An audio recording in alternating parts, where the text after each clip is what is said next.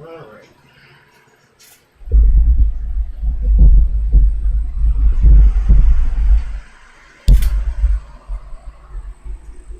Turn this back around.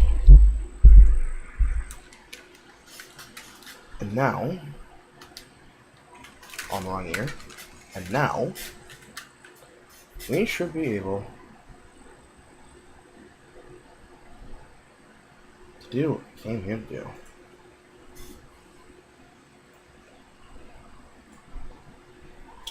This shouldn't need to be ran.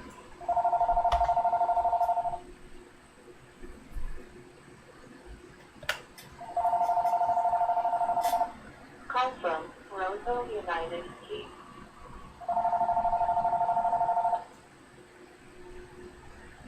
Hello. Please leave a message after the tone.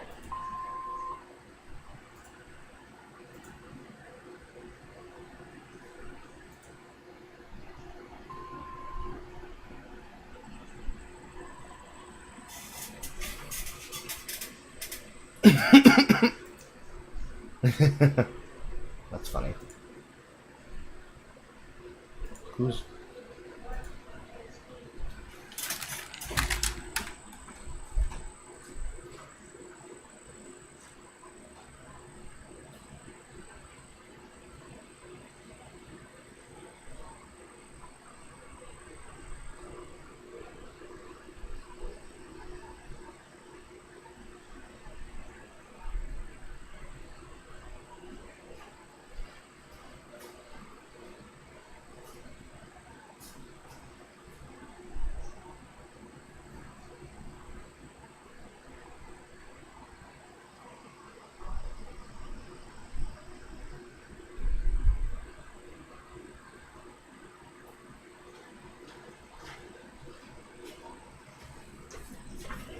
Living gonna be on the hill. I don't wanna is on to. I say you love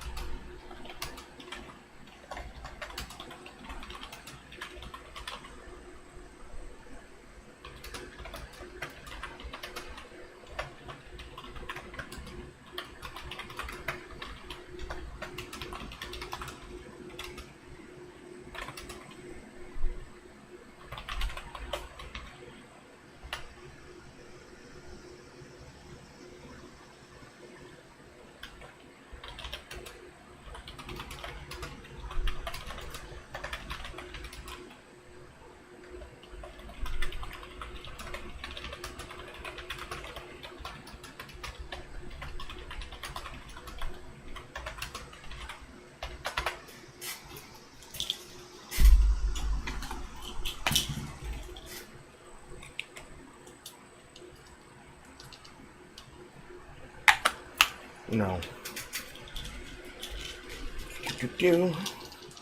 Breaking the law, beep beep.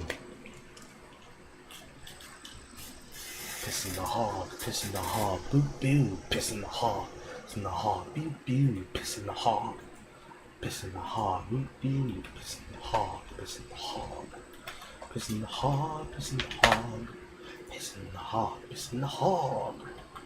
Pissing the hog, pissing the hog, doo doo, pissing the hog, pissing the hog, doo doo. The hog, pissing the hog, doo doo, pissing the hog, pissing the hog, doo doo. Welcome back. Hey, I ended up not going to bed because I had a sudden burst of like energy again. Kappa.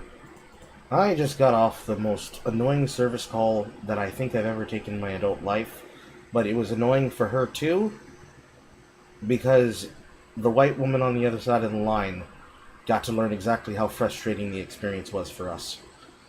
Okay. Now we're going to try this again. So, like I was saying before, the long and short of the problem was basically, it was a catch-22 keyhole, obstruction.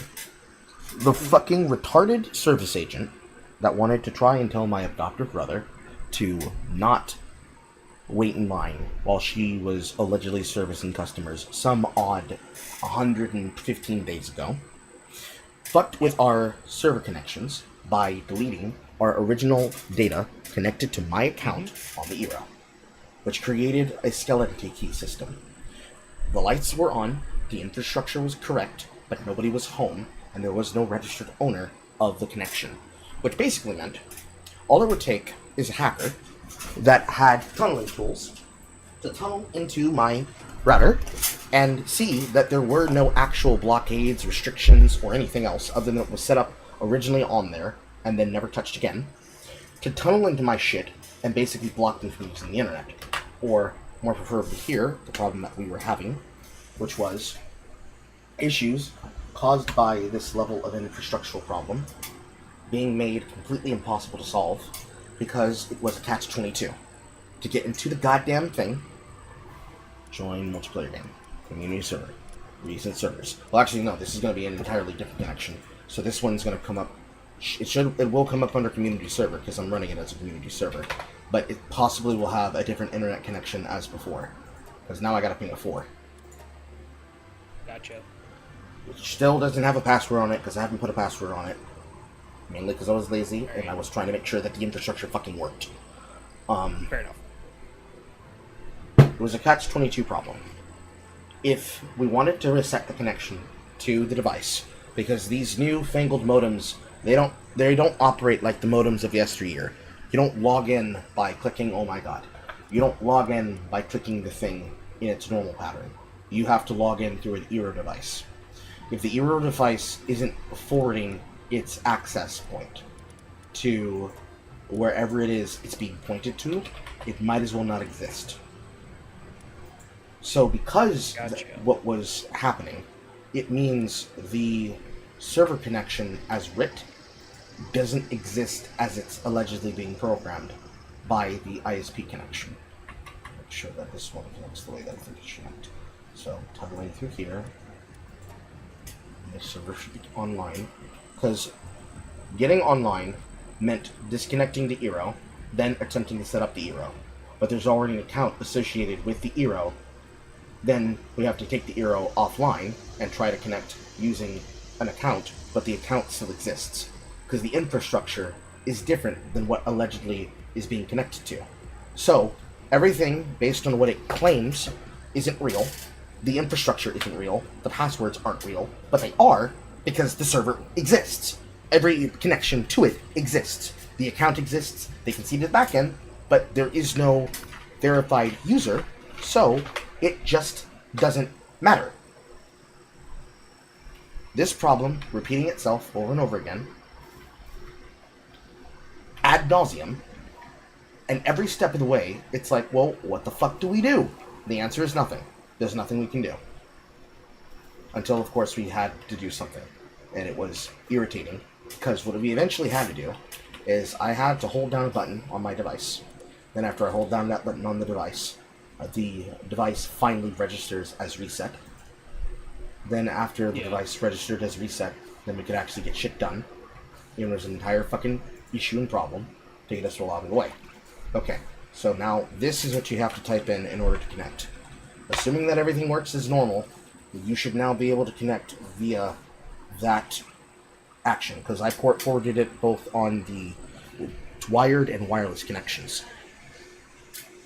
What does my mother need? What?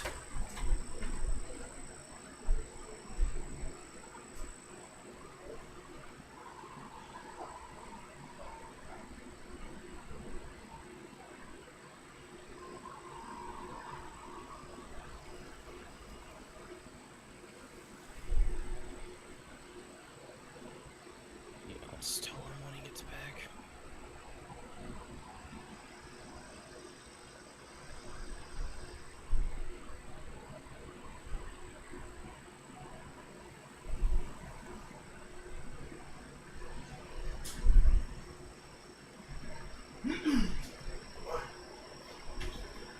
Okay. So, after getting everything fucking done, finally I now have the ability to go into our backend so we can actually connect to shit. So now, I can attempt to properly set this shit up as intended and needed. Because I can see myself in this... So, Yes, what? about that, it still isn't working. Okay, we at least know that the ports are being correctly forwarded, so now it's just a problem of figuring out what's broken. So I just need to read some code lines and figure that out. Okay. That's not that much of a fucking nightmare. Okay.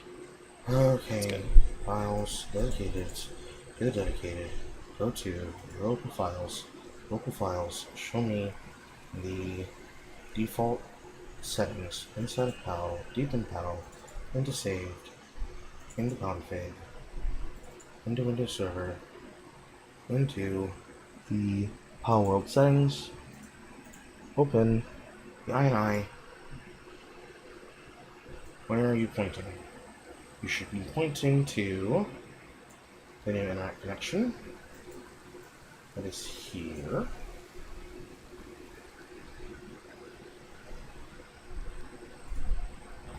I'm connected to 23. Yes, book IP 23. Save this.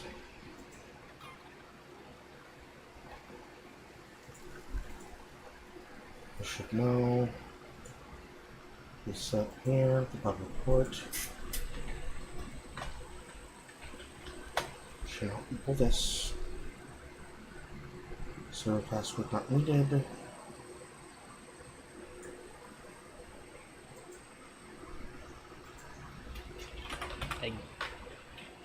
Where go. Save. Admin password's the same. Blah blah blah blah blah blah blah. Into the back end. Close. Server connection. Open. Return the title. Name automatically including the title. Carl and choose a server. Doesn't show me leaving the server. Just one more time to double check. Community.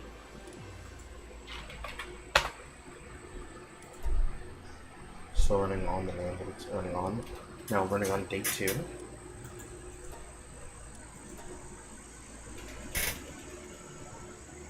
Attempt to connect to this manually.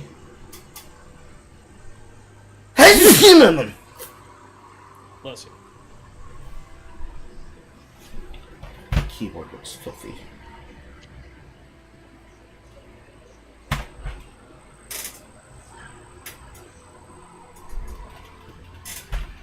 Connection timed out. Either destination server is down or its IP address has changed. Yes is yes. So then join multiplate server through invite code. Join into world. Enter the invite code shared by your host. Enter it through the connection manually.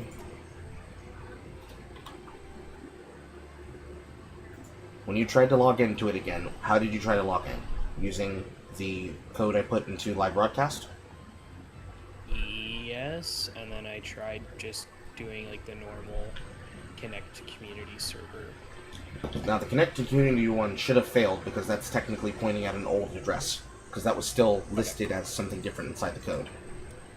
So now, bring the server down. Reopen. Run it again. Run the dedicated. Nothing's broken.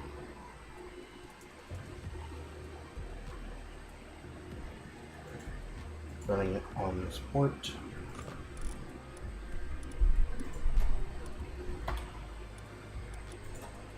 Just to be safe, I'm going to open and close the game.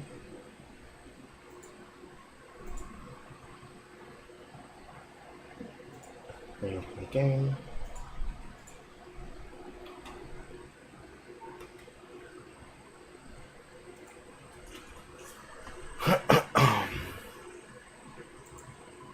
So everything else is written as needed.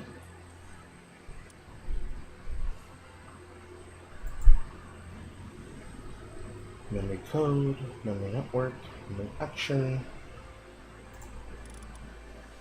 join multiplayer, single player,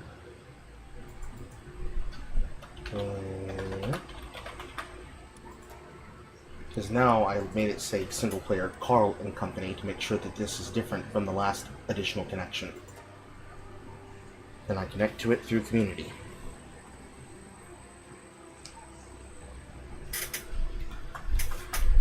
Can I see myself connecting to community? Yes, I can. Okay.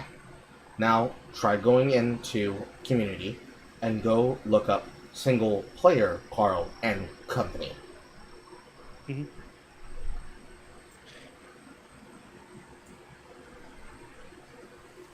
I think I might have figured out the problem. What is the problem?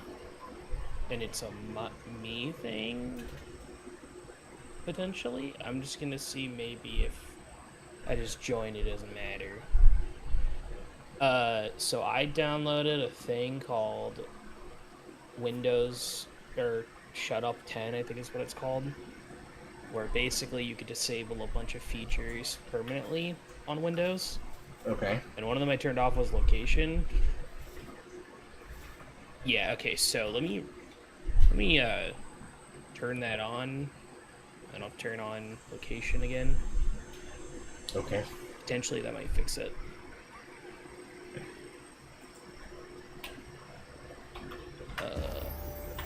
Desktop.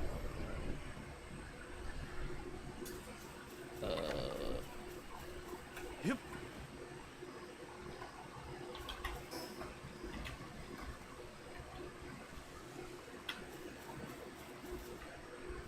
Oh.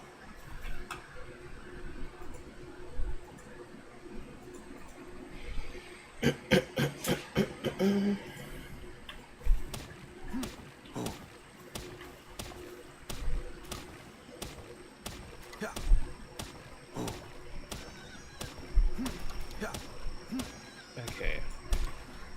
So we go back to Windows.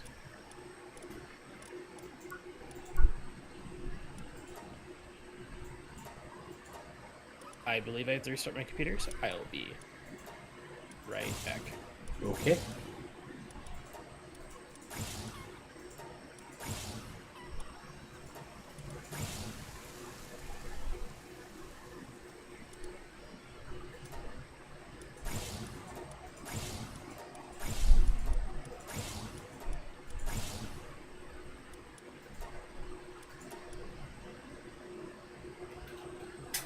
Skins obtained inside and outside the game can be applied here.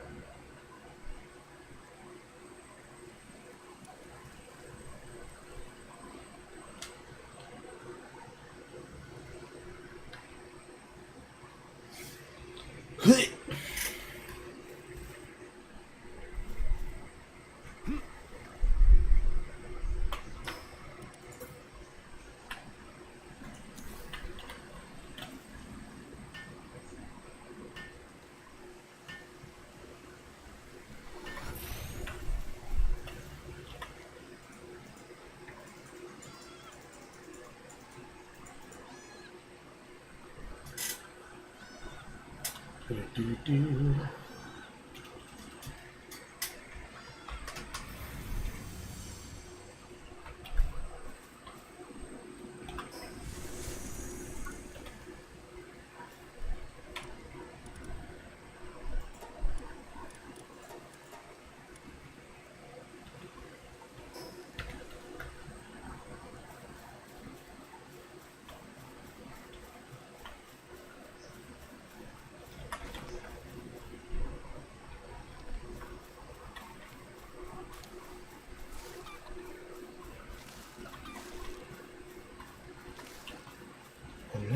Pick up stones.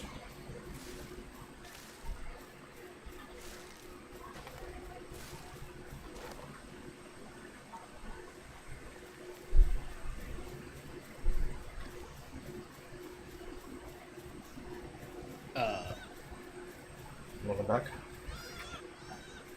Yeah, did that right.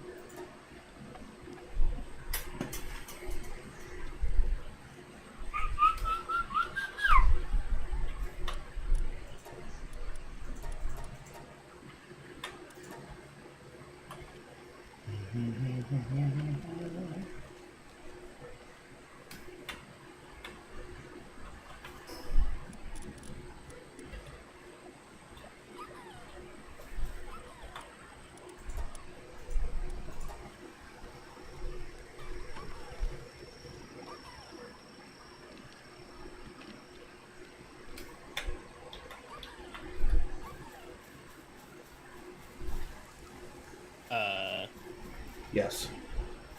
Hold on.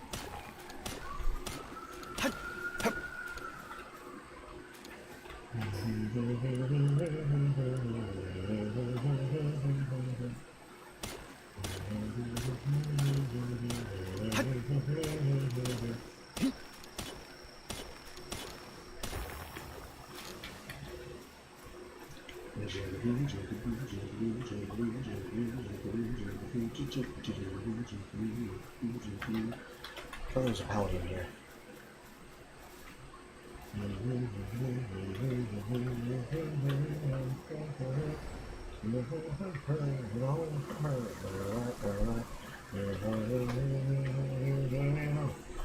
Hit me.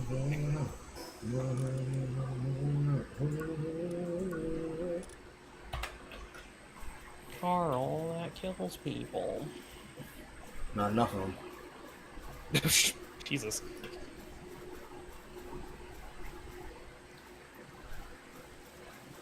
This eats to wood. Okay. Join multiplayer game. Server log. No change, Okay. no change, no change, no change, So I no did- change, no change. So I did restart my thing, and it seems like that didn't work. Let me try doing it the direct connection. See if that worked.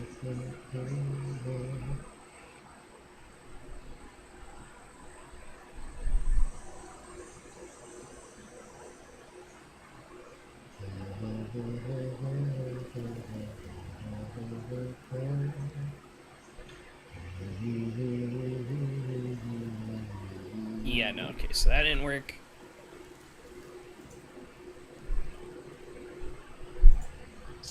Oh.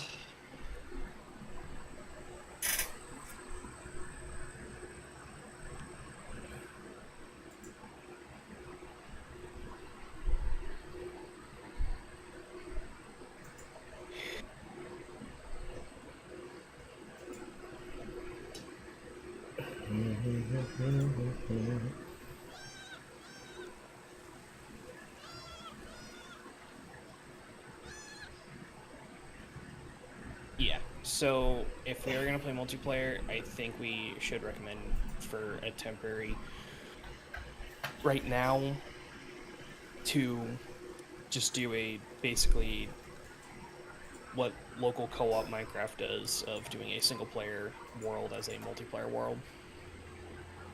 I I've tried.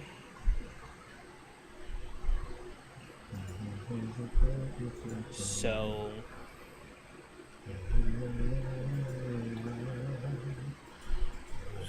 There's a comments, there's reviews, there's a comments. Give me 1 second to remove one command line from this public startup.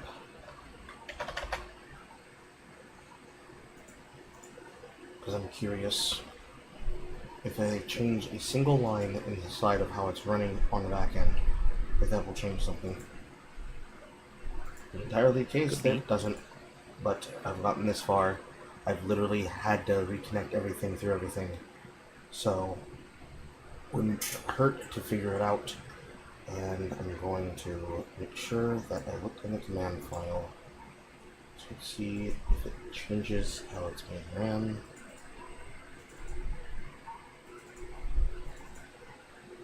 Because I have a feeling that if I was just repost this, that it will change itself. Because I have a feeling something is mad at me. Something in the code is mad at me.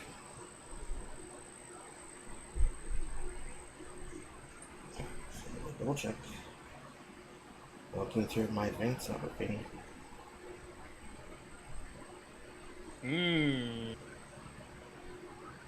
Yeah, there are two different versions of SinglePlayerCarl and Co now.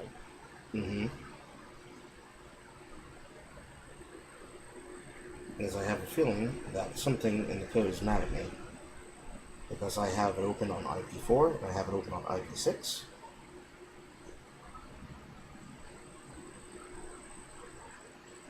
And it shouldn't be angry at me for any reason. So I'm going to remove the one that's on IP6. Because the one that is forwarding ports on A211 is now IP4.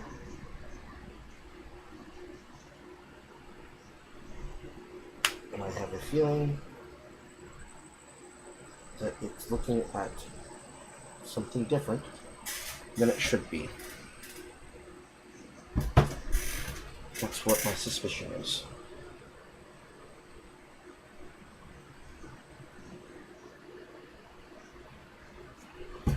Because what I'm reading on my back end from my what I'm reading on my back end when I look at my command prompt file and I tell the computer to tell me what my IP config is different than what the IP config is set to in my device for the router. So Yeah. I'm looking at it right now. My IP4 says that it's supposed to be connected to 192. Well, I shouldn't read all that out actually, but following lines of 421. That's what's supposed to be open for that connection. And I'm looking inside of the server code, and what it says that it's looking at says 423. So I'm going to change this to 21.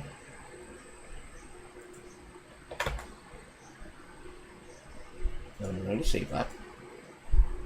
And then I'm going to close this backend config. And then I'm going to close this instance of the server again. And I'm going to reopen it.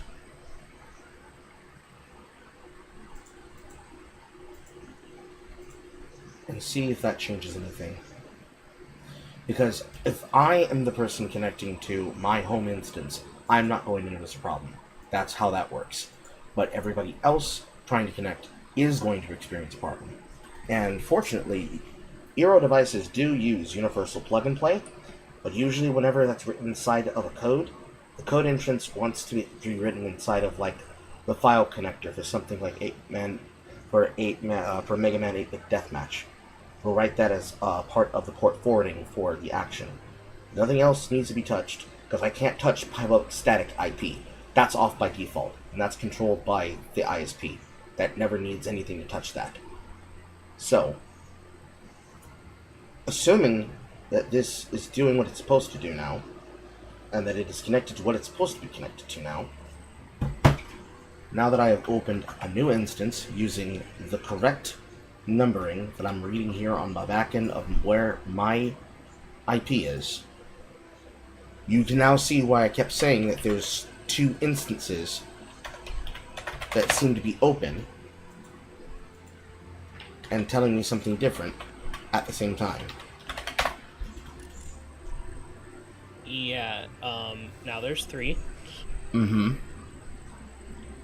And 'Cause- all of them still say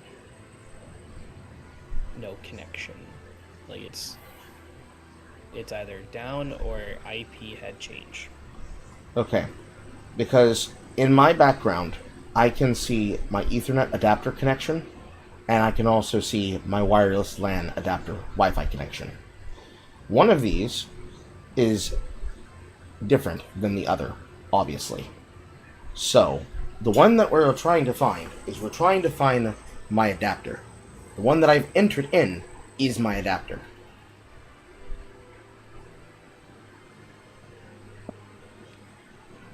So assuming that that is the problem, one of these code numbers is wrong and needs to be fixed, which is a me problem.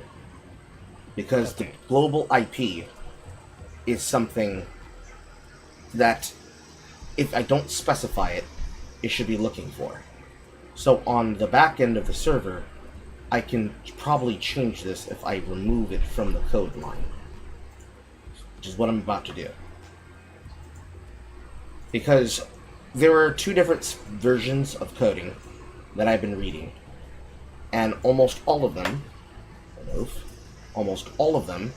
have conflicting instructions.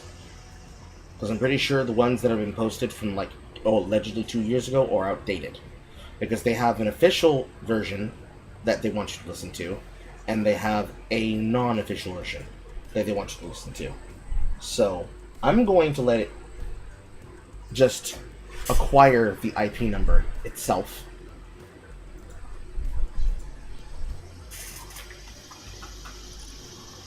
So I'm going to close this one again, so that it runs off the new batch. I'm going to batch it again. And now, assuming that I removed all of these code lines, it should be pulling this directly as automatic searches. So I'm going to click the dedicated server button. Nothing's broken. Setting up as normal. Patching to the dedicated line on 8.2.11. So now try connecting. I'm gonna first let the ping circle. Actually, here, hold on. I'll do it like this. Because now only one version was brought. Oh, there's another. Okay, found it. I have a 111 ping, but fuck it, we ball. Okay, there you are. It worked. It worked. Yay. So, All right. I hate Indian tech gurus. Same. All I needed to do was let it automatically acquire connection, because what it was doing is it kept picking between my Wi-Fi and my hardline router. That was the problem. It kept trying to tunnel through 2 to 3 different connections. But now you're inside now. You can make a character now. Mm-hmm. Oh, and trust me, you'll like it.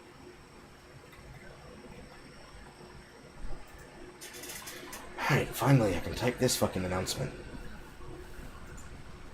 Finally got it working.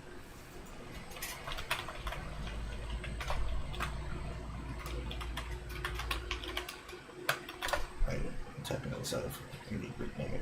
No, I type in Slider Polls announcements and I forward it to Indie Group Gaming.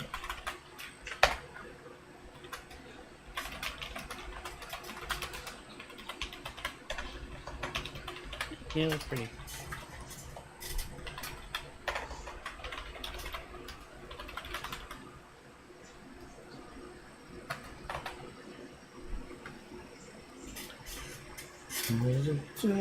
Here's one name, blah blah blah, d, and then connections, blah blah blah, 30, blah blah blah.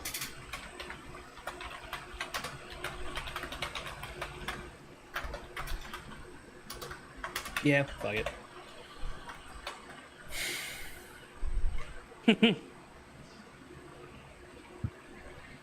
There's one problem with the character creator. I couldn't access one element of it.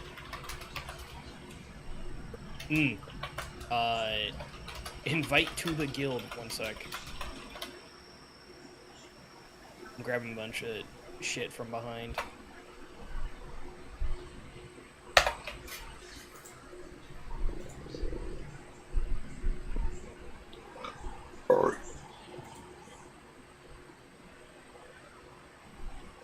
And you just left everything on default, right? Yes, everything's on default.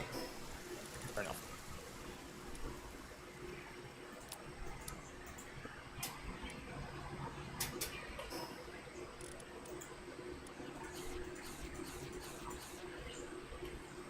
Look, it is monstrosity. Lord have mercy.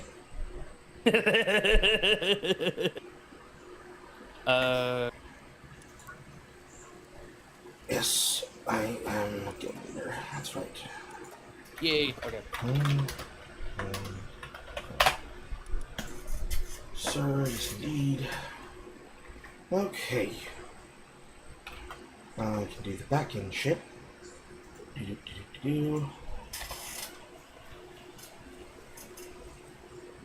Yay. Right. So they made quite a few changes.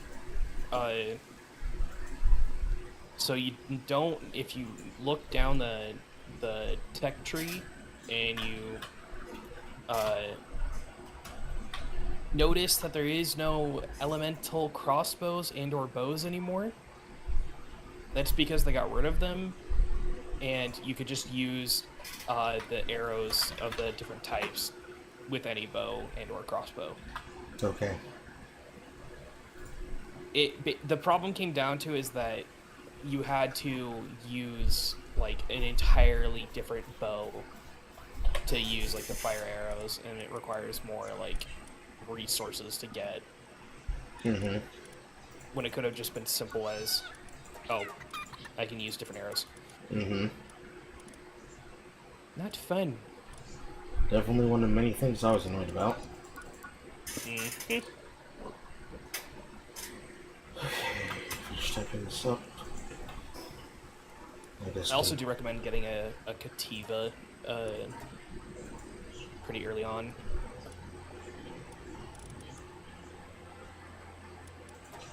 And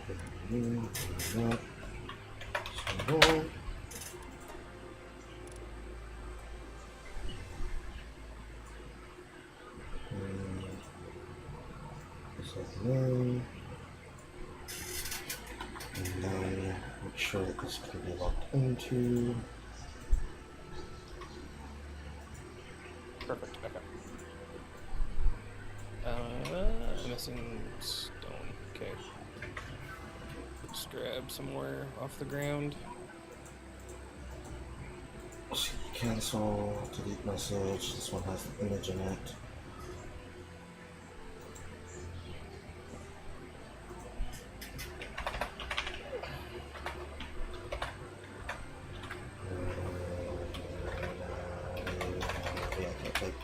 Need to servers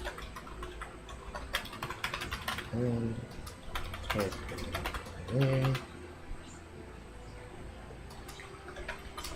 or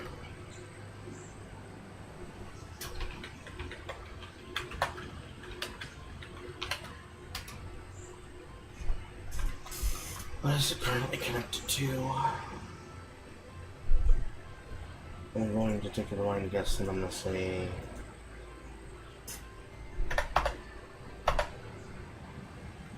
that. Mancot. I'm going to take a blind guess and say...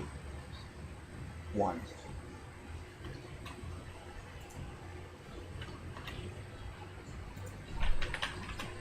Four dot one.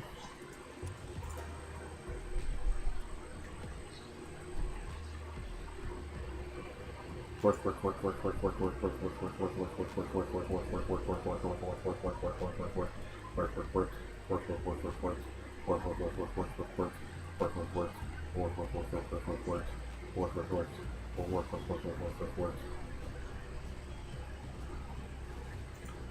Okay. Let's try Ethernet connection first. Oh, right. Okay.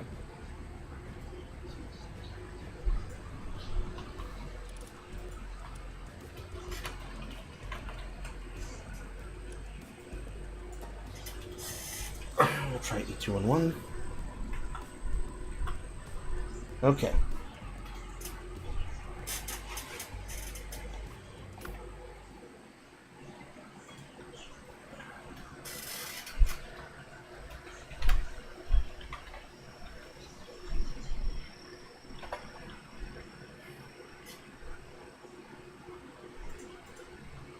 Good.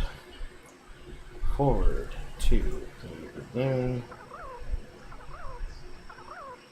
And we should be good to game.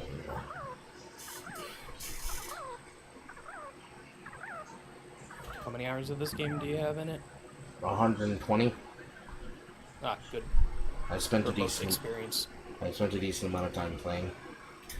At a certain point, because there was no direction, after I started exploring islands that apparently were wildlife preserves, I just stopped playing.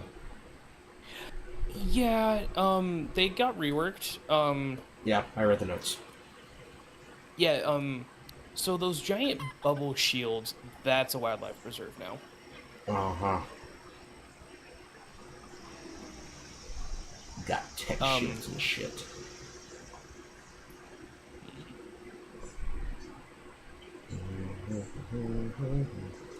I can't find my own fucking Discord and channel connection. Oh my fucking god, to connect. There you go. Like I said, I recommend if you ever like starting to get pals, to get a Cativa. No, I Because plan it to. got a. Also, they also changed one thing. From before, it used to be you get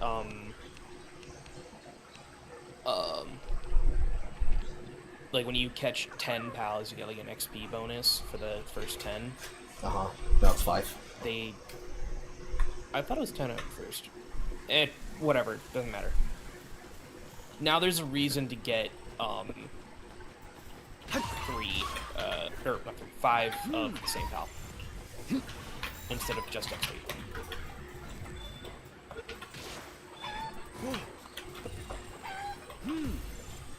Which is really cool.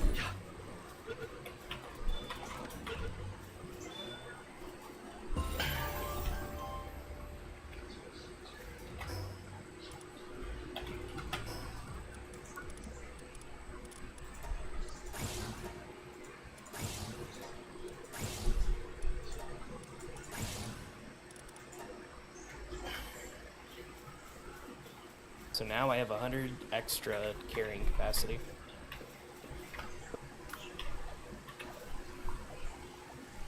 Okay, I'm slowly freezing to death. Build a campfire next to you, or be next to a campfire. That's the goal. The first workshop I built next to the natural fire next to the first guy.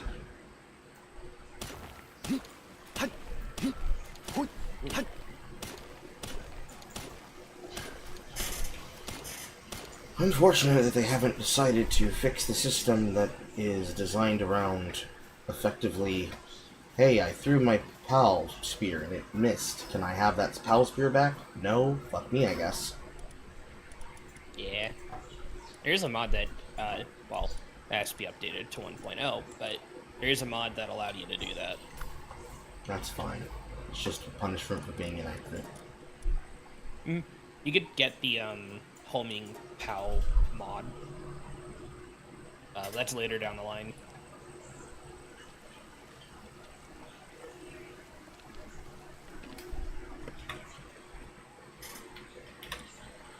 Clothes. I need cloth and fiber.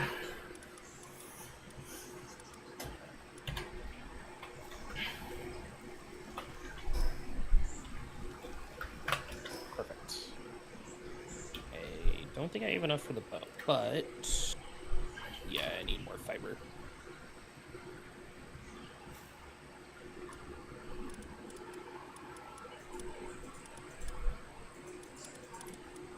Concentrate cloth. Fiber. Weapon. Spear. All.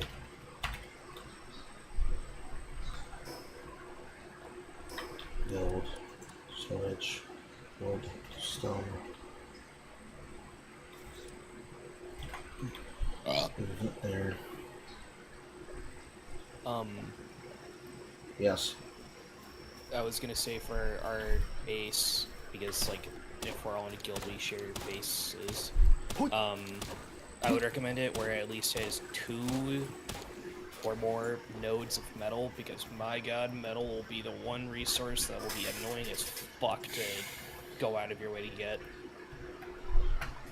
And there's a couple of locations I have in mind. Are they nearby? Yeah, actually, they're kind of close.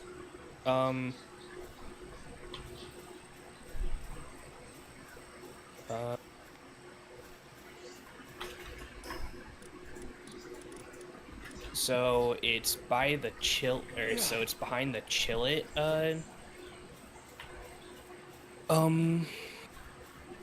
is one. Behind the Chillet, it's like on a drawbridge. You can build a base right there. It has like 5 metal nodes. So never have to really worry about metal. And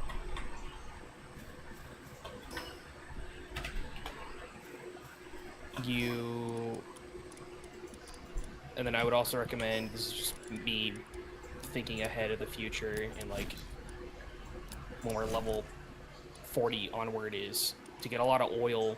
There's one location that has 3 oil deposits, and oh man, getting oil is annoying. Well, we're not thinking that far ahead yet, because I have 359 weight on me. I'm overweight. I am now finally holding the torch, and we have to walk to this location, and you're already miles ahead of me. Yeah. I mainly just slid down the hill.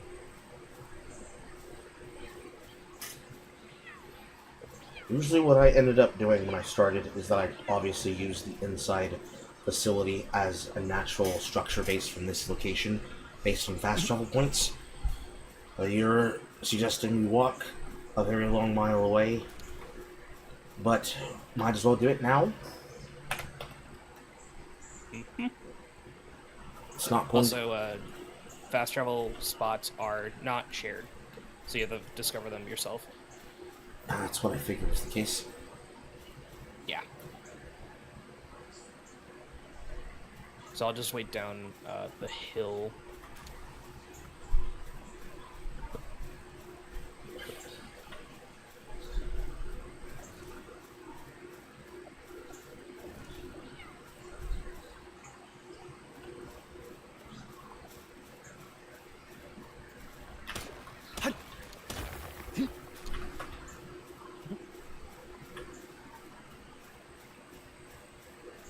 Yeah, new pal, Pupper. I'm gonna say it as Papiera, but it's literally just Pupper AI. like it's the word pupper, like you would call like a dog, like a pet name, and then just AI. I wonder if that name was deliberately chosen to fuck with people when they said they used AI in the game. Whatever makes them happy at the end of the day. Yeah. I will say though, it is suspect for the card game they released also around the same time as 1.0 that they did use AI art of their own characters, which is really strange that they would do that, but eh. I'm not gonna judge. It's their property.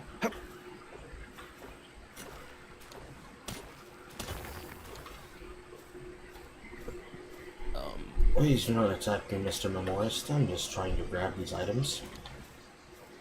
When they're that high level, memorists are like very passive.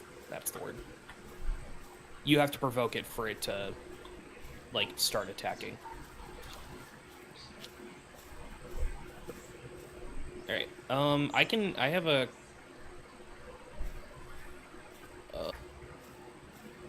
Do you have a Kativa that you caught? No, Yet? I have GP keys.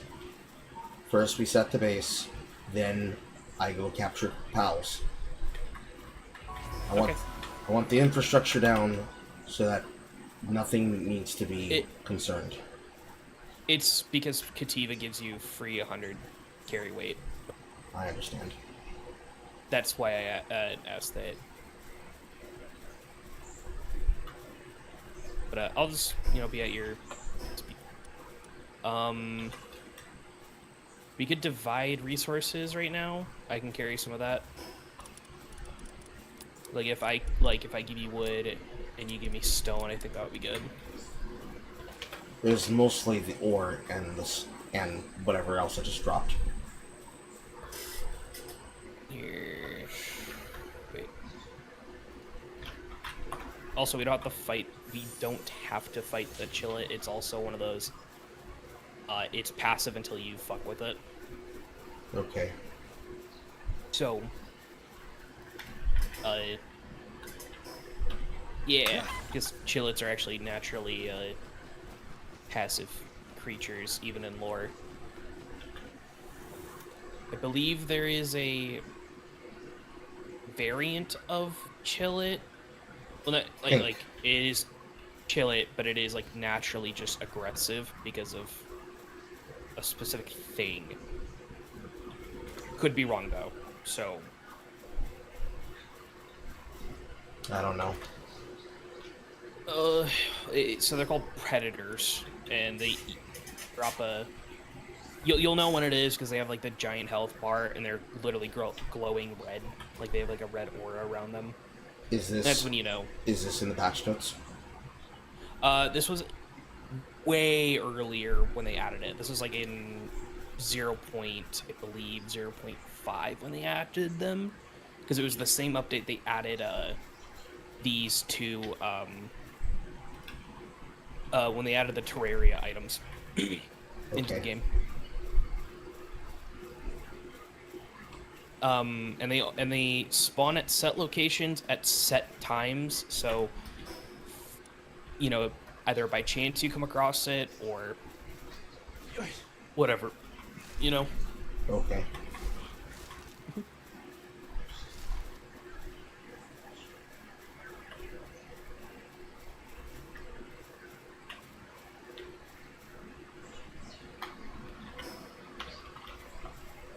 How much closer do we need to be to the Chillet in order to find these nodes? Because we've walked past about 3 ore nodes. It's just like literally up the hill right there. If you look on the map, there's like a dot that's like question mark. That is the Chillet. I know. Spawn. I'm looking at it now. And then it's literally behind it. There, you should see like a drawbridge. You could, cross it, and you should be fine. Yeah.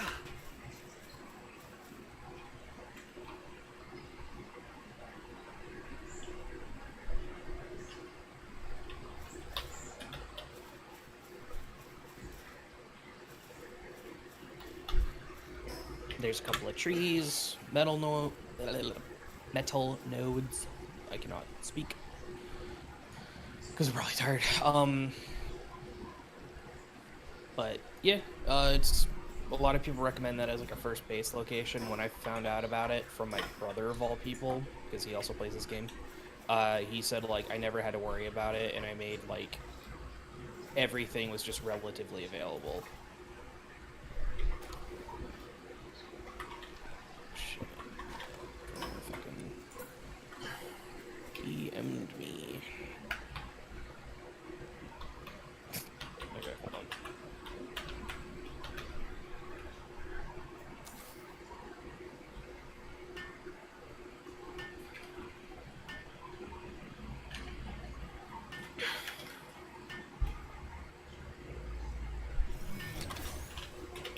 Okay. Base is structured.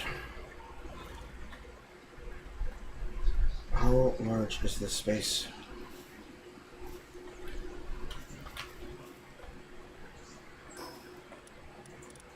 Don't think so. Show me.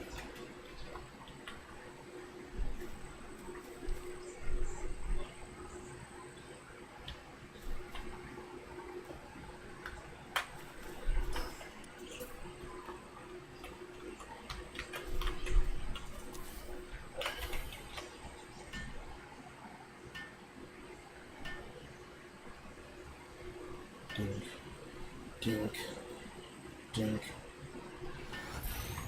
Funny. I'm like just barely making it.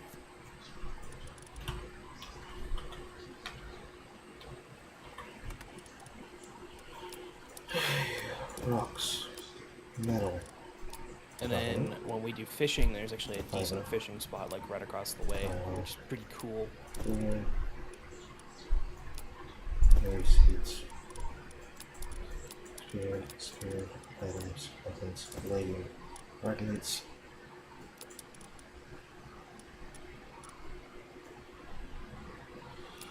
Some village weight. 12 points. Okay. All that out of my inventory. Less trouble. Back here now. I wonder if the katana still does the dash attack. I Is that have. a really good item? Oh no. More so when I mention that, I'm talking to myself. So, when they added the katana to the game, it's based on... Okay, so it's using the attack animation of an enemy. Don't know why, but it's using that. And the thing is that there is no alternate way to like use the weapon. What it does is that it dashes in front, like it's a dash slash type of attack. And it's really funny. So if you're ever over encumbered, If you're ever encumbered. if you're ever over encumbered and you have a katana, just start using it. It doesn't care for your what's it called? Like Stamina. status. Yeah. Wait. I don't have permissions. What? I don't know. Give me a second. Okay. What about the base?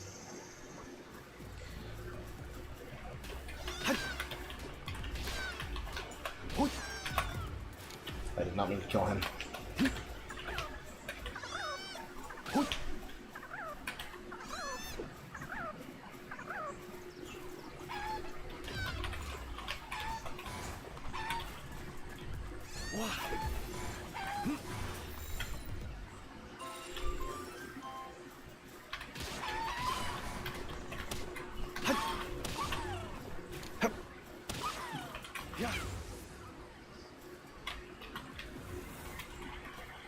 Okay, chicken, egg, Kativa, this, that, and the other.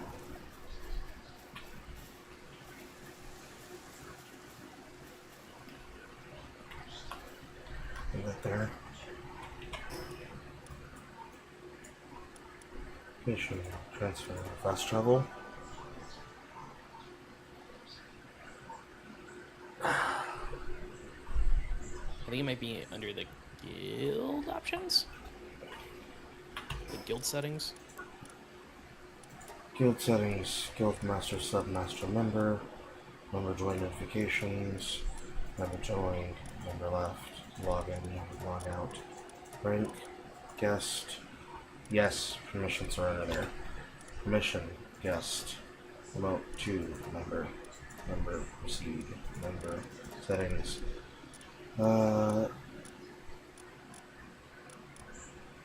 Place remove, place manage base pals, place remove pal box, structure security settings, place remove structures. Okay. Oh, there we go. That worked.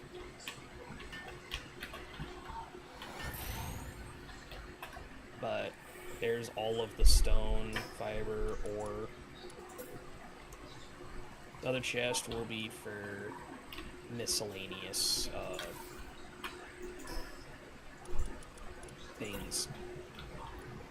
Yep.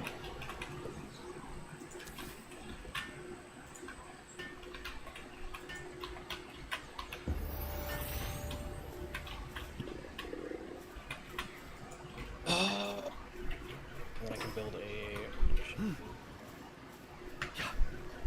Just for right now, I'm going to place it kind of by the... Okay. It wouldn't let me. That's weird. Actually, I'll just place it next to like the campfire and stuff for right now. That's the idea. Yeah, primitive workbench.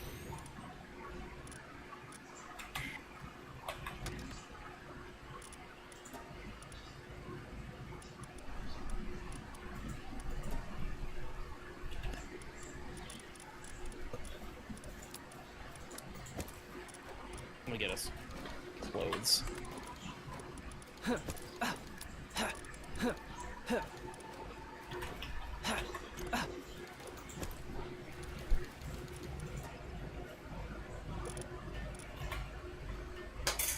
What the fuck does he have going on in his house? It's like he's doing a rotary drill. Anyways. I'm trying to establish the base requirements. Because we need fiber and wool. And I don't have a bow right now. So I'm meleeing everything.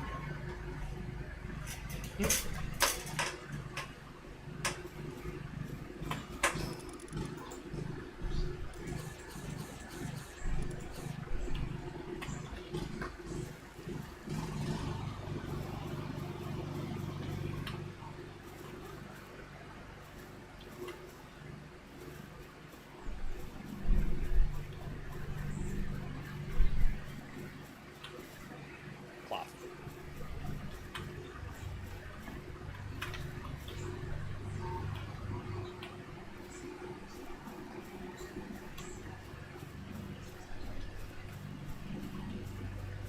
I'll just get more, so it's fine.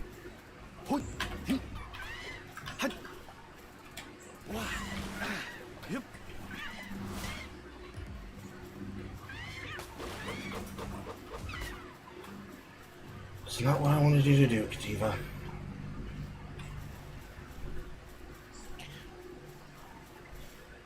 I'm trying to capture him, not murder him.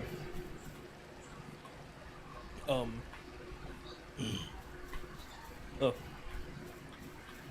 When it's low enough, just recall the pal and then do it. But when you get back to base, I made you a common shield that you can use. Okay. Because I like being that weird supportive type guy. It is also in building things, it is best to not build over wherever the resource is, unless you do not want that resource spawning anymore. I already know that. Thank you for reminding me. Because I built over 2 of the metal nodes, and I was like wondering why my metal production wasn't like up to stuff that I thought it would be. And then when I realized I built over them, I was like, oh shit, okay.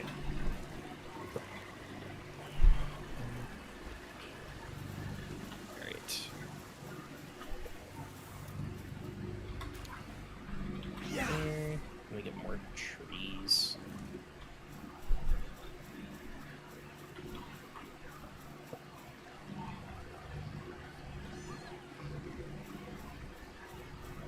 Also, I have to say, the fishing minigame in this one is really fun.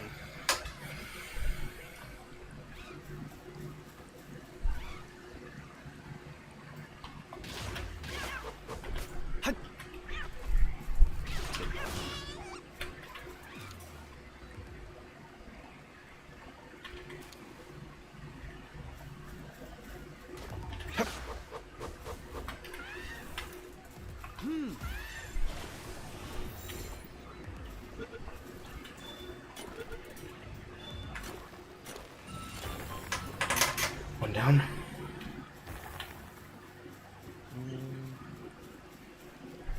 Okay. Yeah. Alright, I have enough for 2, so...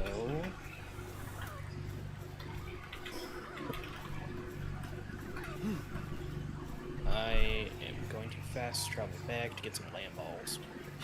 I need cloth. By getting that, I need wool.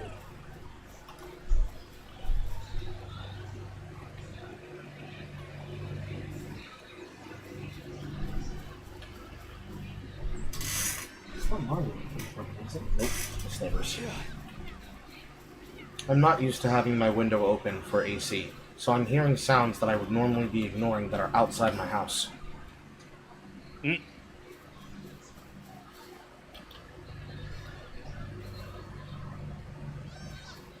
Shit. Oh.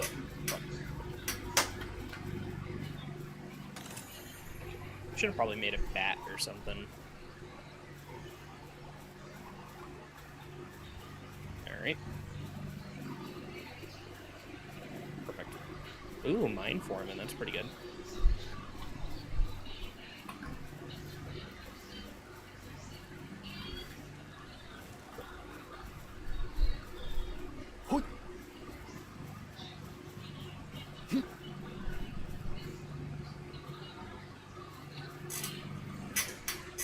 She won't stop fucking running from me. Stronghold strategist. Nice.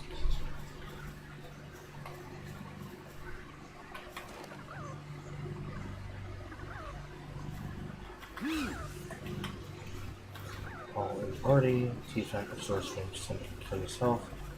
When player falls below 30.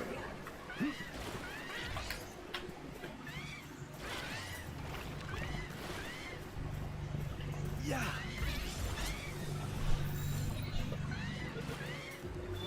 Alright. Loss.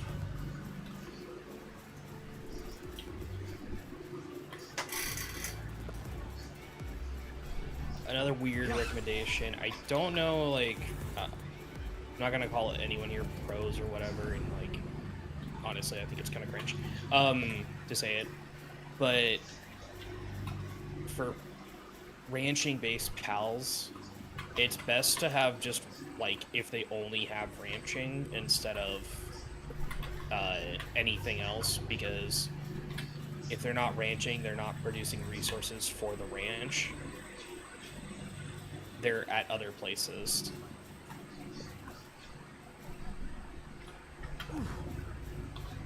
Yep. So, like the cow, is like a perfect example of like a good ranching pal, because that's all it does is ranch. Mm-hmm. But if you have like a lamb ball in the ranch, it will leave the ranch to go do other things. You can set it to only do the ranch, but then it feels like you're just wasting a slot that could have been for something else. Mm-hmm. It's really strange.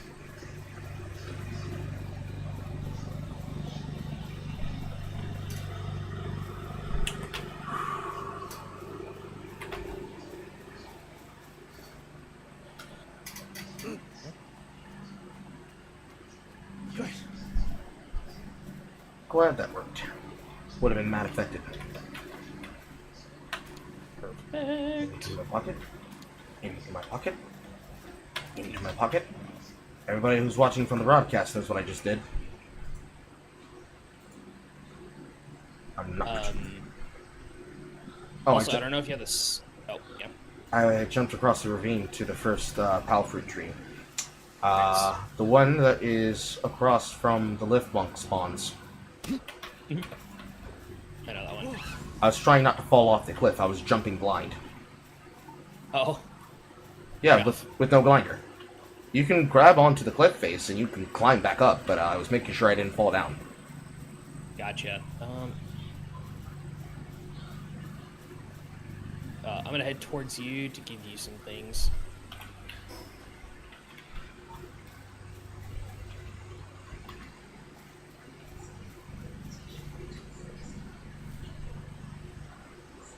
Surprisingly, for 111 ping, it's pretty smooth. They did the netcode really well, surprisingly. Hmm?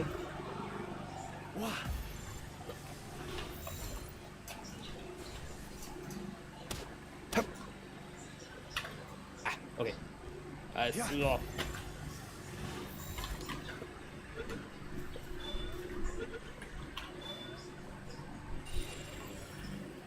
That's a lift monk. Great. Let me drop you two things. A shirt and a shield.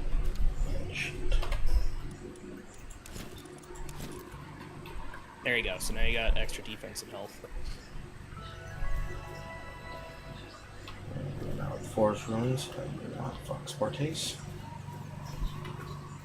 Smack, smack, smack, smack, smack, smack, smack. In my spear.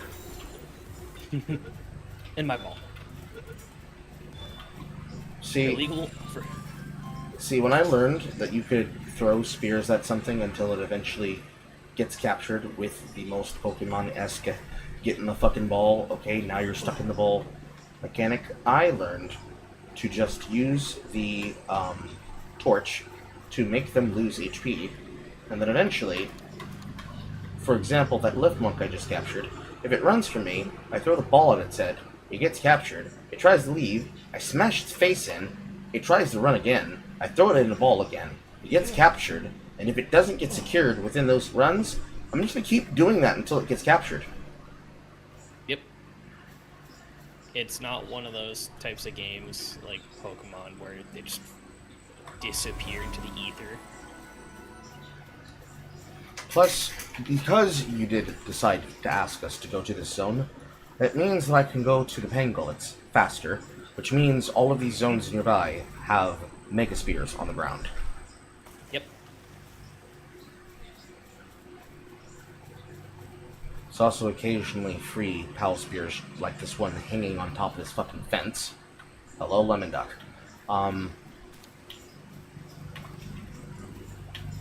All this in the expected purchase of trying to find these enemies that spawn in this zone.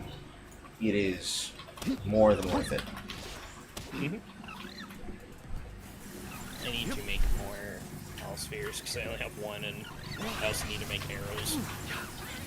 But you want me to make you a bow, I can make you a bow. Eventually.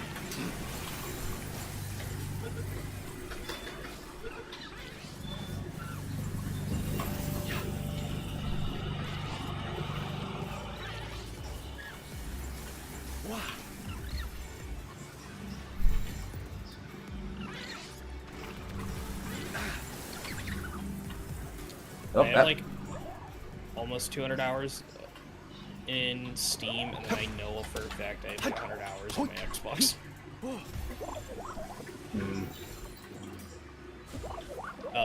Reason for me playing on my Xbox like that was because I used to play on a laptop.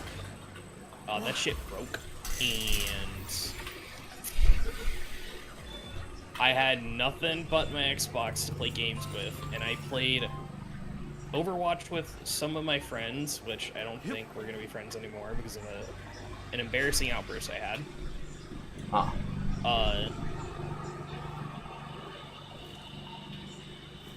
anyways, I played it with a mouse and keyboard plugged into the Xbox Okay.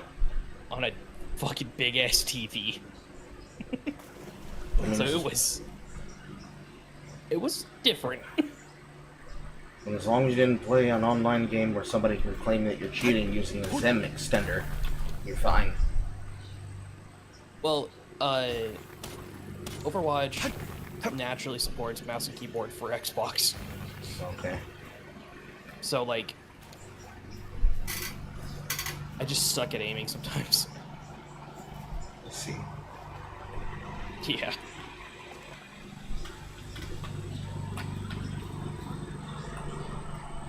Okay,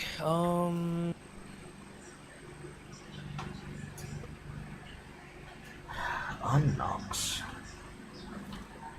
fuck it, I'll just make a... Smack, smack, smack, smack. Come kick his ass. Oh, that was the other one, the toggle build mode. Instead of holding down F, you can just hit F, and then it'll build it without you needing to hold it. Okay. I don't know if you have that setting on.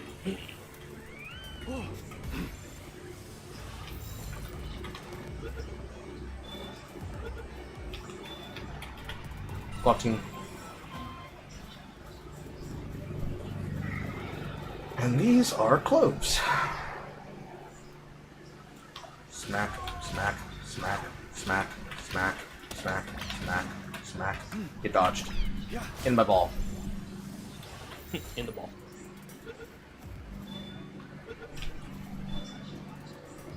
Oh yeah, that's a noticeable entrance, alright. It's ominously glowing like it's trying to steal my soul.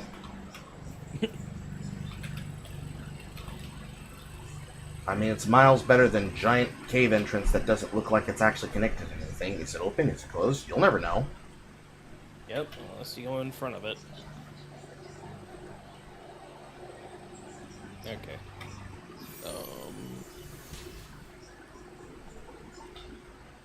Then we get thugs at level 5. Alright, I'm making 300 arrows.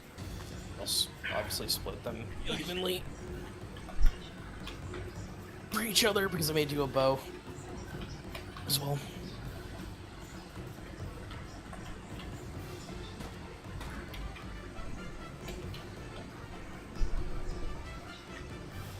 Like, before they added that, like, setting where you can,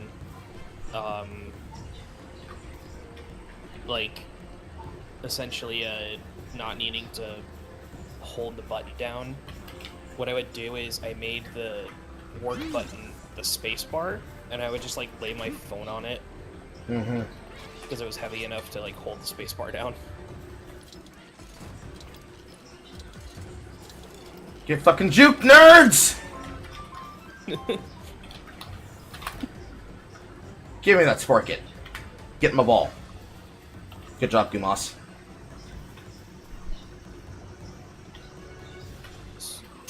If that was... Infinitely respawns, by the way, so we can just get free random pals.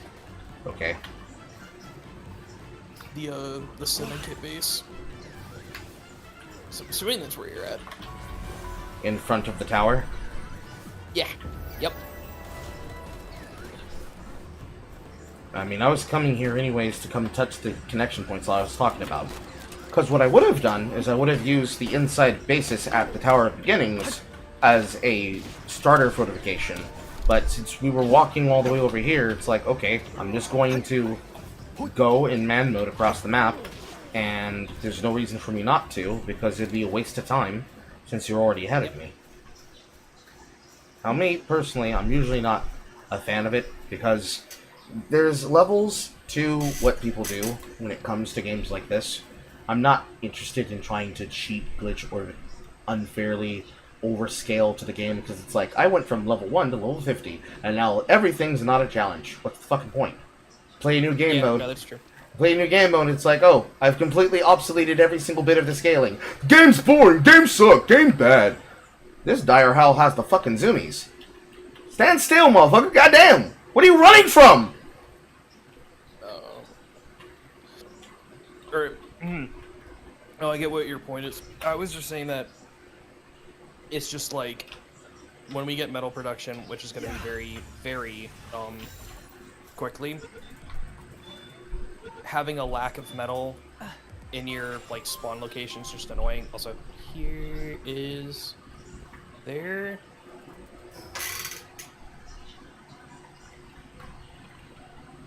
And then here are 150 arrows right here. Oh, okay. I'm coming. Here, I'll make him in a more easier spot to find.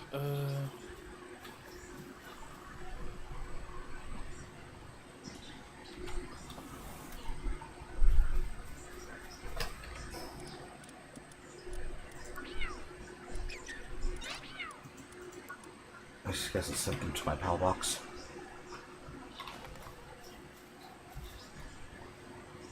And then there's the Ectodeer. Alright, Mr. Ectodeer, get caught. Nope, stop running from me.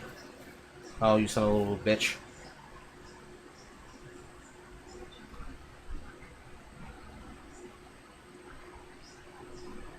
Herbal. Smack, smack, smack, smack, smack. That pal's pretty good.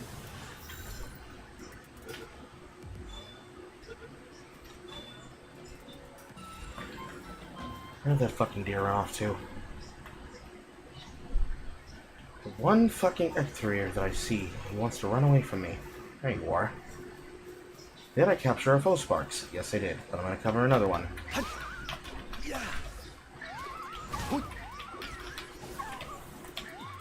In the ball. Then the other one can die. I don't care. I want to capture it. Oh, you're here now. Yeah. I was trying to give you the bow. Yeah, I didn't see you. Like, Behind you were magically in the perfect position in which I could never see you as you were approaching me. Oh, fair enough.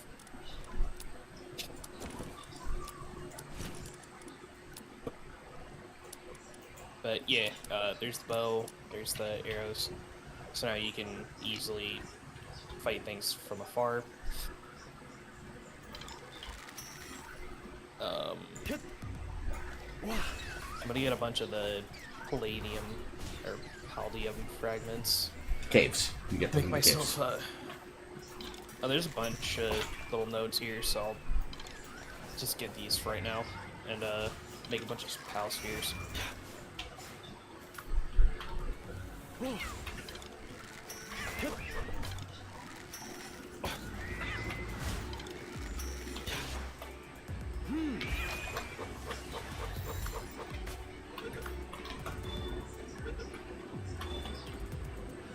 And that's a deer in my inventory. I'm getting very lucky that none of those decided to reject. That could have been bad. And annoying.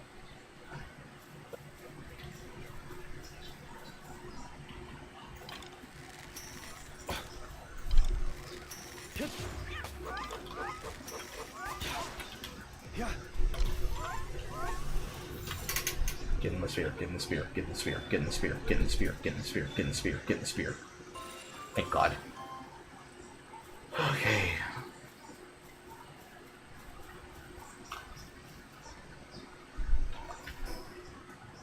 How much farther to another checkpoint?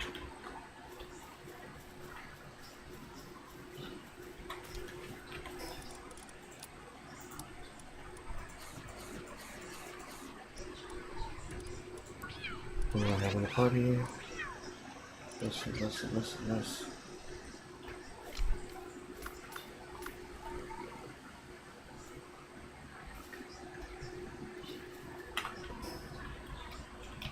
Next zone, probably? Rush Hour? Yep.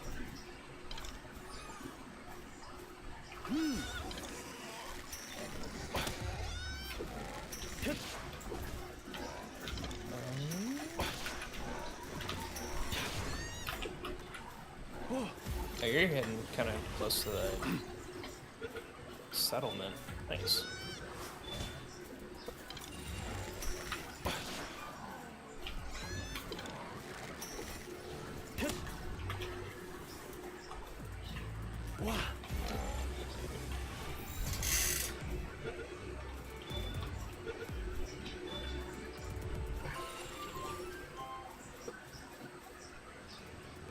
Okay.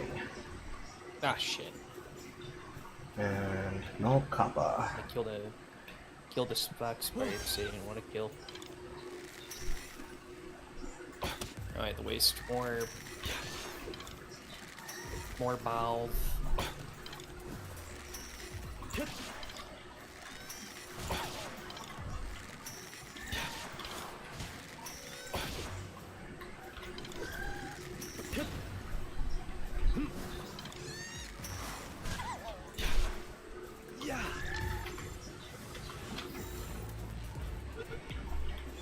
In the ball, get in the ball, get in the ball, get in the ball, get in the ball. And Malpaka. A small spot, false box and 2 rushors are fighting each other. I don't give a shit. Nice. The Fox boss lost. However, Sucks. you two are about to turn into meat.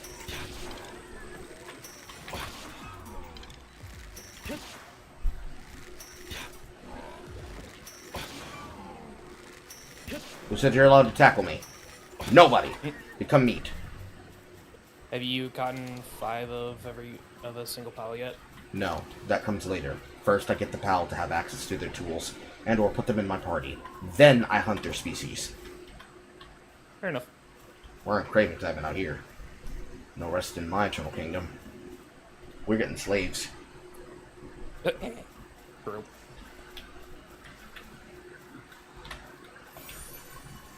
The ones that will be captured in multitudes, though, are the ones that are workhorses, such as the rushors to farm the actual material. They got nerfed. They don't have to be can't- perfect. Oh, they can't do it? They can't mine metal anymore. Naturally, you have to level their mining skill up. Which there's a way to do it, and it's not too taxing for you to do it. I recommend trying to find Tomcat, which are they only spawn at night, so you'd have to find them at night, but they're able to mine metal. I know. That was one of the many things on the list. Right now, this is mostly sightseeing and also trying to find another fast travel point. Fair enough. Because I believe I'm standing in front of the King Malpaka spawn. Yes. So if the king is here, there will be many victims to work with, because this should be the zone in which those appear. So nearby this location is one of the places I used as my gathering zone when I was playing naturally. It was like an inside cave connection, or rather a canyon. Water on one side, and then shit on the other. Underneath the hill of the zone where it had a bunch of other shit here. It acted as a place to both find metal and stone and plenty of trees and plenty of rushors in which to become meat. There was also a trader in a cave somewhere. Yep. I know exactly where you're talking about. And that was the location that I used as my low-level locale once I was able to actually move close enough to actually fight the King Alpaca. I had first used the Hill of Beginnings until I was able to dominate a Chalette. Then, from the Chalette, I expanded into that zone until I was able to capture the King Paca. Then, from the King Paca, I went to the next zone in the area with the leaves on the trees. Gotcha.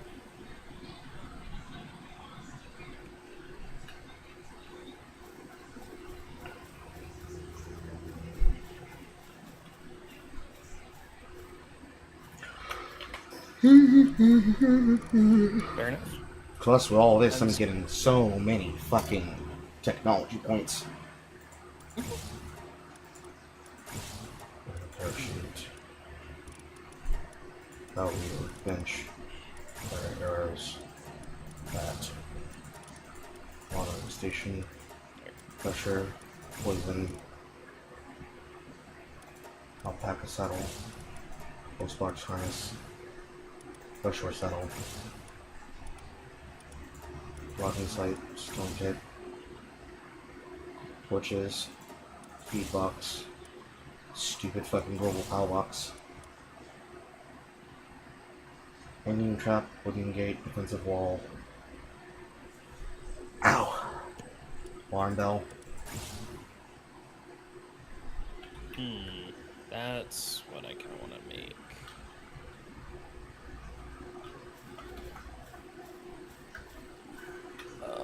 Parachutes.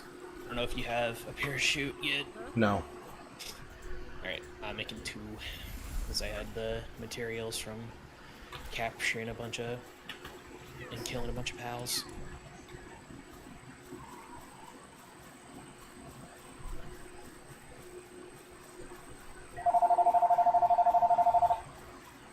Now here's the zone.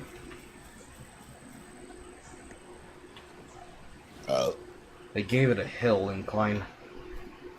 The steep drop's still there, and the chest is still there.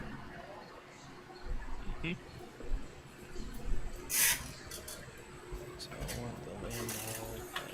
I just want 1 Fox Sparks. I'm gonna put Krojiro in there.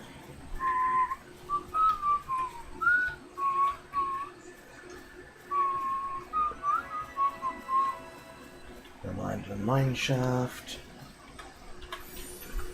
Castaway journal day 18.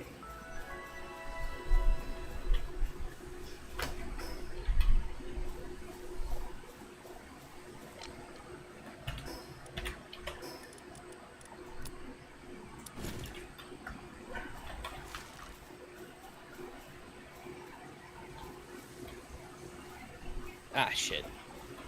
Hello, Mr. Black Marketeer.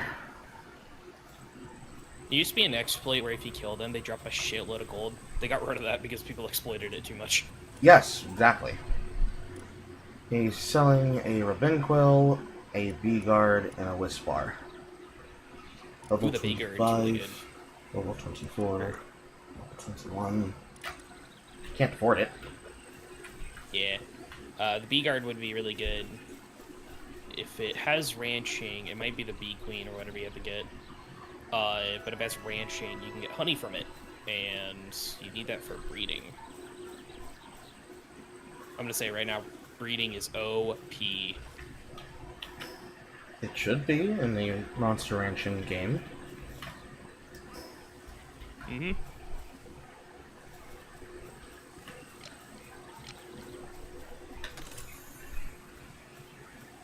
Cloth outfit schematic, another frag grenade.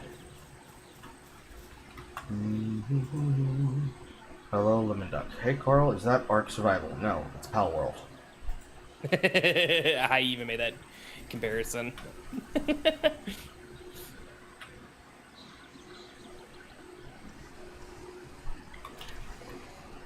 Also, Ark is first person and third person. This is exclusively third person.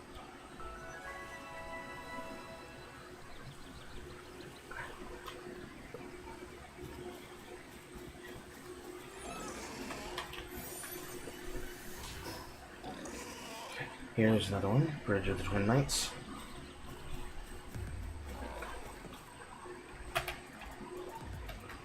No, Mr. Ashore, stay away. I'm gonna turn you into ham. Don't do it. I'm gonna turn you into ham. Don't do it. Oh, you're doing it. Yay! I got one that... Damn, I got a really good Krojiro. Alright, time to get more Katitas. Okay, fine. You wanna play it that way?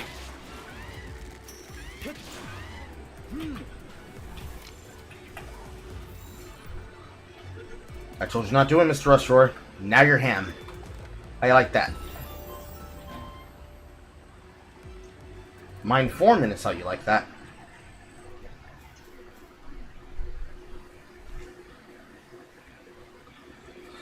At least they can still mine stone. Yeah. Another chest. 4,000 gold. If I go into caves, maybe I can afford it. Dire Howl, Ongu.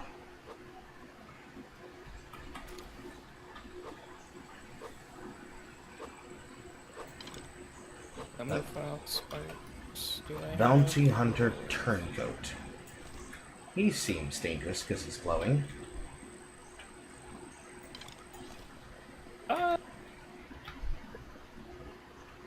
If you play it smart, you can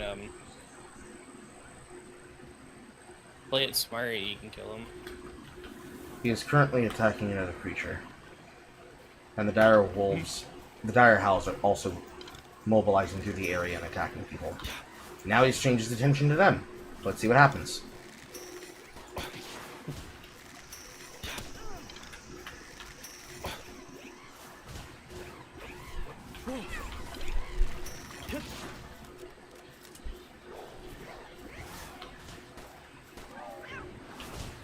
I'm not even gonna bother trying to go for the human capture, I just want him to die.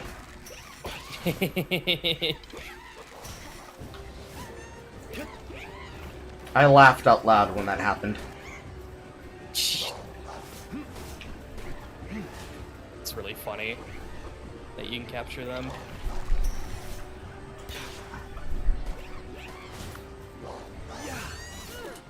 Ah, shit. Nope, nope, nope, nope. Come on. Pinglet.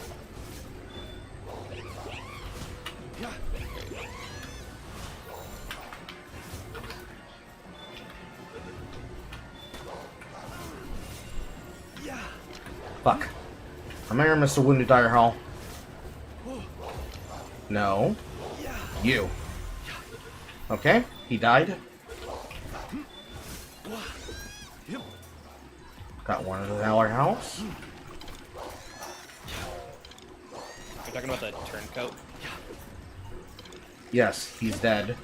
I'm now dealing with hound wolves of Dire House that are attacking me. Alright then.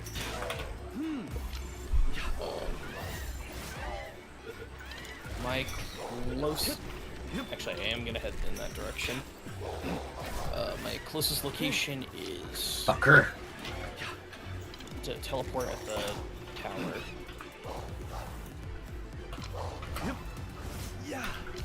Because he kept dodging, I ended up using all my green spears.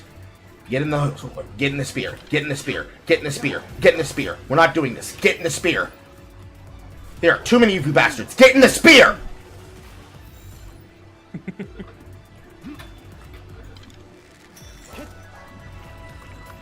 Where did the syndicate respawn?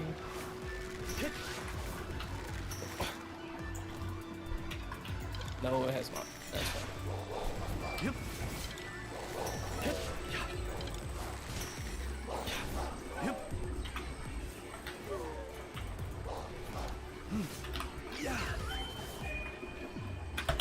I have to answer the fucking door! Return title.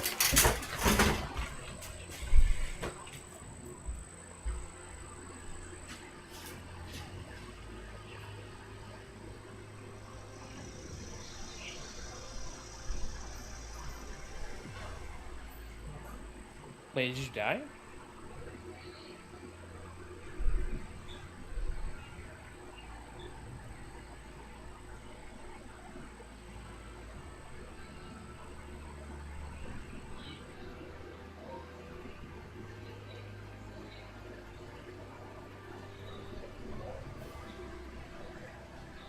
No, just wait.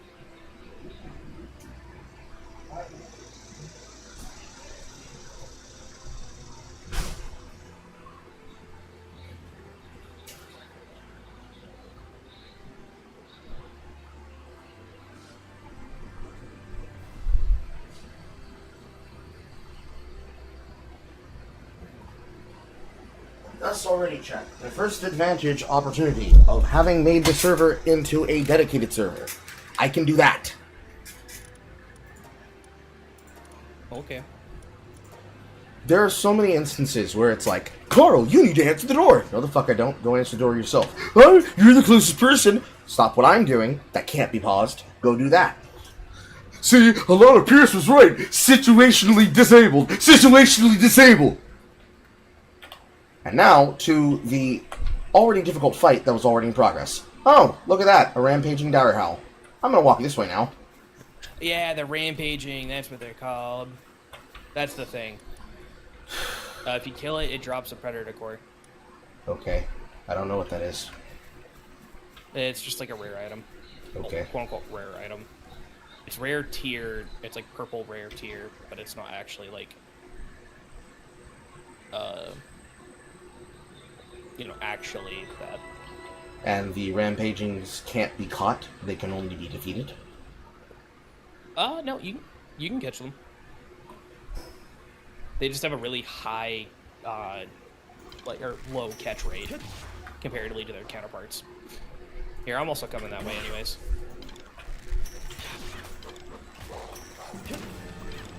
And he sees me. Oh, they have boss music. Yep. Because they're boss tier, like, enemies. They're stronger than alphas, but lesser than, like, they're that in-between mid-section of bosses. Did that motherfucker just growl at me with an Omni Roar that just took my shield? Probably. They also have, like, access to moves that they don't get until, like, much, later. Oh, that's fun. In terms of, yeah. They also have, some of them, if they're higher level, will have, like, a death beam. Yeah? Pretty cool, huh? Alright, yep.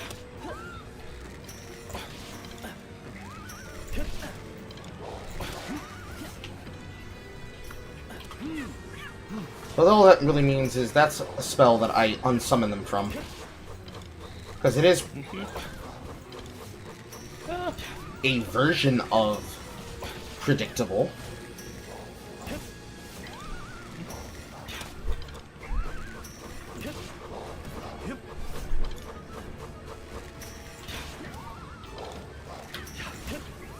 Oh, I think he might be charged. Oh, shit. My Spark's dead. Great. Oh, fuck.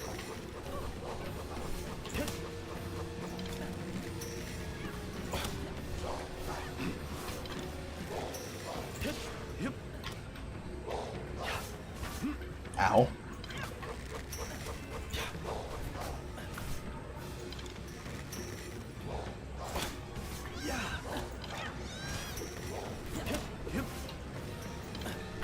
Oh, shit.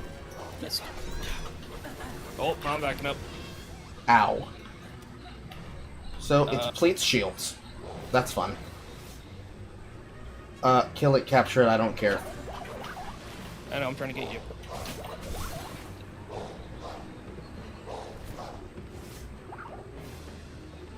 I'm having my food, be distraction.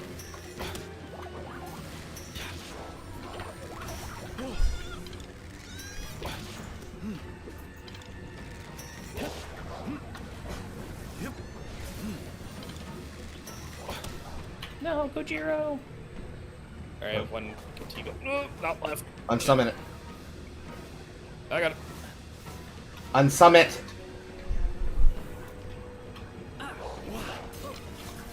Seems to be immune to spheres. Okay, kill it. There we go. Cool. That answers that question.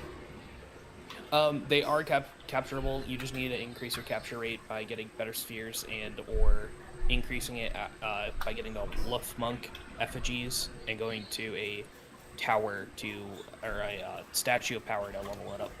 Well, I only had blues left because unfortunately my greens got wasted. It happens. Oh my god, there's another one. I'm just gonna back away. I'm gonna back away. Not piss it off.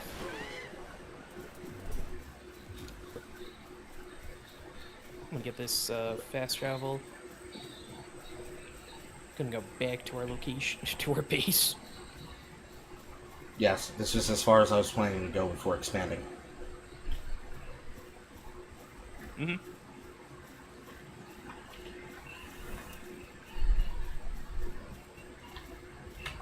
I gotta put all my fucking pals in. Alright, where's the one with the wellness watcher?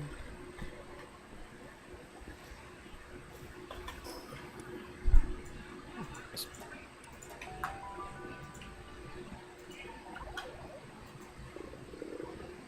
Okay.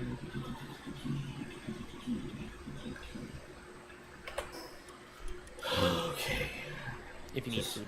Successful bounty token. A token you have the bounty token. Given to the vigilante bounty hunter in a village or town, you can exchange for a reward. Credit report. Core drop your credit details. It is filled with energy. Bread. In my stomach. I'm gonna cook all of my berries. Little kinship peach. Small fruit filled with kindness. Said the power eats it will open its heart to humans. Please share for which kind of power you give it to. 1 damp egg. 2 reflect your skill fruit lock on laser. 1 skill fruit air cannon. 3 wheat seeds. 1 feathered hairband schematic. 1 in inventory unlocks recipe for feathered hairband uncommon can be crafted from your workbench. Cloth outfit schematic 1. Unlocks recipe for cloth outfit uncommon can be crafted from your workbench.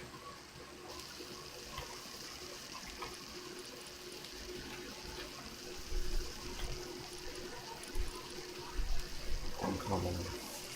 Attack up this cloth fibers. Exactly enough.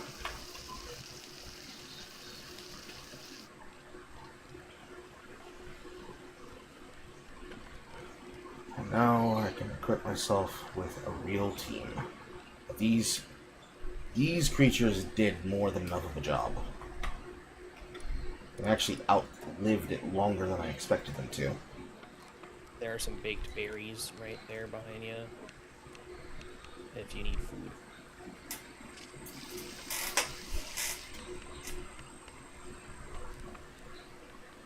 Now I get the fun job of holding down F as it builds my object.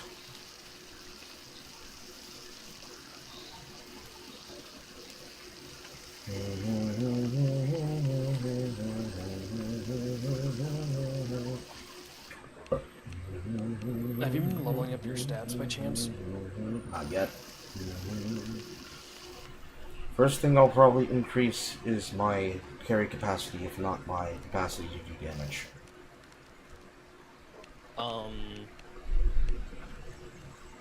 Personally, I do work speed, weight, and stamina first. Yep, in that order. I just haven't touched anything because I haven't changed the paladin. That's I'm fair. also doing the due diligence of a reviewer, and I'm looking at exactly what the base level crafting speed looks like.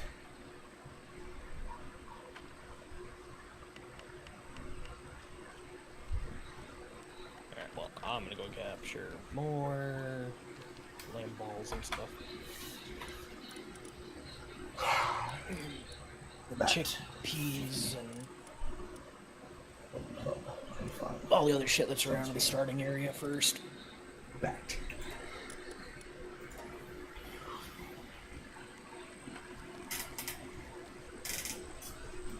Now that I've collected enough of those pals, and we also have the teleport outside of specific pals that we're looking for, now we need to get an established base. Which means now we need to be able to get actual structures. And jobs.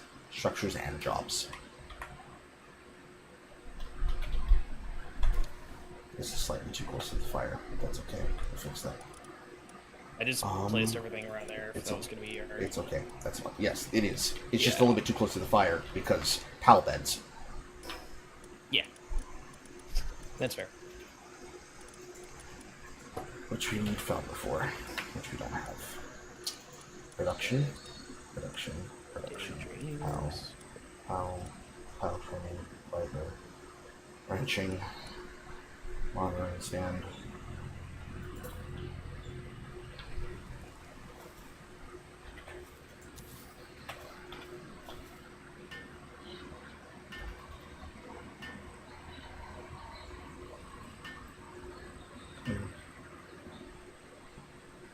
Oh, I'm out of arrows?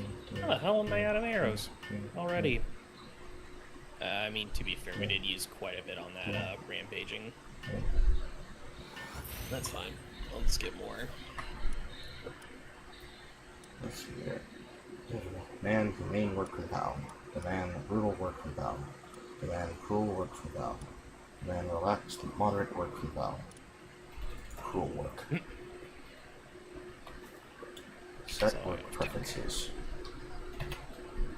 Fixed assignment management. Yes. Food. Feed box. Box for storing feed.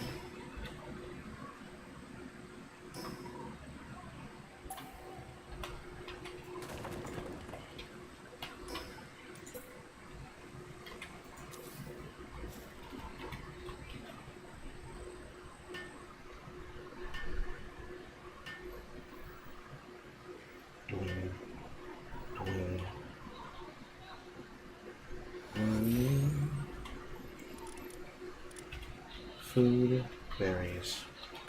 Where are the berries? Not those. What's those? Berry seeds. Inventory. Perfect. There are two. Against this. Here. Is the F key. No, am I crazy? This the R key.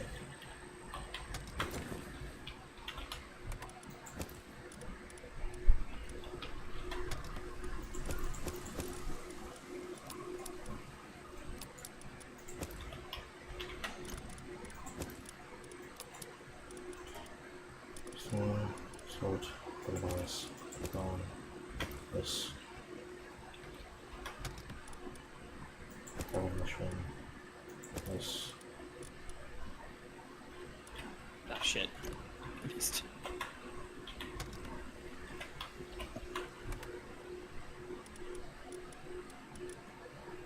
So then,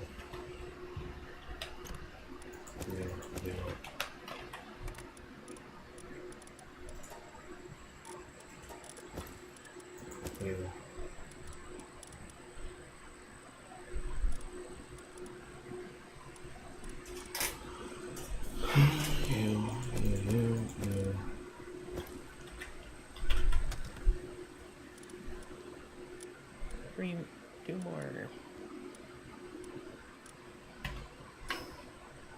Another box.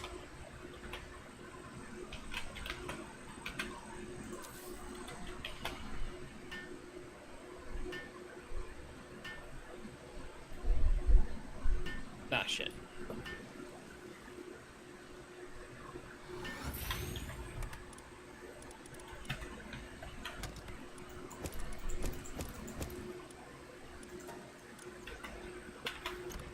Places of most base materials.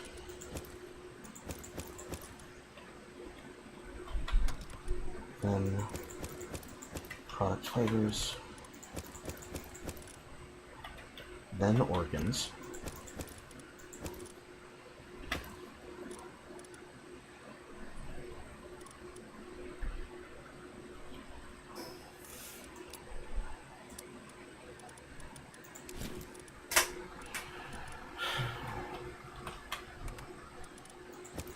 Carnivores.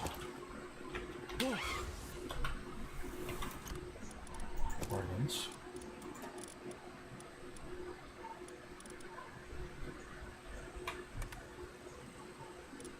And miscellaneous. Simple date.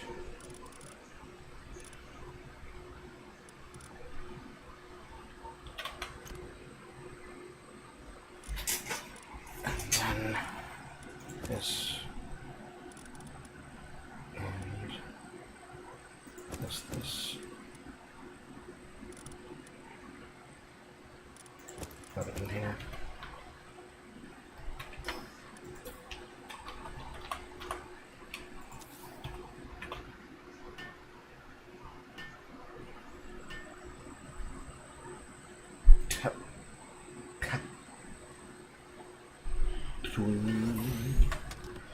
Okay, and then all of the non-modables. Training manual S.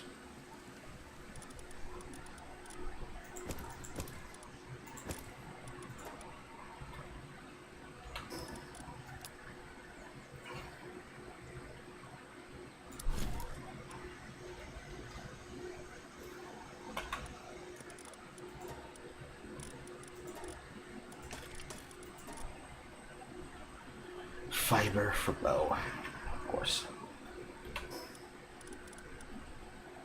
So we gotta be about so.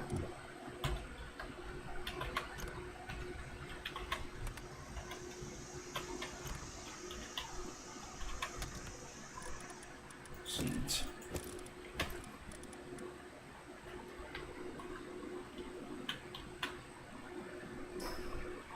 And we can't build more because we don't have fiber.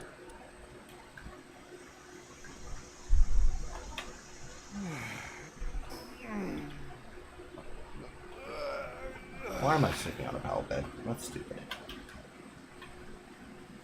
Yep. Now management box. I don't have party. I don't have party. I don't have party. I don't have party. Sort by number. Okay.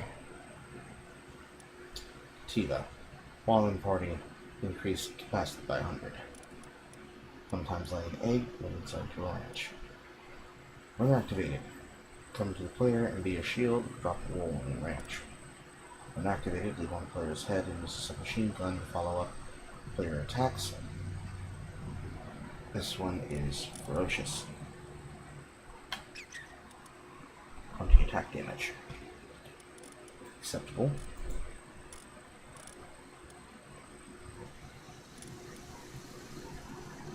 Artisan. Sometimes picks up items on the ground when assigned to a ranch. You are my Palworld dispenser. Leap stance. When activated, you channel. Fuck, what? When activated, program knock channels oil pops up, adding the storing energy, climbing on top, overthrow the player hang to the air. When the player. Before and when landing, the player's attack is increased by 50. Okay. Deal with the passive of being a work slave. You can handle handiwork, watering, and gathering.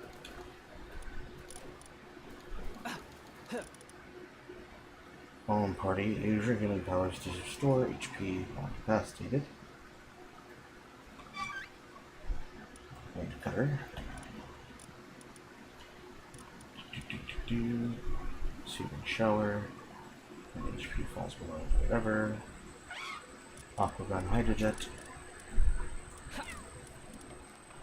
Clove, increase gathering suitability of all basic pals by 1, yes.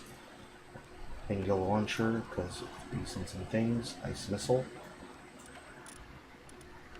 Alpaca, fluffy tackle, air cannon.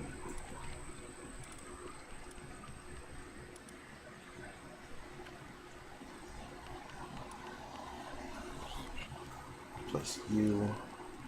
Musclehead, Ignis Blast.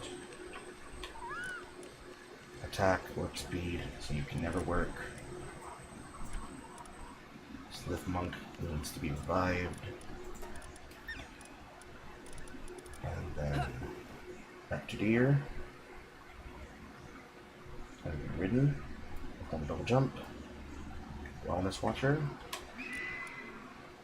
Player stamina consumption lesser. Incoming grass damage. Strong DPS. This one is a hooligan. Attack damage high, damage low.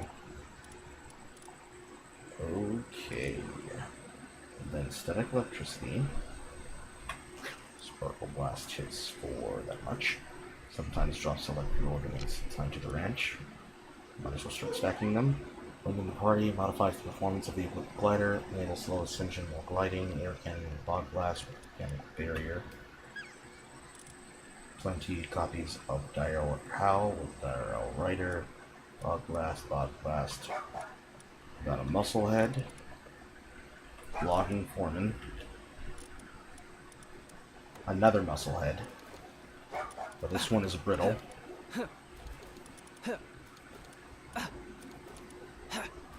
Okay. Place you. You come with me. Perfect. Perfect all. And then to bring out our base spells, we need a handyman, at least.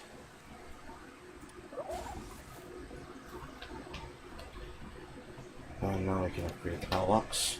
Okay. There's a parachute in one of the boxes. This one right here, standing in front of. Okay. I was meaning to give that to you, but we were fighting that rampaging dagger howl. That's fine. Alright, I'm gonna go back to capturing.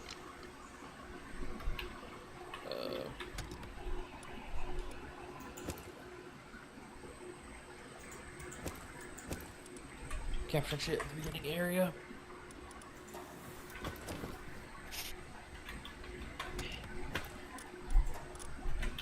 Sit around the campfire,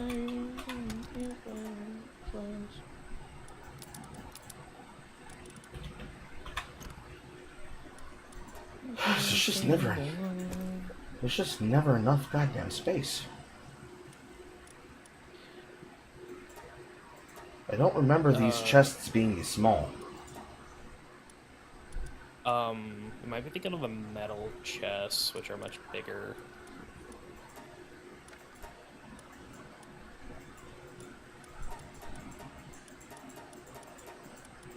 Oh, shit.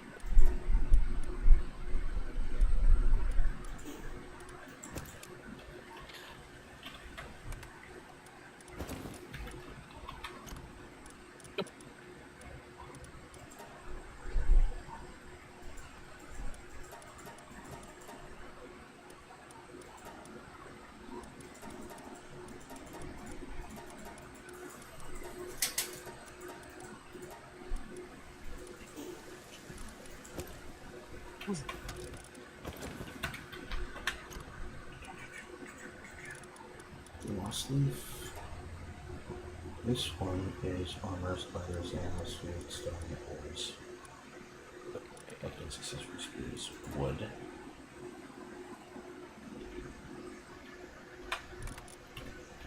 No wood for that one.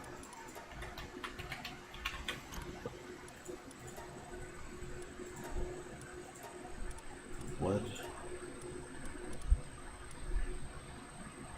Stone, horns, production goods, other materials, wolfwoods, other consumables. I'm just trying to direct it to send things to one place so that we don't have to build an entire fortification of chests, because they will start filling up these chests with things that they don't need to be filling them with. Mm-hmm. So we'll have to use them like normal chests in Terraria. You just walk up to the chest, you quick stack, and then move. Mm-hmm. There'll be one chest that does collapse the wood, because otherwise it'd actually be a nightmare. It's not his fault, it's the fact that they made this shit so fucking autistic, these fucking chest settings. It's not how I would have done it.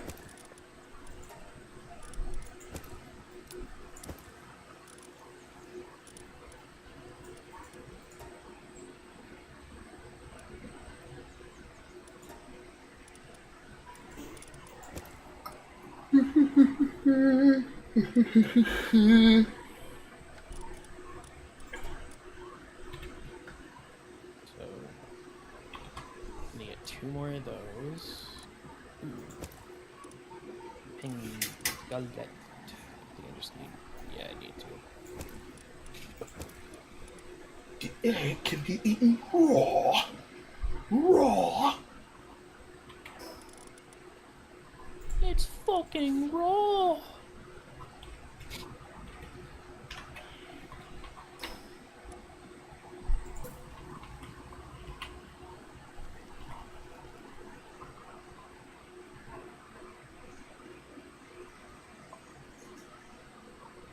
Oh my god, please. Okay, there we go. Fucking save me, alignment key, because I will lose my fucking head. Last thing I fucking need is the game trying to align the bed to the direction I don't fucking want. Left control can potentially help you. That's what I was using. While you're building. Yeah. It's a bit messy, but it works, and it does.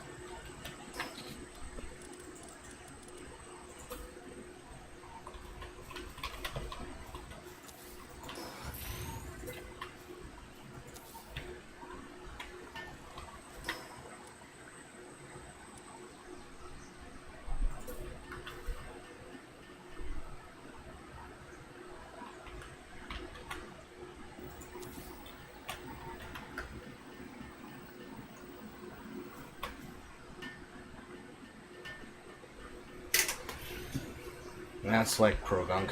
Earn your fucking keep.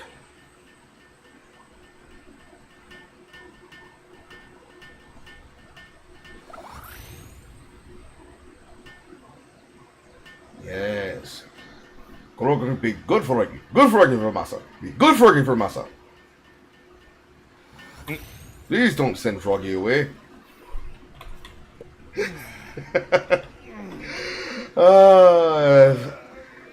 If there are people in my audience who know their history and they know what I just quoted and they know to say shame on me, I know to say shame on me, but that's why it's funny. If I choose to print a review for 0.1, that joke's going in there.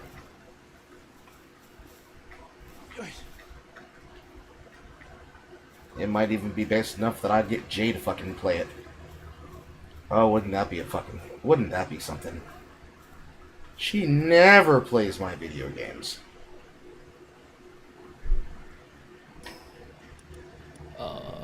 Woodstone. Okay. Huh? What? It's probably because of, due to, like, some server packet thing.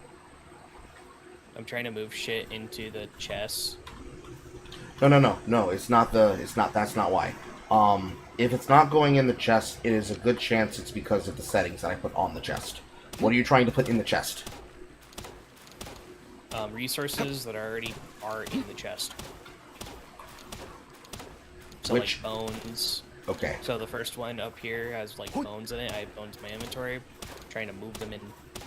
So, there's a setting for them. See what it says. It says it's on, and then check to see if the chest itself is set to allow it in the chest. Because that's the reason why. Oh, there it is. Okay. I fixed it. When you put an object in the chest, it won't let the object be put in the chest if you turn off the setting that lets it put it in there. It's a very silly setting, but it's one of the settings that, well, until you're able to fucking organize things appropriately, it's what you gotta use. No, that's fair.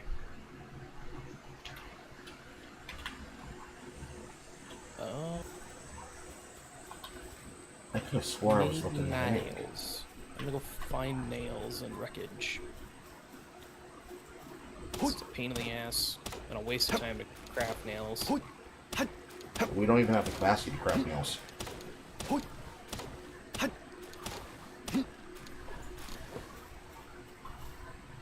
I mean, I unlocked the tech for it. Oh, okay. Yeah.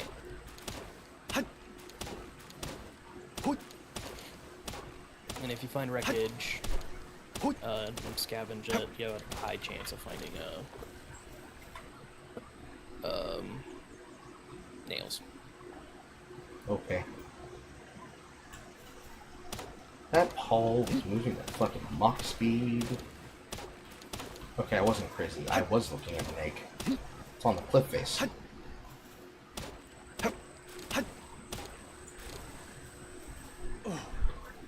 First, we're gonna put this wood away, and then we're gonna address that egg on the top of the cliff face.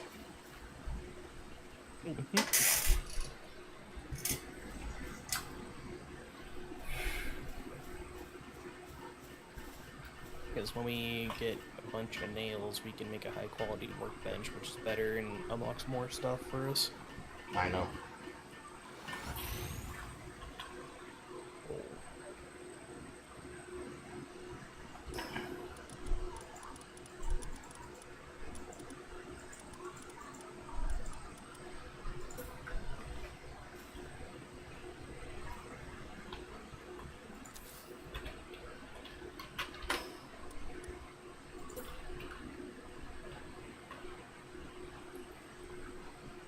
Berry plantation, berry plantation, berry plantation. I guess over here.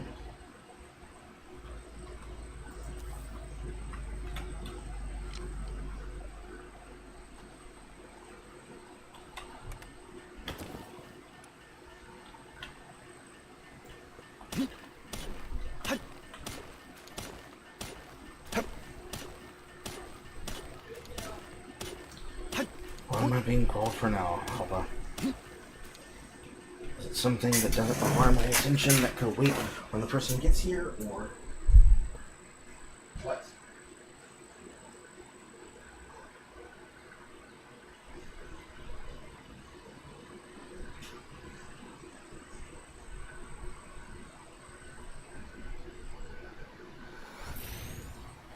Okay.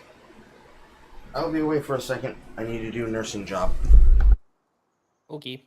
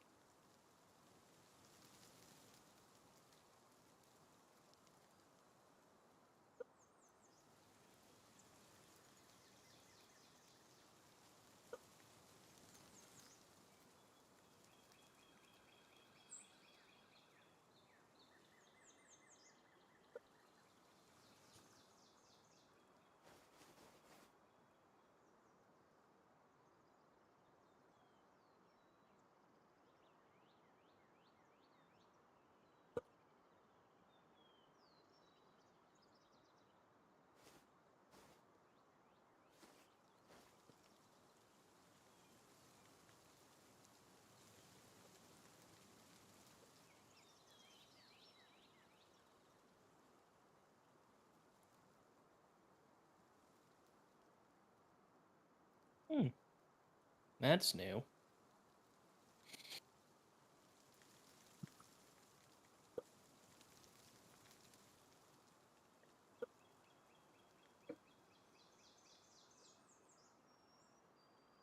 Oh, wait.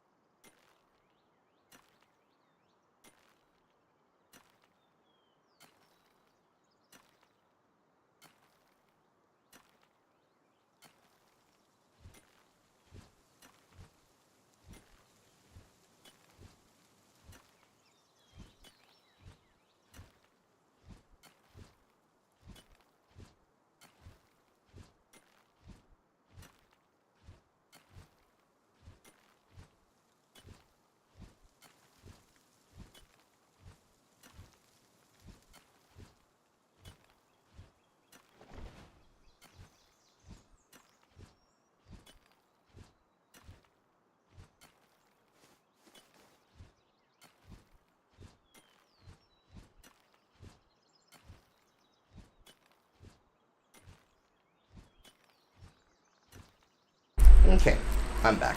And my HP is 1, because I'm starving to death. Many such cases. We now have... Bobcat. Bobcat. Yep, Bobcat. Hello, Draconia. Are you also trying to play the video game?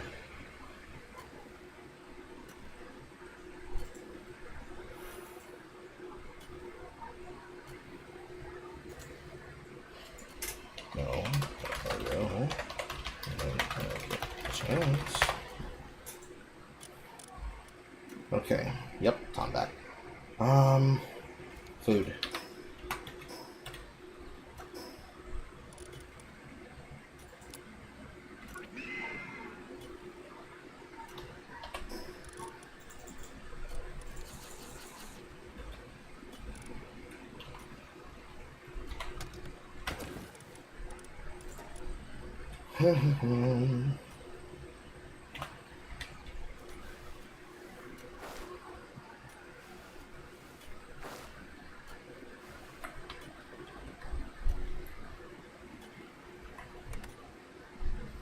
Five.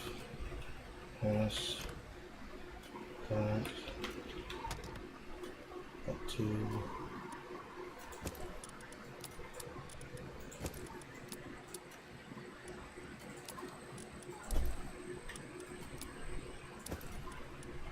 Split. Yeah.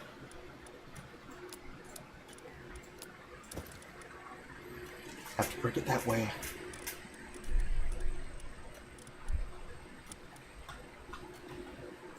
Okay. So am I broken? Nope, my mic is not broken. He just might not hear me. Or he's away. One or the other.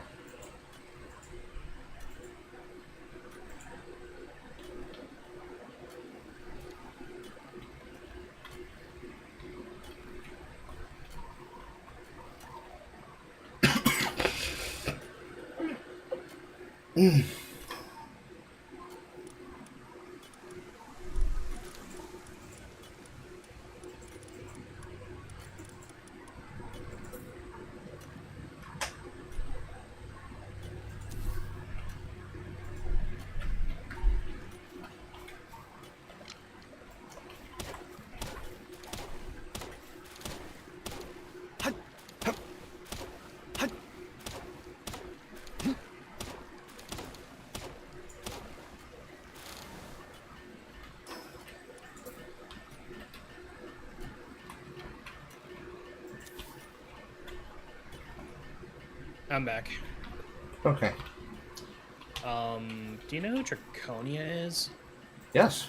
You Okay, good. have you never met Draconia? I might have, and just probably forgot who they are. When I was... They're on the server. Okay. I don't even know if you can do that. 1 second. I have admin powers for this. They hopped on when you went AFK, like the moment. So please teleport to me.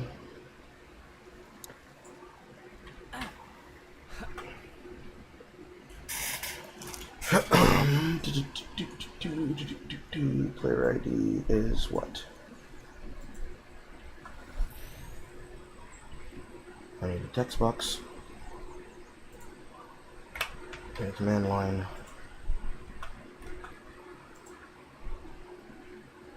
Steam ID or user ID? Steam ID. Hope you're not doing something important.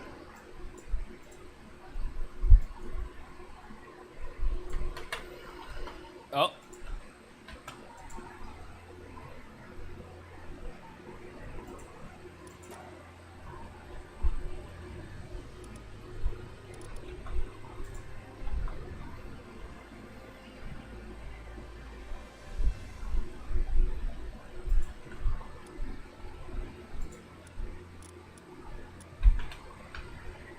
That was not my intention. I was trying to use teleport to me, not whatever the fuck that was.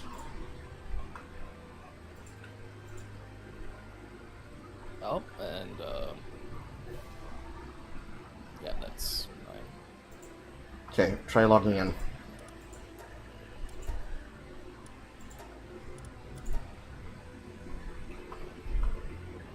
I was trying to move him.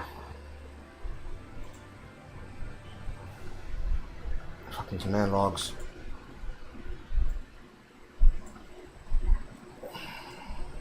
This, that, like this.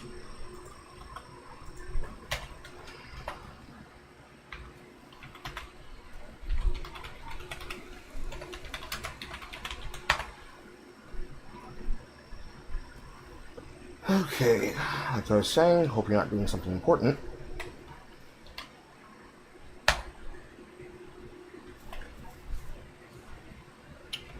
I mean, if you can go to the spawn and you can probably just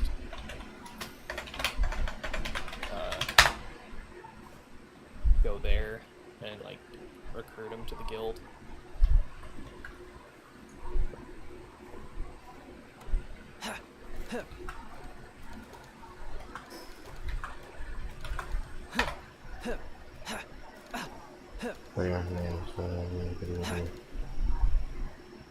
Is it just the key string? Nope, not the key string.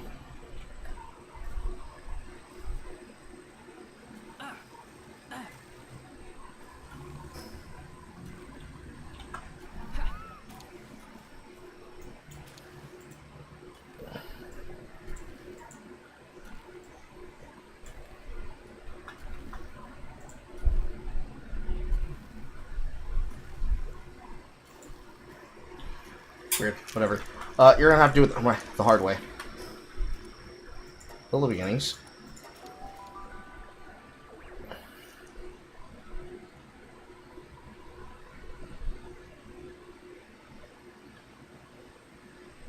Oh, yeah, level 7.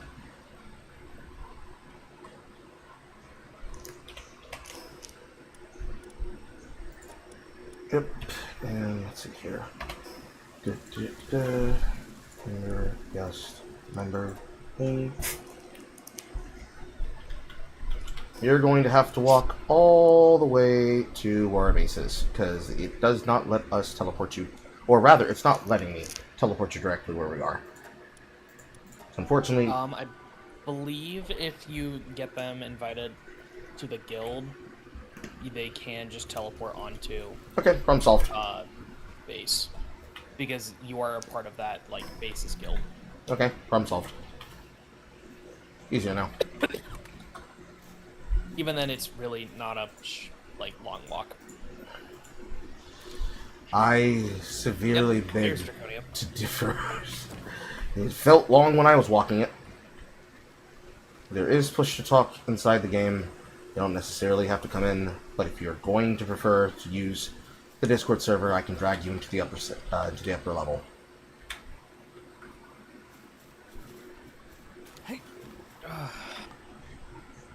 Base upgrades. Beds. You need to make a shoddy bed.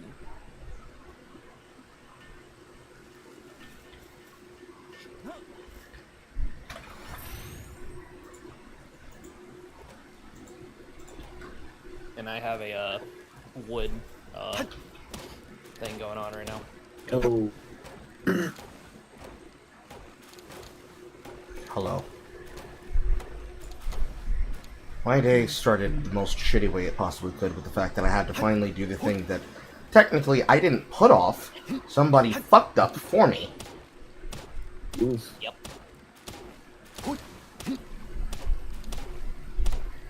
Fortunately, I live in a state with white women, so white women solved my problem. Ah.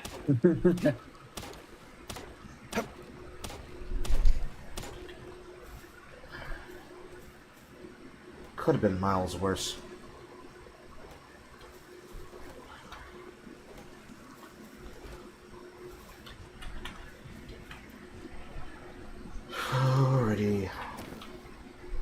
So I got a primitive workbench, by the way. We are going to have to find better places for these beds. It has to be built indoors. So you just place you have to place like a foundation with a wall and a roof on top of it, and that's considered indoors.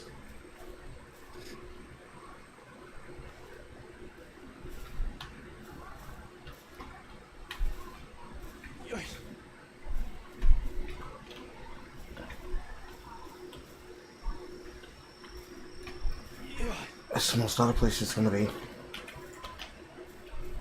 When we upgrade the base, we can get rid of it, and then we can redo it. I mean, this location is fine for a starter refuge, but we have to find something that has bigger room to grow.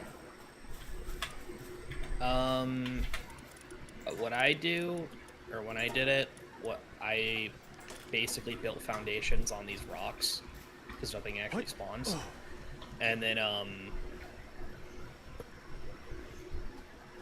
and just kind of went from there, and you can build up as high as you want. So what I'm already doing? Kinda.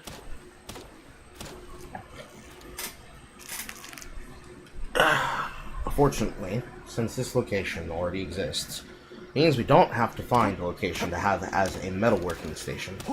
This now means we do need to find a location that can be used as an actual work facility.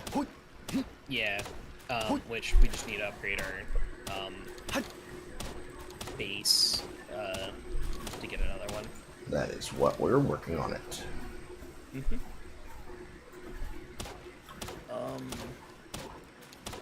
I found an epic crossbow schematic. So Cool. I took a lot of resources to make it, but I'm basically trying to like recuperate those. It's gonna take a lot to get Draconia yours. Hmm? So I made mine. My what? Basic a crossbow. I'm gonna make you a crossbow. But I'm gonna work on Carl's first because seniority. Yeah. Server seniority. Yeah. I've not played this game too much, No worries. realistically. I mean, it's 1.0, so there's a bunch of new stuff I'm like still learning. Like, if you see these like weird shacks that have like a door in it, that's like a way to get schematics. I found that out today on a single player world. I found a Applied Water and Handbook 1. Oh, yeah, that's pretty good. And some ancient civilization parts, but Okay. We need those for later. When we get like leveled up and needing to, and we have all of our weapons. I think we should go take on Zoe. The syndicate leader, the first tower boss, so we can get pal breeding going, or pal egg hatching going with those ancient civ parts. I still remember when the game first came out in early access, they used the icon for them were literally I think they were spark plugs. Yes, they were. Yeah, it was just a spark plug. Then now they're some vague looking I'm gonna say reference to what's it called? Zelda.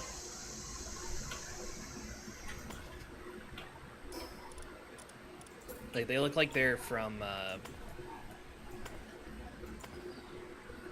am I blanking on it? The newer Zelda games. Like Tears of the Kingdom and the other one. Alright, how much wood do I need?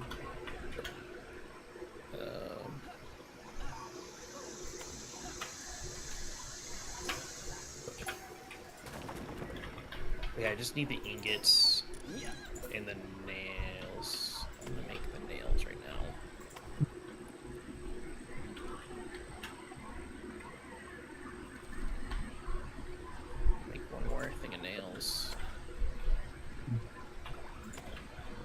and then I acquired a massive land ball. Where did it go? it might be in the oh There it is. oh shit. I want to look at its stats. Wait. Go to your party and click on it. Like, Yeah. like in your inventory. It's like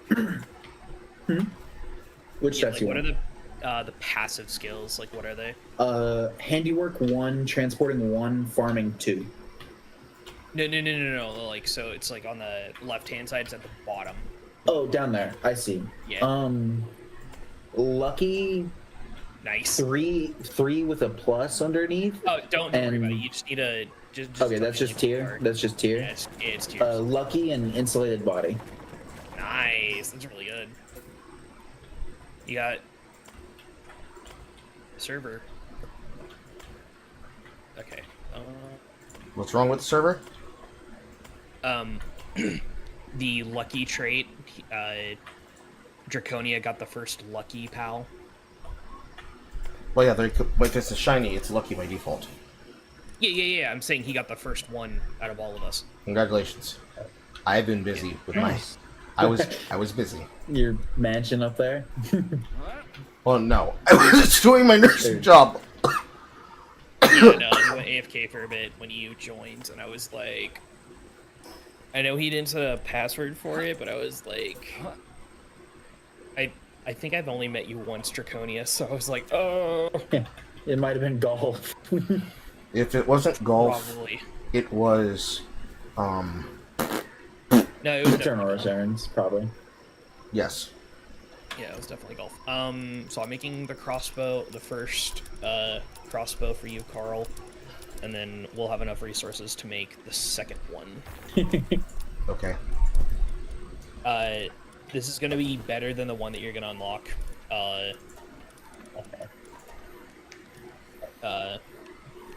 By a margin, because gonna it's be epic. Yeah. Actually, it's gonna be like better because I believe it's like twice as better.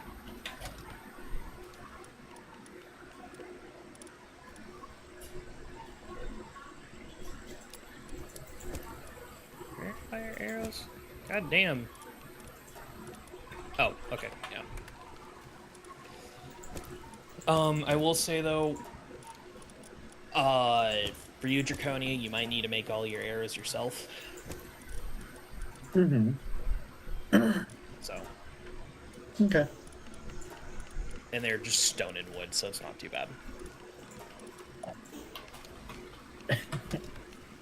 It's just, the higher tier the item is, the longer it takes to craft. Mm-hmm. Even if you increase your work speed by a bit. Yeah, I've currently put all my points into work speed and stamina. Yeah, I would recommend those two. The other one is weight. Yeah, I remember that from the few hours I played previous. But you got Lardo over there helping you with the crossbow. Nice. Actually, the lucky though is helping it make it go by faster because lucky just increases everything. Work speed. Right? Yeah. Yeah. We can actually, I believe we're able to clone that gene and put it into literally everything else. So like, Well, that's quite lucky. yeah. There used to be a mod where it made Lucky Pal shiny. We'll just have to wait for it to update. Yeah. And that's all it does, is that it makes it shiny. They have like a fire monkey, and I thought it was like, wait, they added shinies into this game? No, it's just a fire variant of the grass monkey. Unlucky. But no, they added quite a lot of shit to this. Like, that's why they instead went from like 0.7 to 1.0 instead of going like 0.7, 0.8. 0.7, 0.5, 0.7, or 0.8, 0.8, 0.5. They were just like, fuck it, we're gonna release it all. Might as well. because the world tree is an actual playable area. We have the sky islands now. The Pal sanctuaries. If you notice those giant bubbles. I think I saw one when I was starting. Yeah. Yeah. You're dropping a lot of lore for. Oh, I just don't know. Yeah, Carl. it's fine. Yeah, Carl. You're dropping a lot of lore.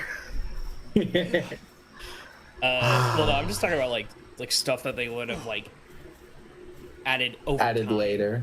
Yeah, where Yeah. they were like, "Fuck it, let's just do all of it now." Because actually, the World Tree was meant to be the first new location, but they were like, "We want to make that like special." All right, Carl, Yeah. I have your crossbow. Right.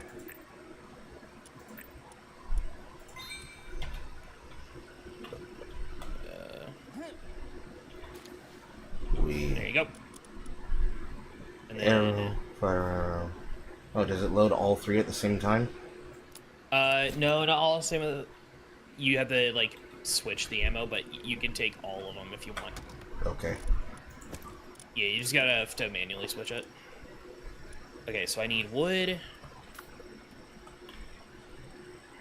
Should I save the watering handbook, or should I just use it? You have to use it on a pal that can water, and it levels up their watering skill. Depends. We don't necessarily have a pal right now that can do watering besides this. There's the frog, yeah. We don't. But you have to equip it yourself for it. Which Yeah. I'm just wondering because watering doesn't seem like something that we would dedicate a pal to. No, Or, it's like, it's to for farming. Specking. It's for farming. Yeah, yeah. It's farming and using the crusher. Those are the two things it's used for until we get the automatic cooled crusher where you instead need an ice pal. But that's way later.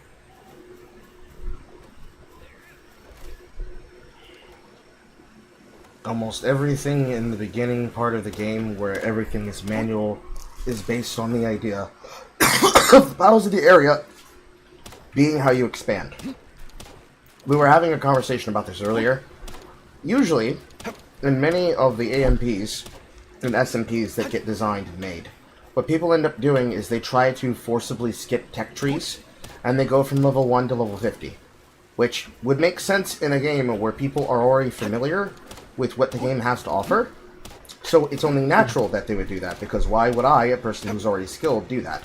But since the game is completely new, and there's an entire new tree line, what I was intending to do was to learn it over time as they've designed it.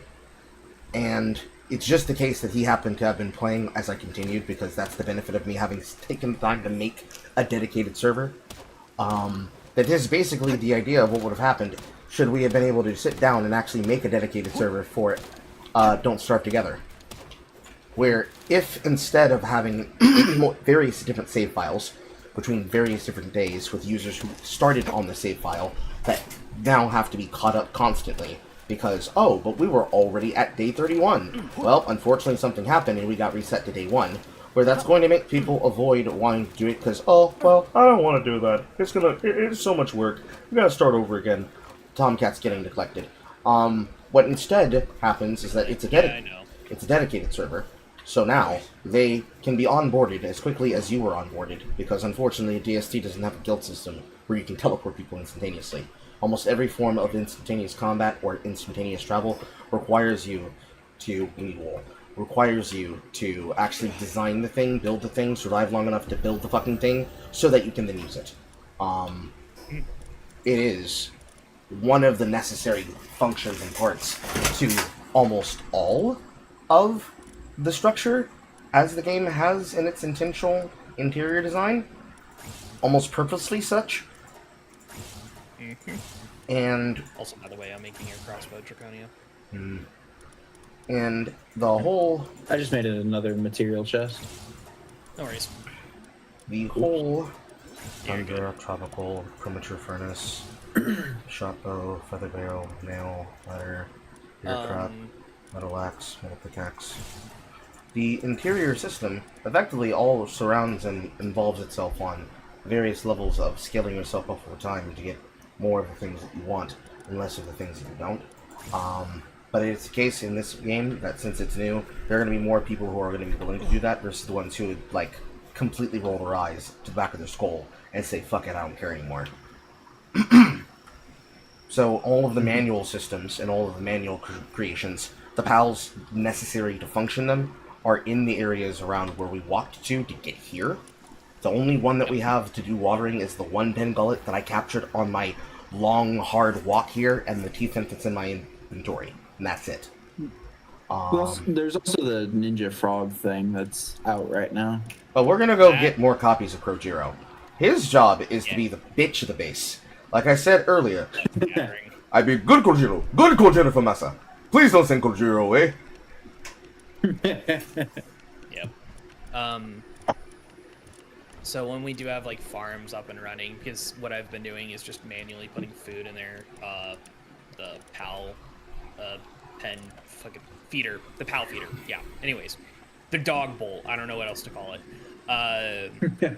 We're gonna get it to like automate a farm, getting PALs that can gather, plant, and water all at the same time. So, but we need. So the whole thing is, if you look at the top right corner, it says base info, and it has like a weird little character 2 out of 2. Yeah. The more we do certain things in our the more we do certain things in our PAL base, like to upgrade it, the more PALs we can put in, and the more bases we get. I use this location in most of my single player worlds as like a metal main base, metal production, because oh my god, you need so much fucking metal. Like, yeah, this is the beginning of it.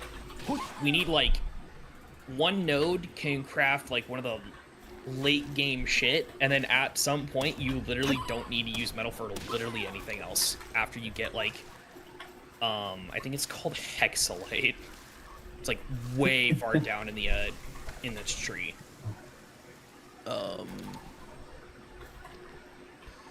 It is.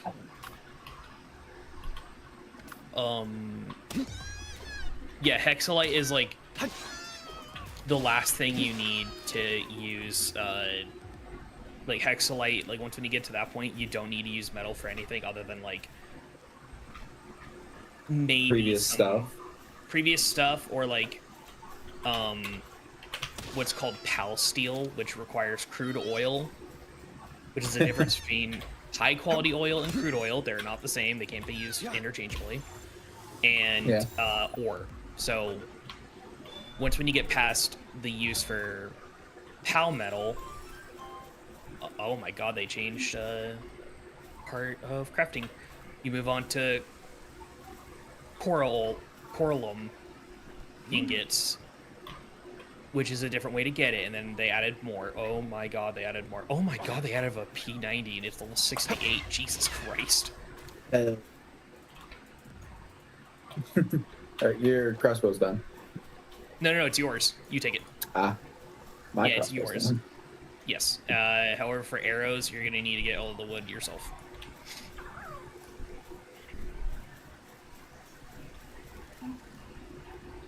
But there is like a wood farm over here that you just sit at it and it'll gather wood over time. So, yeah. I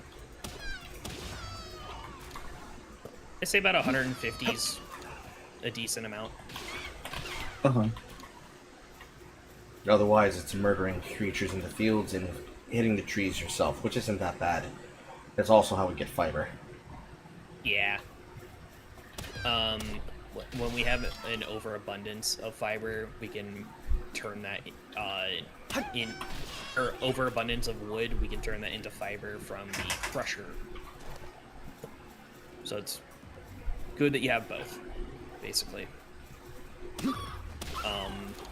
But I am... we can level you up a bit, and then, like I said, I recommend going on taking on Zoe, who's one of the like main bosses right now. Oh, sorry, I didn't need to take your wood. Oh no, I didn't take You're it. fine.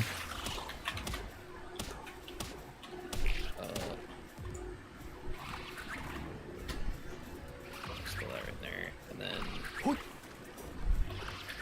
I'm gonna put these schematics in here. I found also a double barrel uncommon schematic.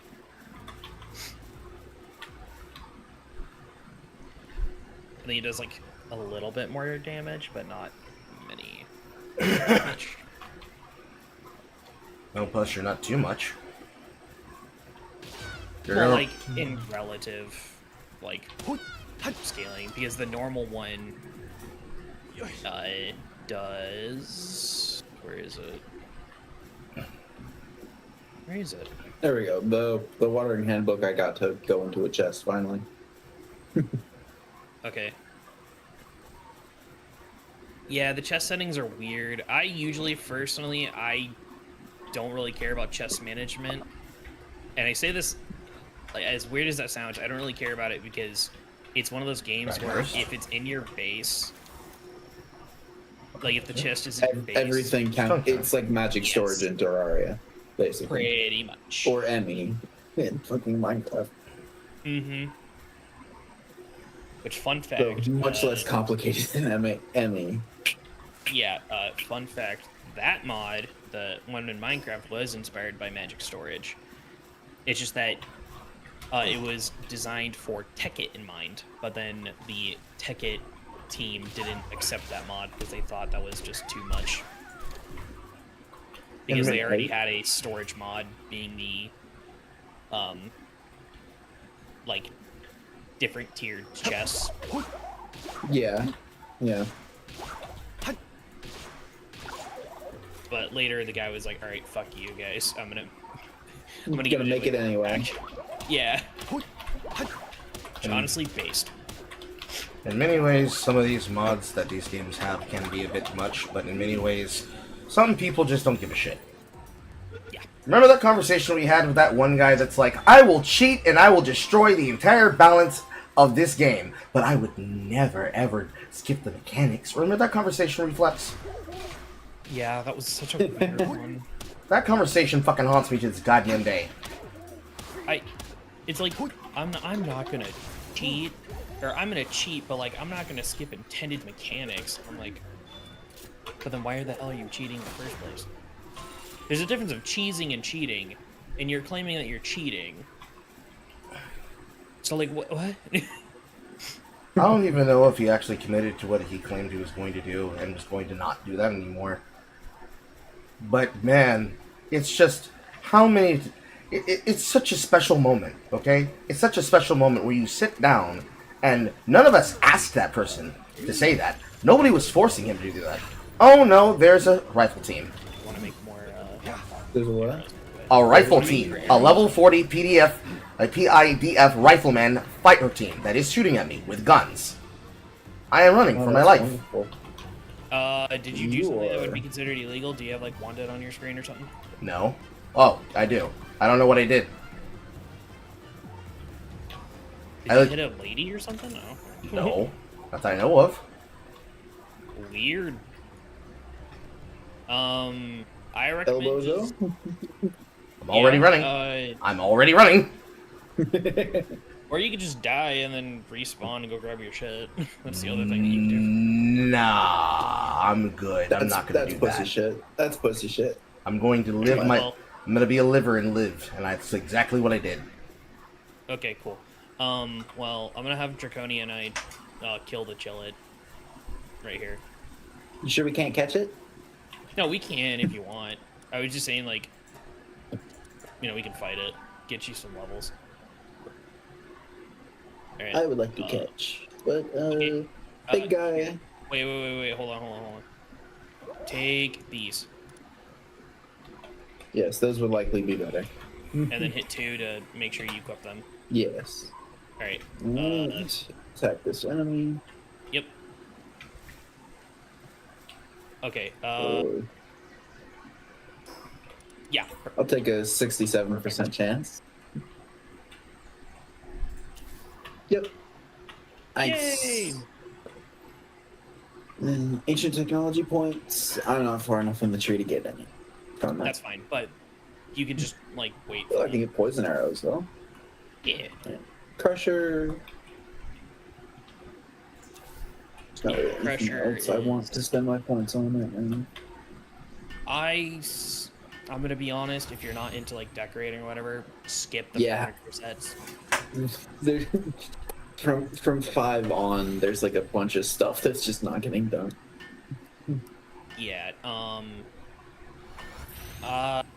What about these unknown items in like tier 6 and 7? When you capture a pal, it potentially could unlock that. So if you captured a Fox Sparks, or Fox, yeah, fuck it, I'm just gonna say it, whatever when I've been saying it, Fox Sparks, you can unlock like the ability to get the harness for it, and it will be part of the tree.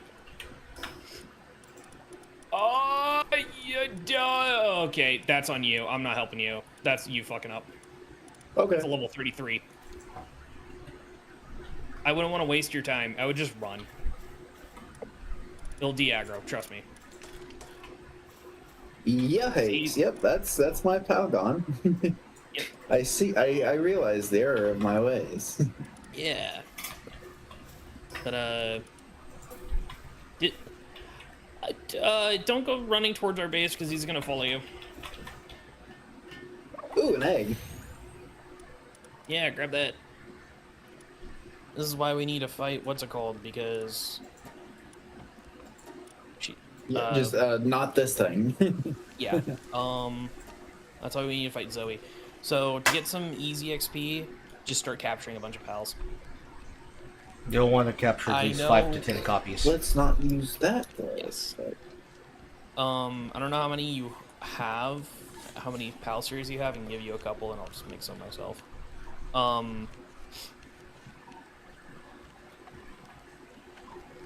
And when you capture 5, there's something that they'll give you, and I was trying to, without spoiling it for Carl, you'll see what it is when you do it. I mean, I've gotten as far as going into the deepest higher level region up to about level 35. It's just all the other things that are inside the patch notes. I skimmed the patch notes intentionally so that I could be pleasantly surprised by whatever else they've been working on. Also, as much as we like to make the joke, sometimes the just like Carl, over-explaining things can sometimes be a rough joke. But I'm saying it in peace and love. But yeah, that's exactly what it feels like. You want to tell people about fun things in the thing, and then people are like, man, come on, man. I'm just trying to play the game, man. I don't care, man. And it feels really shitty. For me, I'm Yeah, I get you. wanting people to explore it for themselves to get a natural reaction. Mm-hmm. That's why I say, like, to not spoil anything, Mm-hmm. you know, along those lines. No, I know. It's just, I have to say it because there are plenty of people that are like, why does Carl talk like that? And it's like, well, if you guys actually played as many video games as you guys claim to, as much as I did, it'd be the case that I wouldn't have to give people updates about shit you'd already know because you played the game too. But alas, what can I do? Other than almost nothing. Fair. I'll know that there's a new update for something, and if I'm like really interested, I'll read through it or watch like a video guide explaining it. But like if it's a game where it's like I kind of want to explore it myself to see what that is, then I won't read the patch notes, other than, oh hey, they did it. Mm-hmm. That's usually how I navigate most of the games that I choose to play. The only few that I actually have to actively read the notes of is specifically every new season of Exile 1 and 2. See, now that's different, yeah. Really? Yeah. That's basically a brand new game at that point.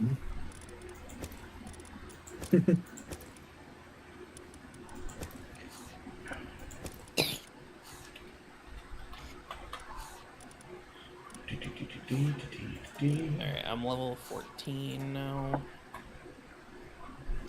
Oh, I have to get a cooler box anyways. And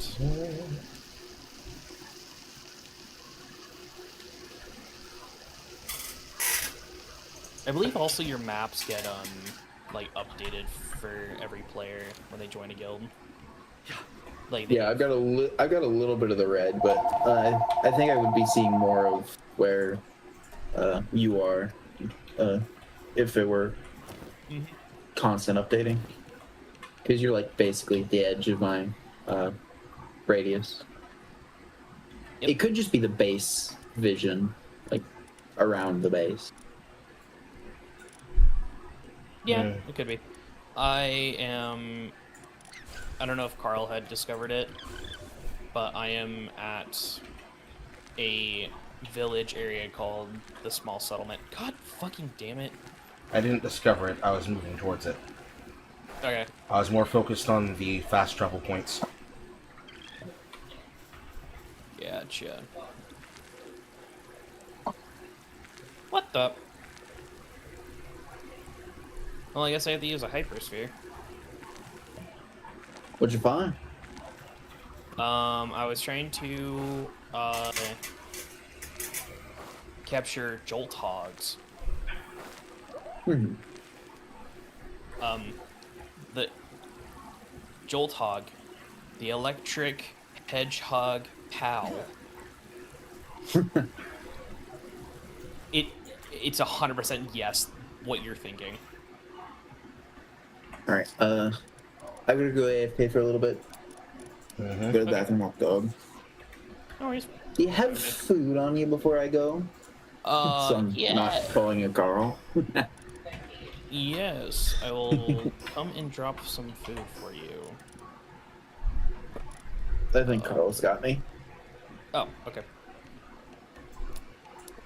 Just find berry bushes, mushrooms, anything on the ground. Gracias. But I know you have the AFK, so don't worry. BRB soon-ish. Yeah, no worries. Take your time. What am I trying to do? I want some more spheres. More basic ones.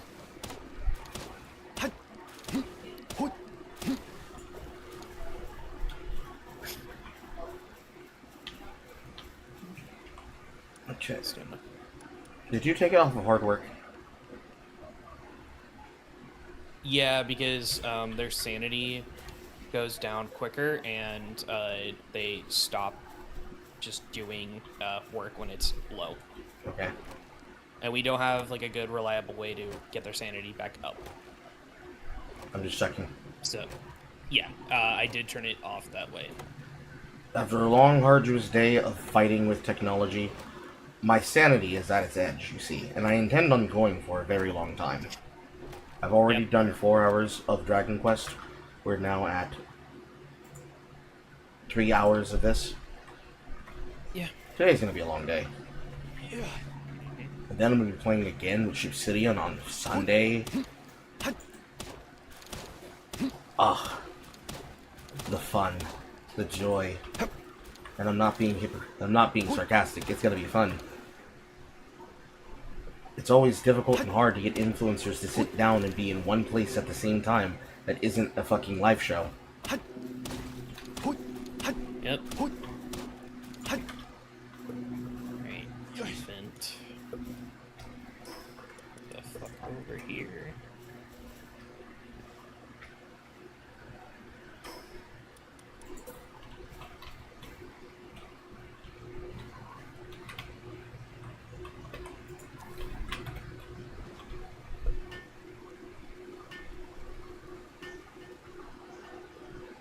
Shit. I didn't mean to. Oh, okay.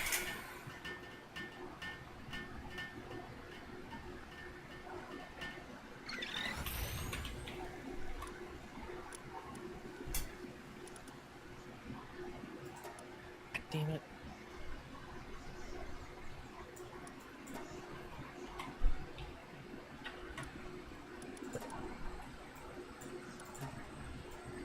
But I am glad, though, that they got rid of the elemental bows. That is so stupid. It was just tedious. Yeah.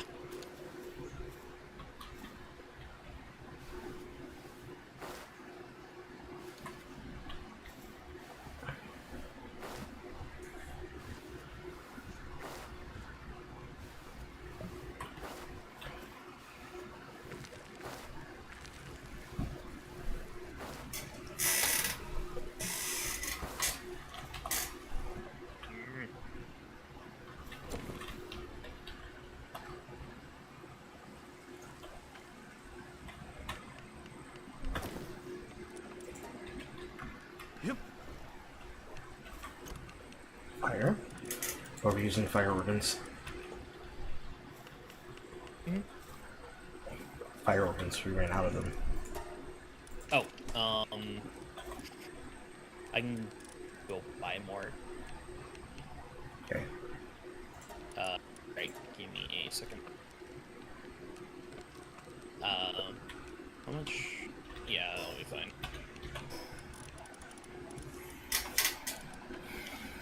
Cozy bulk storage. I am the inventory, be storing matches in the base. One's on just to be stored, and the position is using this moving though. That's good. I see.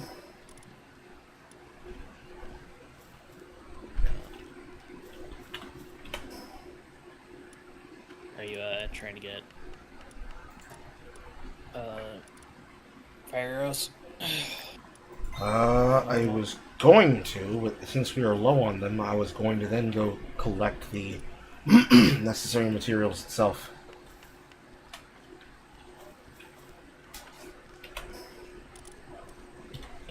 Now I have poison. I have no idea what happened to that object. Where's that object? Does it go into a special space? Key items. Yes, key items. There we go.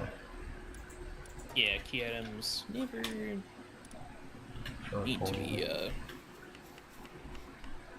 stacked. I'll put it in.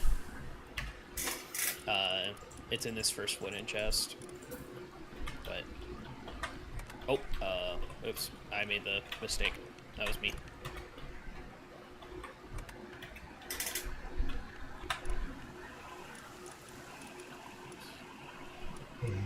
Right, there we go.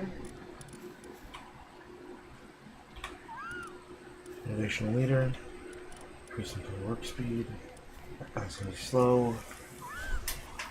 One for the fire torch. And ranching.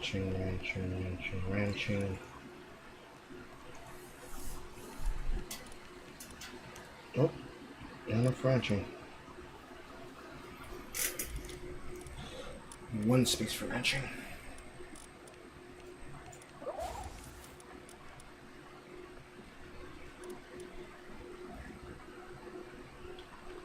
And the next 7.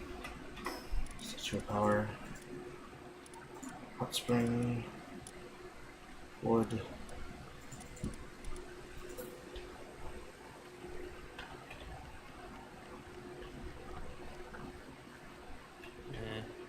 Put on that.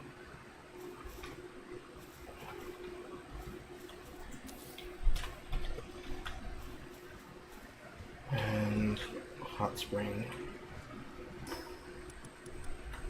Okay, so when we get the hot spring, that is when we're able to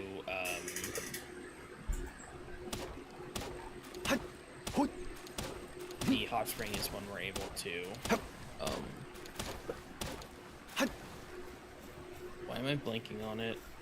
Raise like the pal's sanity and have them be cured of like their depression and shit. Yeah, I remember. That's why I'm building it. We were massively behind on expansion. Mm-hmm.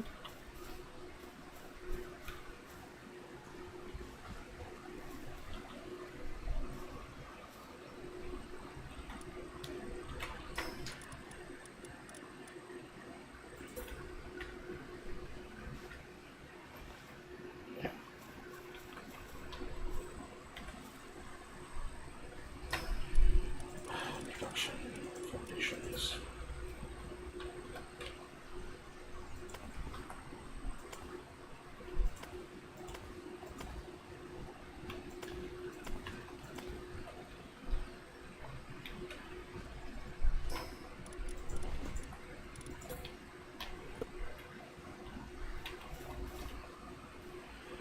Oh, I'm supposed to be touching the ground. That's fun. One of the downsides of this location is that it just does not want to cooperate with other structures. Mm-hmm. He's gonna have to have this whole area open so the metals don't contract or contrast with each other. Oh yeah, I am naturally a little bit faster. Okay. I can see the difference now.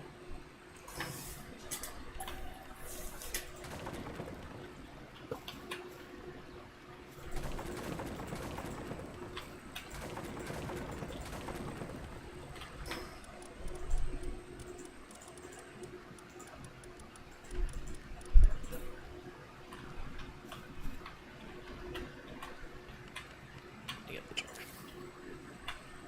Oh no, Chilla hasn't spawned in yet.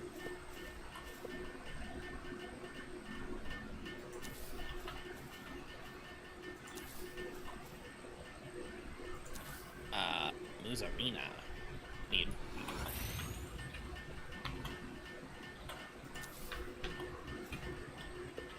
Actually, wait. Here we go.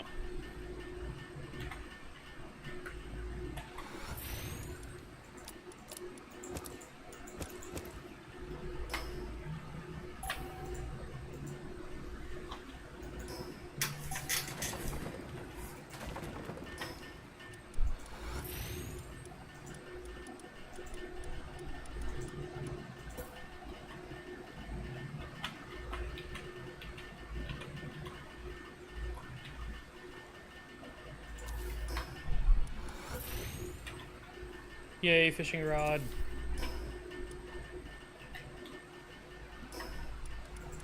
I can play the fishing minigame and get even more fucking shit out of it.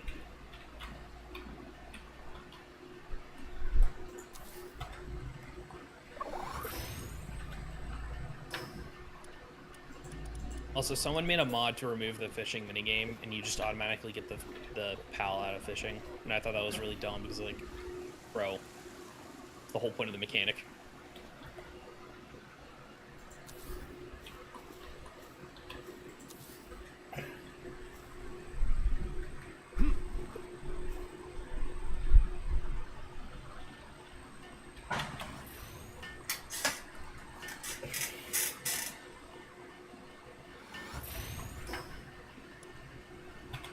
More wood. More wood. More wood. More wood.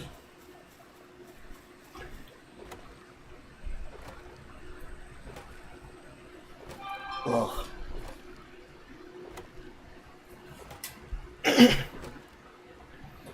Boy, the need of having an expansion base is growing by the second. Okay. I Really? was kind of doing a little bit of future proofing is all. No, this is fine. The way that we're arranging it right now, we're kind of like working in the section of what might have been around each other, but I am setting up the facility of this base that it can then be expanded upon from a first main to a secondary auxiliary for wood, so that we can have the actual floor ground to make a real basis of maturity. Because the way what I always did is that I always had an auxiliary that was designed for specifically getting certain components, and upon getting those components, they were then offshored back to the main facility. Yep. Or that facility was the specific place where that production came from. So, a farming facility, a mining facility, the main which also worked as the workspace, and was also the raid building. Well, see, that's half the reason why we can't find the shit. Okay. It's a perfect case example. This isn't supposed to be here. These go inside the upper building, upstairs. Resource? I am not. Oh, don't worry. I'll explain as I keep talking. The Applied Water Handbook, the Ancient Civ part, up inside the main building. Materials that we use versus the materials that the PALs process. That's one of the main ways I learned to stop them from cluttering every single object around themselves. That's fair.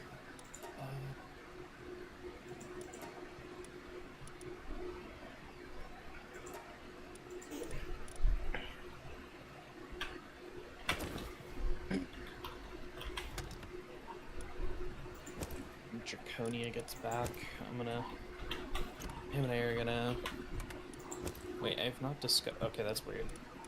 I'm gonna have, him and I go on a... We'll have him capture just a bunch of pals to level up quickly. Mm-hmm. I was wondering why he hadn't already done it.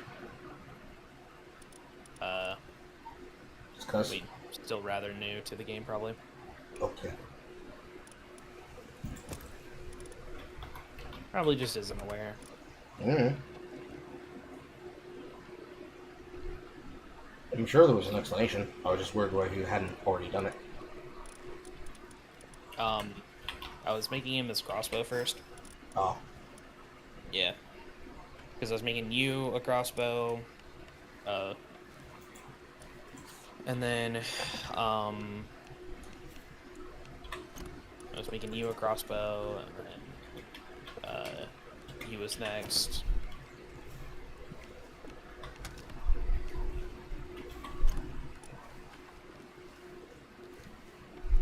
Ooh.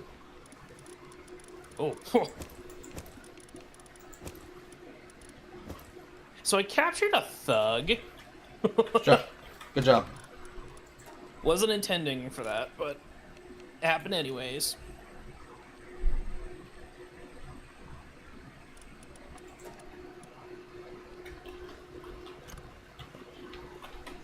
So that happened.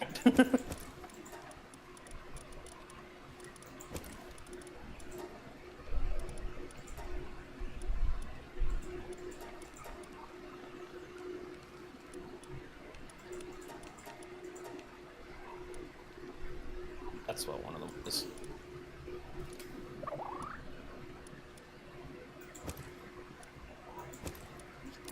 It was an Arslock saddle.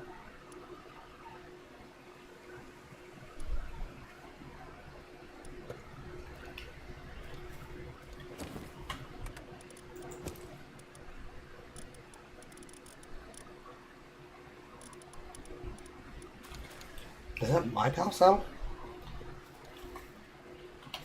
I remember setting one up to be crafted. Rushore. I think that was my Rushore saddle. Oh. I didn't pick anything up like that.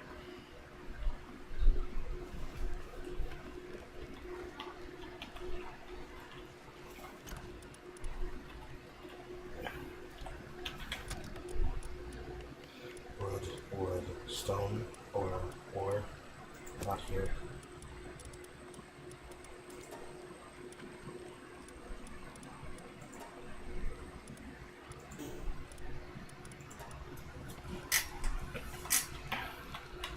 Oh my god.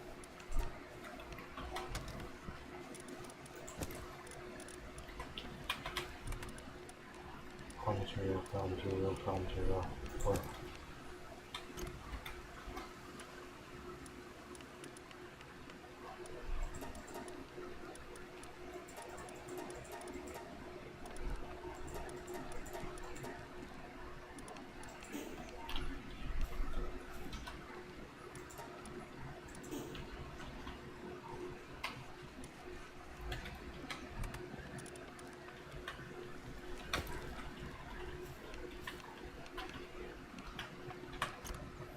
and these are the colleagues. And these are schematics. Oh, damn it. That's fine.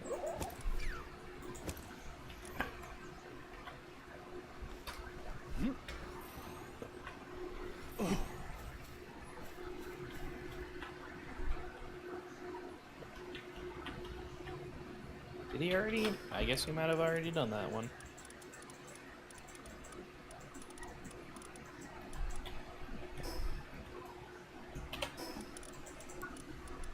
Whatever.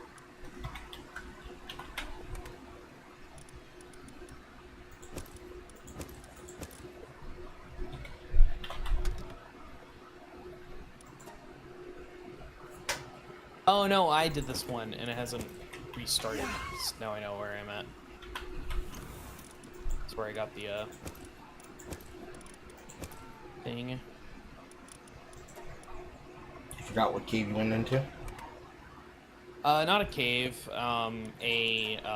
Like one of those like vaults or whatever you have to find. What?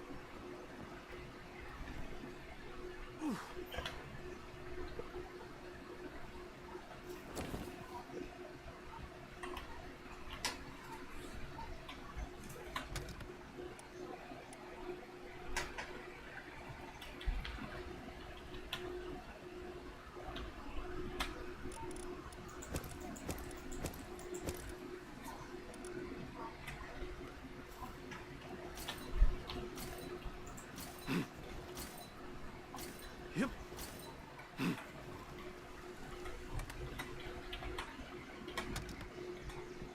Okay, one. Oh, okay, that's cool. It's one of the new pals that you can get, Wispa. If you throw a pal from behind, you get a bonus for it. Like a pal sphere behind a pal, like the back of them, you get a bonus for it, kind of like a backstab in TF2, but for Okay. captured. Do you need critical? Well, I mean, like, since it's the back, I'm gonna allude it to TF2. Okay. By there. Probably, it will probably read as a critical, though. I just want to know what it is I'm looking for. One of the most difficult fucking consequential things that I always learn about these games is that they're very particular about their word verbiage. It says back. In return. Okay. Since you're back, you and I are gonna go on a pal capturing spree to level you up quite a bit. Alright. I'm gonna go make some cowballs. Alright. How do it again? Ooh, I need more.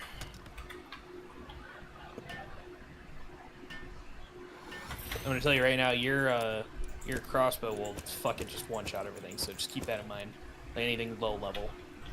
Is it bad I made fire bolt arrows instead of regular? Kind of. No, Or does it just matter? At this Not stage of the really. game, it matters only in the sense of what else could we have used them for, or do we had enough of a supply. Normal arrows will do more than good enough in that crossbow. Anything with fire was going to probably overkill them. Poison probably succeeds and does the same effect, because there are plenty of poison pals at night that you can capture, including the Dreamer one?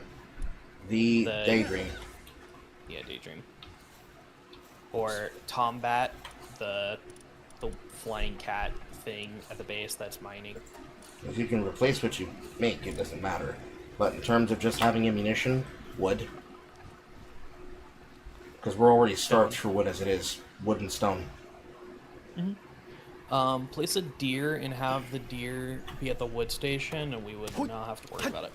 I'm working on it. No, I'm saying like this the fix. I know, I'm working on it. I never stopped working on it! Fair enough. I will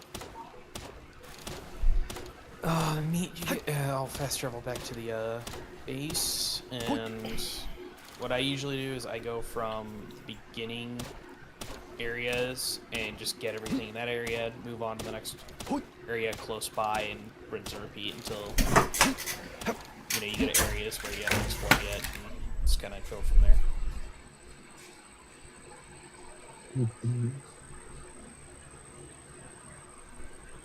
Because there are a couple of things, and if you find something cool, like some of the flying pals are to get, don't worry about it. We'll get them when we get them. Okay. And then if you find anything green or white, like it's like a shining green or white, go and collect those. They are effigies. Specifically. I got 2 of them. 2 of the lift monk. Okay, so to make your capture rate power better, we have one here because we had to do it for base expansion. Go to this thing that looks like a Lucario holding a soul. Ah, yeah. And then enhance player stats. And that's when you can spend the lift monk effigies. I haven't gone around to getting more.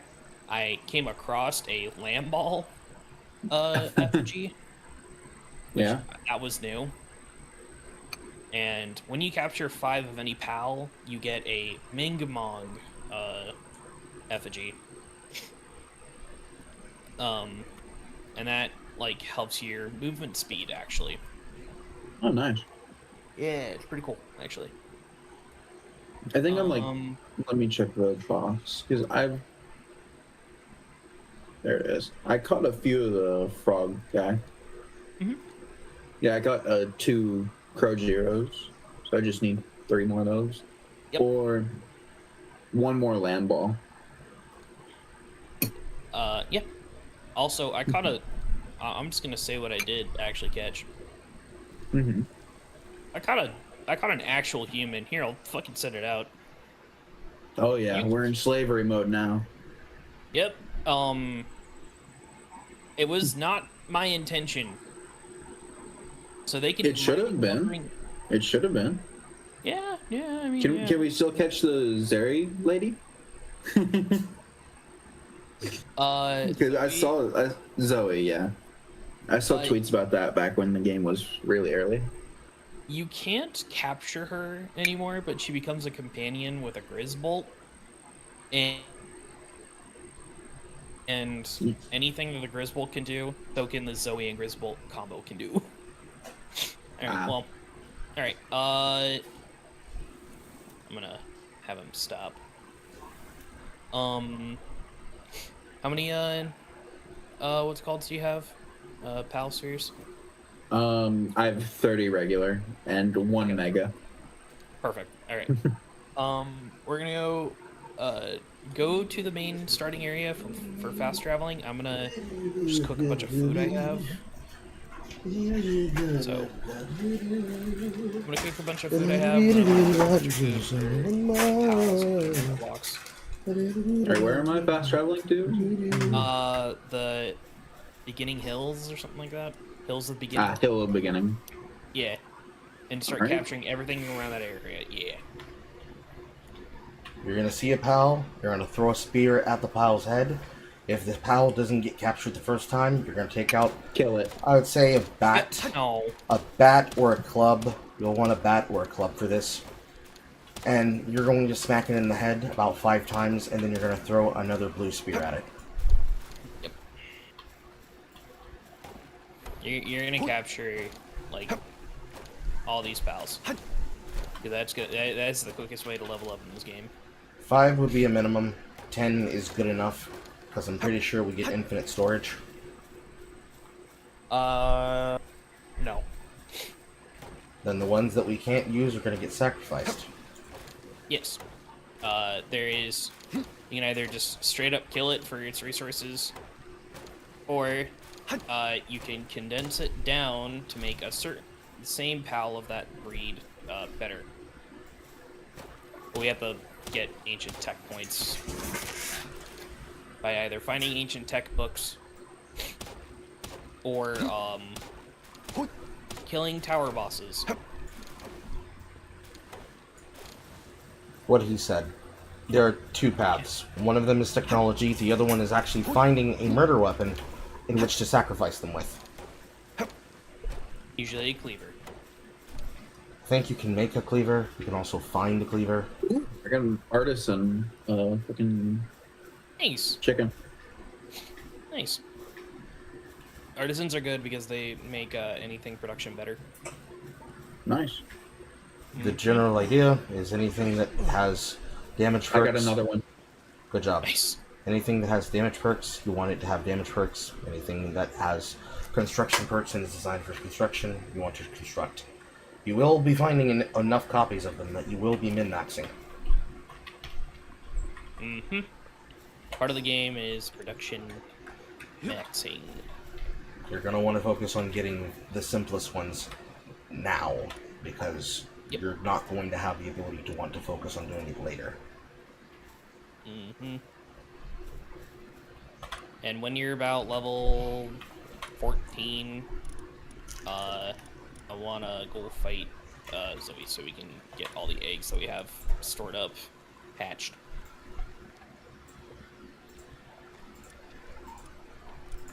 How you can tell you already have 5 is the little pal sphere icon next to their health bar will be yellow.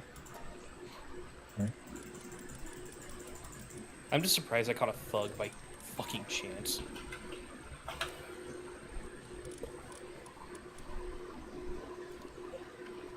It do be the funny.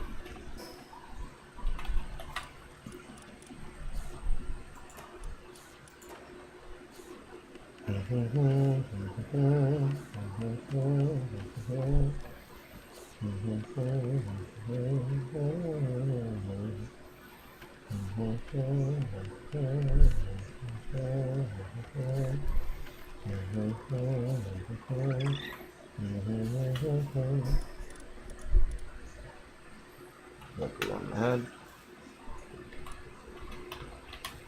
And repair. And Oh, I just killed that one. It happens, don't worry. Natural consequence. You're gonna kill a lot more than you'd expect. It shouldn't have been standing in front of my sphere. I got a service-minded chicken as well. Nice.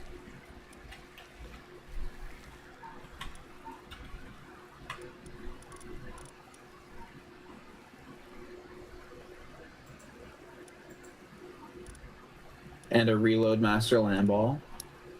Getting a bunch of gold ones.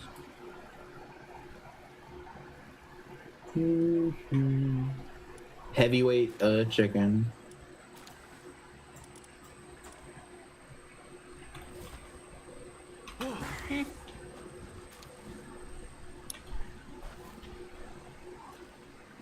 Like, do you notice like how much XP you're getting for doing this? Yeah. I Yeah. started level 9. I'm about halfway through level 10 now. Get in the ball. Also, I love that pal's name. It's literally Pupper AI, or Pupperia is what. And that one's an ace swimmer. Nice. That doesn't mean shit actually for that pal specifically. I will. Hopefully these ones will be better. Yeah.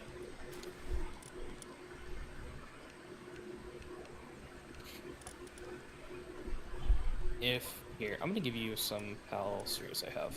You can Yeah, I'm down to 4. Yeah, take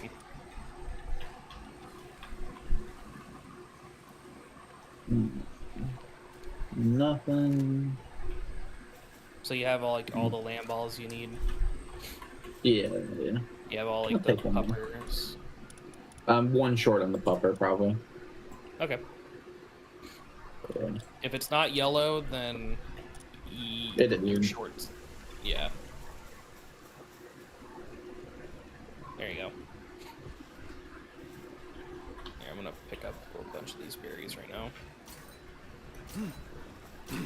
You also can just get XP from like gathering things off the ground. Alright, I need one more pupper. Okay. Pupper. There's one over here.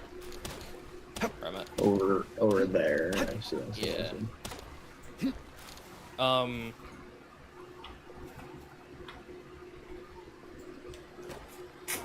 so glad I put so many points into stamina.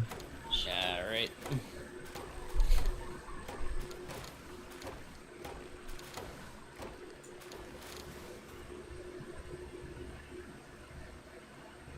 Alright, hit it again more. You've played Pokemon before, right? Yeah. Yeah, so the lower the health. I played a lot of Pokemon. Yeah, so you know the whole. Alright, that's like my third Meemog effigy. Mm-hmm. And now for these green guys. Goombas.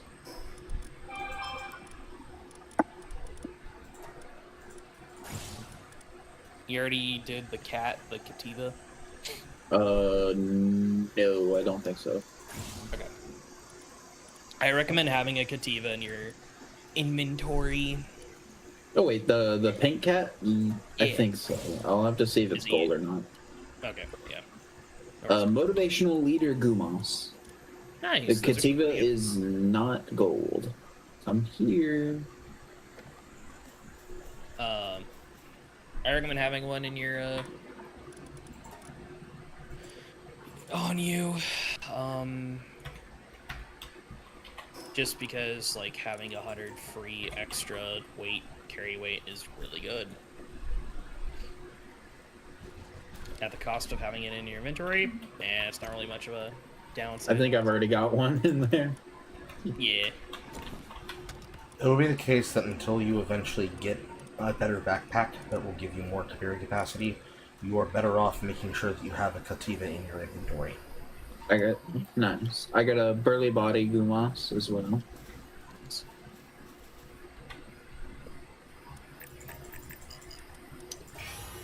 And I just need one more. Of course. There's one There over it here. is. Yeah. Oh, you jumped Ooh, in. and there's a Solare.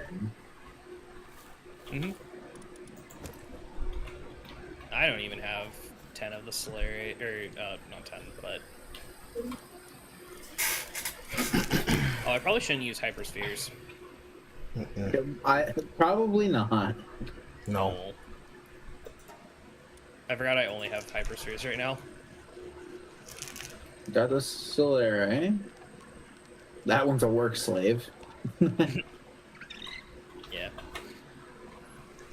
Now, where is the funny Gumos? I need one more. It comes with the penis! Oh, an egg. Hello, Sinsel.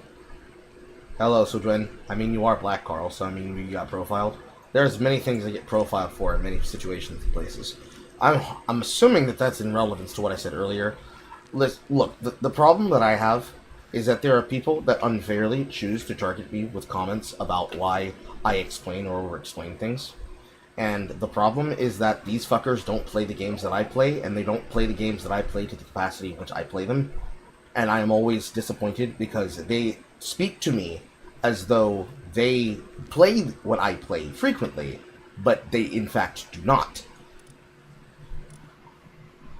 And then they get angry at me when I call them on it. One might say they are, The bitch. Bad is bad. Or LARPers. the fucking... Oh, anytime I three. hear the word LARP, I think of the fucking, boys meme. I tend to think of LARP, LARP, LARP, Sahur. Ugh. The most Indian of names. I got a healing coach Gumos. That's nice. Nice. So if we ever have, like, a... I just How that- keep getting the gold. Yeah, that's good. I'm gonna go back to base. Because I have Lardo in my inventory. Maybe. Nothing wrong with it. And I'm gonna make myself some more.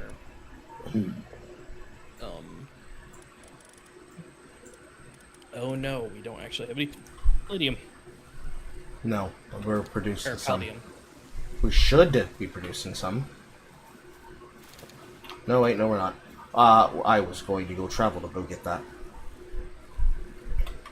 As well as another field croaker. Eventually, someone's gonna get angry at the fact that I keep milking this joke into the fucking ground. What joke? So, how much do you know about old school slavery films, like the original edition of Roots? None at all.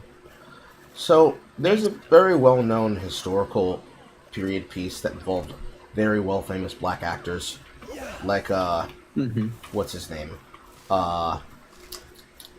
O.J. Simpson. And in one of those ones, there is a scene in which said actor is being asked in character as a slave whether or not he can or cannot do his job. And in trying to ask for his master to show him mercy, he says the following: "No, master, I be good nigga for master. Please don't send Toby away." And so the Krojiros are croakers. So I said I was going to go get another field croaker. I get you. And Refresh already got the house croaker. The first house croaker was mine. Now I gotta go get another one to place it. Because now he's good enough that I can take him out to the field. So now he's a field croaker.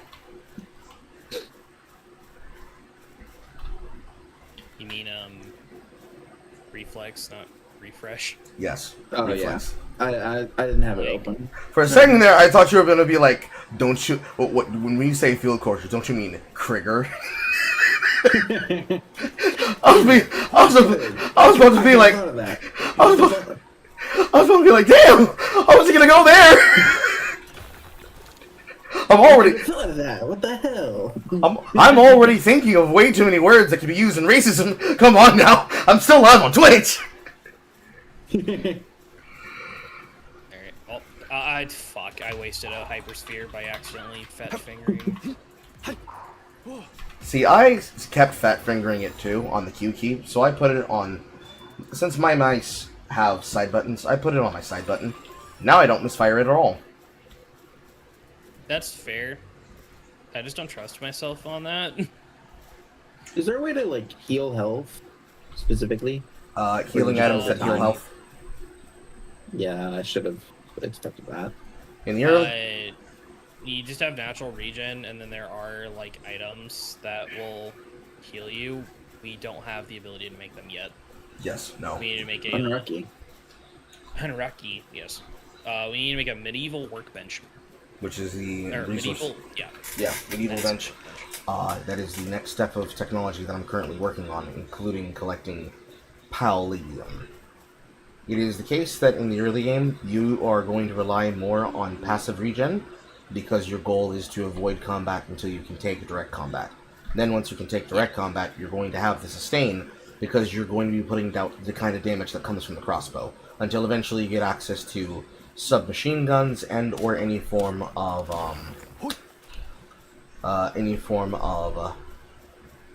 non-buck stock rifle. I was trying to find the word for semi-automatic. Specifically, the first like gun that I believe we get is the musket.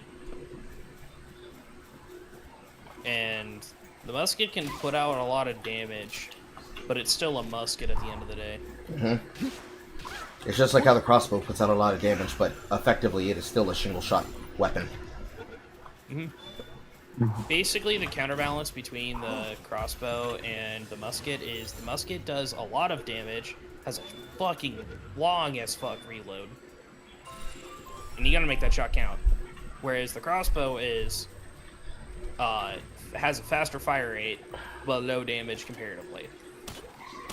It'll be enough to get you through by design. It's just like any other SMP. Your strong weapons are strong for a certain reason, and your weak weapons are weak for a certain reason, but are strong for other reasons. It just happens to be the case that since this is effectively Pokemon with guns, when you get to having an actual assault rifle, that's like several levels, several tens of levels down the tree. Like, by the time you would have a automatic machine gun weapon is when you're going to have the ability to basically have a PAL that lets you fly, a PAL that lets you swim, a PAL that lets you hover, a PAL that will reduce the stamina rate of your ability to hover, and various other free things that in the beginning of the game you wish we would have had, as well as several 100,000 stacks of PAL spears from the Vixies that will be sitting inside of a ranching system so that you may use them. Because once you effectively go to a zone, you can now actually experiment going around the zone, instead of having to like run through the zone quickly to maintain and not dying to the enemies nearby, or trying to find specific landmarks so that you may revisit it at a later date. So for example, I'm currently out at the farm field, where you find the first building and the first freely available Lift Monk statue, because I am currently shooting pot shots at Cellerace to make them come closer to me, so I can use the one Pal Spear in this inventory I just picked up off the beach to make one of them my bitch. Yeah, I think I have one of those. It was just low enough to the ground. I speared it and then got it.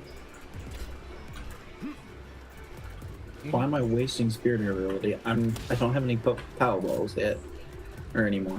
I just kill it. I am.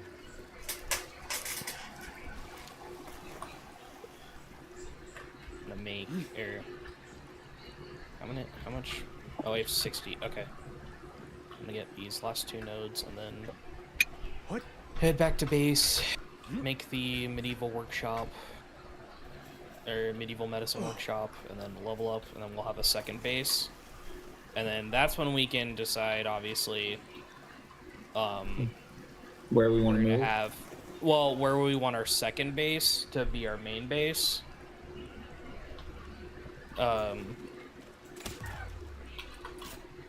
To have like it looking nice and everything, you know. I don't know if that makes any sense. I could spend my ancient technology point on a grappling gun. Yeah, you could, because you'll get a lot. Trust me. It's like none of this shit is like finite in terms of like the tech points and stuff. You just get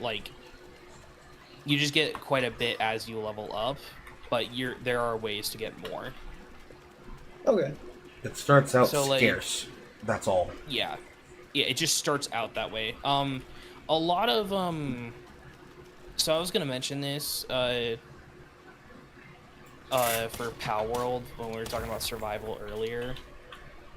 Survival for Palworld is very basic. You can get it done within the first 5 minutes, really. And then after that, the world's kind of your oyster. And you can just do whatever. Whatever and whenever. Because they knew that, like, I would say this game more or less focuses on exploration as part of its more or less survival elements of the game. We're trying to explore the new resources in the world, rather than like, alright, here is definitive biome with like set seasons of time and blah blah blah blah that other games such as like Don't Starve together, that one seasonal Minecraft mod,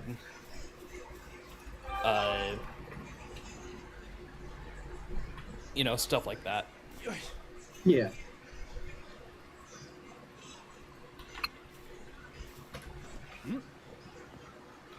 Also, I just realized would have probably been better to make a metal pickaxe at some point.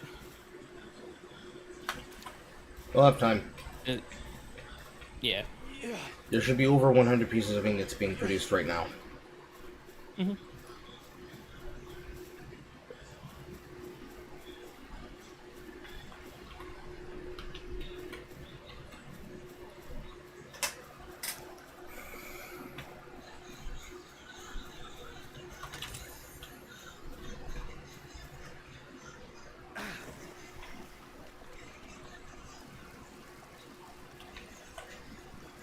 Why can't I ever hear any sounds in these goddamn biomes? Where the Oh fuck? shit! I got pacifist on my chill it.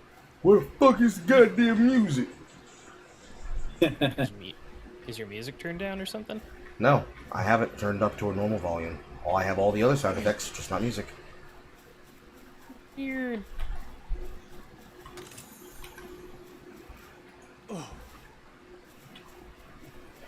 Who is this person with this giant ass backpack on their back?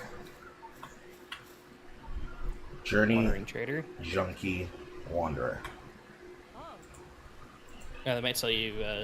If they're a merchant, they might sell you certain stuff. They gave me a submission. Oh. Fair enough. You want a metal pickaxe? Yeah. Start. Yeah, isn't it? Thank Oh. you.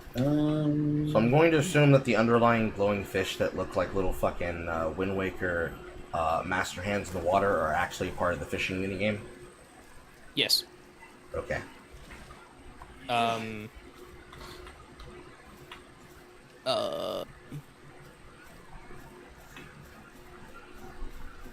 You can get a lot of cool stuff from it. The more sparkle, the more like chance that it's like a What? an alpha pal that has like better stats. Yeah, I do not have a fishing rod.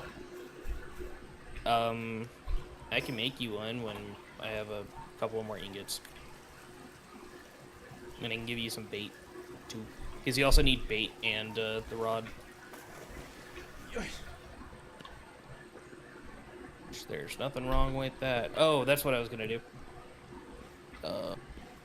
Wait, no, not pal gear. Is there anything to do with old gear aside from just toss it on the floor? Discard it. Either discard it or put it away in a chest for another person to use.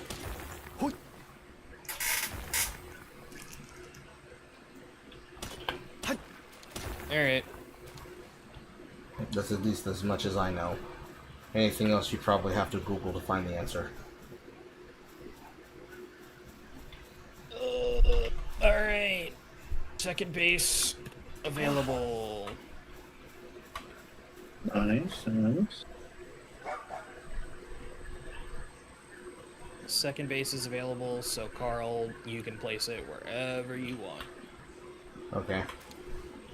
And we can automatically fast travel to it, too. So, It's more than likely going to be that area near that cave with the trader. okay. At least gives us a fast travel point to go to somebody who's going to be selling a rotating list.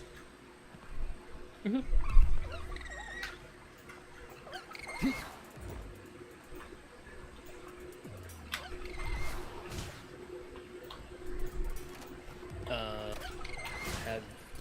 Okay, so you're level 12. What level are you at, Carl? 12? Okay. Yeah, I'm at 12 too. When you get down that base, we could probably go fight Zoe.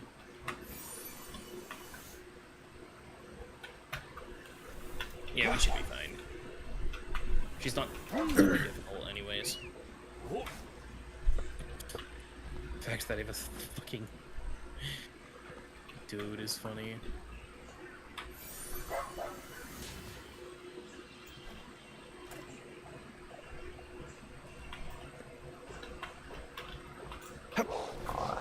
That's lame. If only I could ride on horseback. I'm 8 Paldium fragments off of a grappling hook. This is tragic. Just wait a Not moment. anymore. Not anymore, you're Okay. good. Oh, nice. Yeah, I put it in the chest. I had 60. There it is. Thank you very much. There is one thing I will say, though, that I understand that you put it on default, but, instantaneous egg hatching. God, some of the eggs take forever for them to hatch. Literal days. I think. Yes. No, not literal days. It takes, like, the longest it'll take is, like, 2 hours. Yeah, that's about right. Yeah, but, like, on average, it's half an hour to an hour. You accidentally stepped on the campfire. I am the. I am something. Dumb.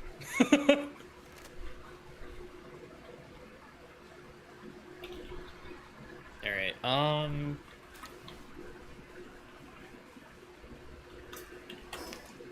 don't want to waste that many ingots on it right now.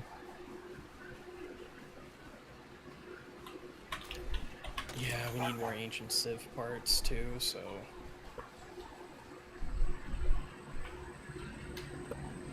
I'm almost done collecting palladium, so give me a moment and I'll be back.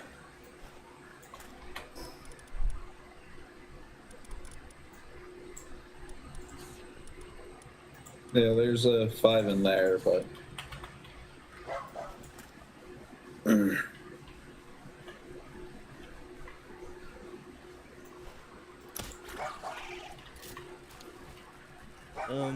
let's Did you change get... it.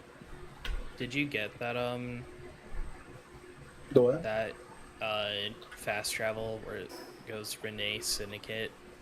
Yeah, I entrance? got that. Okay. Alright. So when Carl gets back, or when Carl places down the new base, wherever he wants to put it in,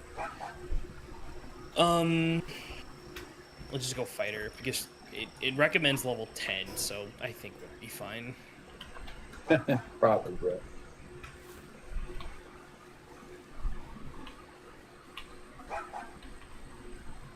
I want to go to Grappling non-finance. gun's got a cooldown. You know what? Fuck it. I'm gonna make a Fox Sparks harness because I'm gonna use the flamethrower. You can make him a flamethrower.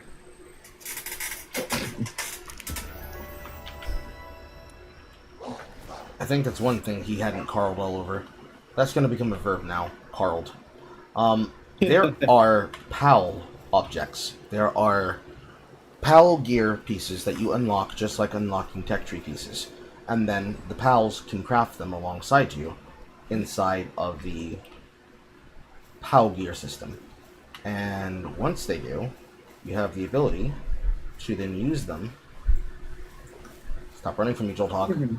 Stop running from me, Jolt Hog. You have the ability to use them inside of their install state, because that's effectively what they are. Damn it, Dire Howl! You have the ability to use them inside of their install state. So for each of them, when they're out in your hand, that is them in their, I would say partner form. But if they have an install state, or some kind of functional tool that lets them be usable with their PAL gear, while holding down the F key, you will be able to transform them into their install state. So in the case of the one he's thinking of, the Fox has a harness that allows them to sit on your head, or allows them to be in your hand, and effectively become a flamethrower. The same way that the Funky Monkey can become a grenade turret, also while sitting on your head. Any of the Riderable PALs... How dare you get out of my spear? Get back in there! Or, yeah, the Pangullet rocket launcher, where it becomes a missile. Yes. Any of the rideable ones will become rideable mounts that allow you to move around faster. Aquatic ones allow you to surf. Airborne ones allow you to fly with limitations. Some with less limitations than others. It is a system that truly lets you become a real... This fucking Volt Hog. The fucking ankle breaking on this guy. There we go. It allows them to become truly traversable pieces of your build, because at that point, you'll have gotten levels inside of your storage capacity, load capacity, that you no longer really need to spend an exorbitant amount of time, money, or effort on things that otherwise would not have been a focus. So, once you have access to them, you basically can freely make them into whatever it is you want them to be. Usually that's right around the time that you have the ability to truly capture and fight the King Paka, or the Chillette. The Chillette becomes one of your first dragon types that you can ride alongside the Tower Howl, and whatever else can be ridden. The Ekadir tends to sometimes be more difficult than others, but it is what it is. They also have their own moves that you can use while riding them. Yes. If they have moves, such as, say, My Dire Hall possesses Bod Blast, Fierce Fang, and Double Fang, you can sit on their back And you basically, if assuming that the enemy's attacks doesn't pierce through them, like any beam-based attacks, you can use them as a second health bar. And you can also direct them to shoot their attacks, while also on horseback, should you choose to zoom in with any kind of projectile weapon, to shoot from horseback, so that you can be more tactical in combat. It seems that they wanted this fucking tactical system to serve as a function for that, so that's one of the many offshoots for what they're designed for. You can get them at your leisure in later. Some are more useful than others in the beginning, and then eventually it all becomes pretty much equalized, and it's a question of how... what's the word I'm looking for? How... Yeah, you're seeing it. The word is escaping me. They become a question of how convenient and how much utility they offer your particular playstyle. Not everybody has the same playstyle or is intended to have the same playstyle, but for the most part, you're going to have a... depending on what it is you're going to go do, you're going to have one to let you ride, you're going to have one to let you fly, you're going to have one to let you surf, and maybe even have one to give you better glide capability. Yep. Oh, sure. Okay. Well, There it is. are we ready? Yeah. Speaking of flying, can you ride the Celeray? No. So what they That's- used to be able to do,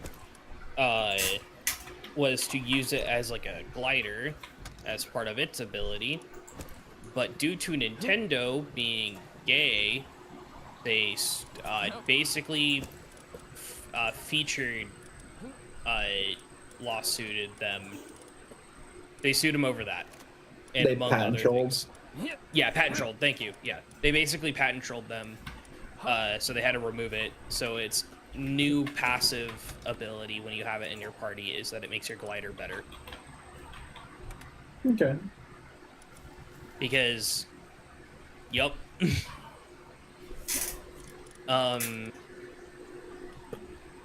They also had a patent that even in Japan they got it thrown out because they realized it's too generic to be a specific brand patent. Riding on the back of a flying creature. Yeah, so they had a patent for that for specifically Pokemon Legends ZA. When the Japanese judge looked at that, keep in mind this judge played a shitload of old RPGs. He wasn't like some like 70-year-old man. New gen. He was like, yeah, he was like, he was Sugimori's age, who played these games when he was younger, and he realized Pokemon's not the first one to do it, so that's bullshit. Told him, yeah, no, I'm actually going to throw out this patent under a court order. So Palworld got away with it during the lawsuit, but that was like one of the only things they actually got away with. Even like the like throwing the guys out, that was apparently Pokemon patent, that they had a patent for that motion of throwing it to release the person. Okay. Of course. Yep. So now it's the very generic, little animation it has. It's the Digimon point at... It's the point Digidevice at creature and potentially produce Digimon thing, which is very gay. Mm-hmm. But they had to do it.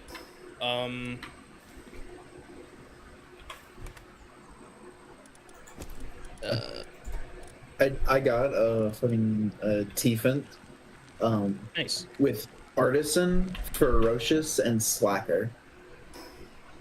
It's not bad. It's a net positive for work speed and then just Ferocious. Yeah. Anything with motivational leader, artisan, or stuff like that. It's just good to have in the thing. Like, workaholic, they work faster at their tasks. I'm at the Syndicate Tower, by the way. Yeah, he wasn't joking when he said he was ready to go. He's mentioned about Yeah. 10 times within the last 30 minutes. I'm sorry, but it's You're it's fine. I've played this game so much that it's like there's a point where it's like, okay, I'm at this level, let's just take it on. I also play a shitload of Terraria, so like my boss rush fight, my boss rush. I know what you mean. I know what you mean. Itch is tingling, and we need it. And I hate to do things without like people involved because it's kind of lame to do that like that. What? All right, so I do F to join the battle, and then everyone just holds. Yep, and then begin, confirm. I don't like to like leave people behind on things and go ahead of the party.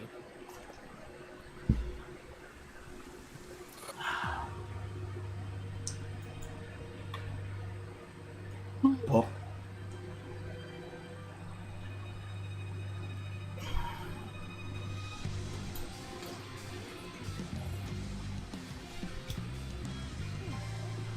Did they add more purple? Yep. There it is, the one animation where you'll see a pal trainer throw their foul spear. Yep.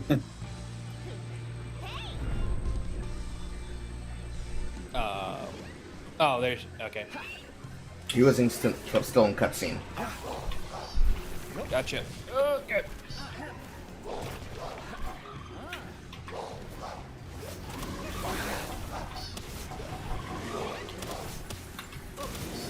So there's a couple of attacks it has. To land a guaranteed crit, actually aim for the girl. Don't aim for the giant face, aim for the girl Yeah. specifically. Ah, shit. Ow. Okay, it's on me.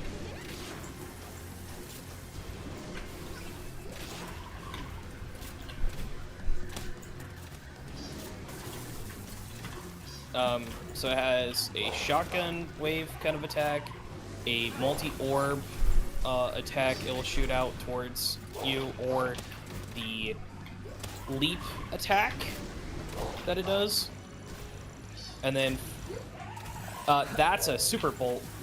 Yeah. And she's gone. What's that? Yeah. Yay! Chillet is a. Chillet is a creature. He is one of the first creatures you will hear immensely about. That's new. Here's Spear yeah, this is of new. Envy. I think it's a lore item. I'm pretty sure it goes to the stupid thing that they have, that they put a lot of effort into designing. Which one? All of The them. thing that we got. Specifically the World Tree. Oh, probably the World Tree thing. Yeah, because like there was no other reason to fighting, and then yeah, you spawn up here. There used to be fast travel locations up on here as like a little bonus for another like point. It's fucking gone. Don't know where it went. Removed. Can't even Taken. climb. That's so cringe. Unlucky.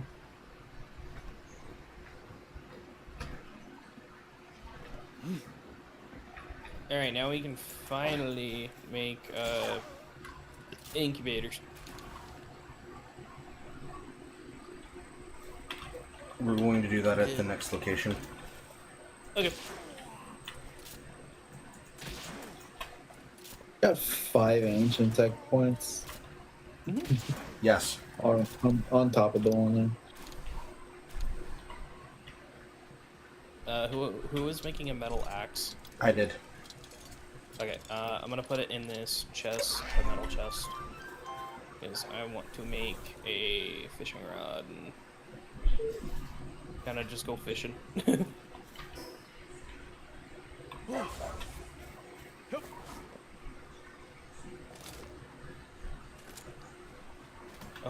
the mini game isn't laggy. You can use the grappling hook for a lot of momentum to glide Yes, Yep, if you jump. that is intended. that is. I'd hope so. It used to be the case that in the first edition of the game, that was the reason to have it. Everything else didn't matter. If you had a grappling hook, you could literally scale mountains. Because the people who designed this game were very much people who played the Elder Scrolls. And especially horse climbing. As a person who didn't play Elder Scrolls, I understand people's desires to say, I see a mountain, I'm going to climb it. Yeah. The design of this game was made more in the spirit of what effectively was what I described inside of my review of Once Human as Breath-alikes. They have the design of the Tears of the Kingdom and Breath of the Wild, but they all choose to engage with those mechanics in their own particular style. They very clearly went down the style of, you see that mountain? Not only can you climb it, we're going to let you be able to mount it and use it for whatever you want. Once you get that I need object, more it just kind of just opens itself up entirely. Because this is effectively, if you really wanted to say what mechanics were being abused at any one time, this is Pokemon if it was designed with the intentions of a Breath-alike, but with the implementation of something much more approaching Dark Souls than necessarily Digimon. I would just say it's an Ark survival Pokemon edition. See, I never played Ark, so I don't use it in my definition. I mean, I haven't either. I've seen just a lot of gameplay of it. It's a dinosaur cultivating simulator, basically. That's like that game's version of Pals, because it's all about like dinosaurs and other creatures. The difference, I would say, is that some creatures, it's more so prehistoric creatures, but then they add expansions where they just made up shit. Felt like it was all in service to just have fun with the game, so I don't blame them. But most of this game, though, is, without being mean, a lot of assets just from Unreal Engine.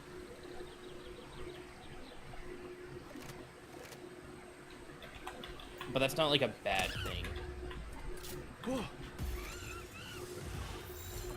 It's like the other game that they co-published called Winross.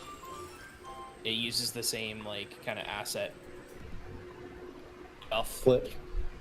Yes. Yeah, kind of an asset flip, but like instead of it being pals and like have like this kind of anime style, it's pirates. It is literally the case that it was an asset flip, but unlike many other games that are asset flips that are intended to be scams and rug pulls, this one was not shit. Yeah. The one game that they did release that I would say is Pocket Pair has released games before this one. Craftopia is probably their only flop, I would say. The rest are kind of just mobile games. Yeah, just a mobile game. Pretty much. Field Realm of the Guardian. Wonder what this is. Where are you at? Level 27 boss. I'm not touching that. Oh, okay, yeah. So, basically, there are some bosses kind of like chill it, but they're in their like own dedicated little mini dungeon. Where it's just I found a level 30 Elphidran that's shiny. well, as cool as that is, Level 30. yeah, you're not gonna get it.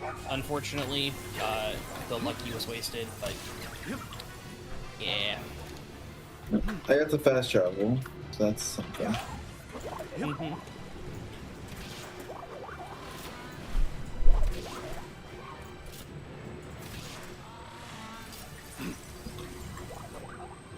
Alright.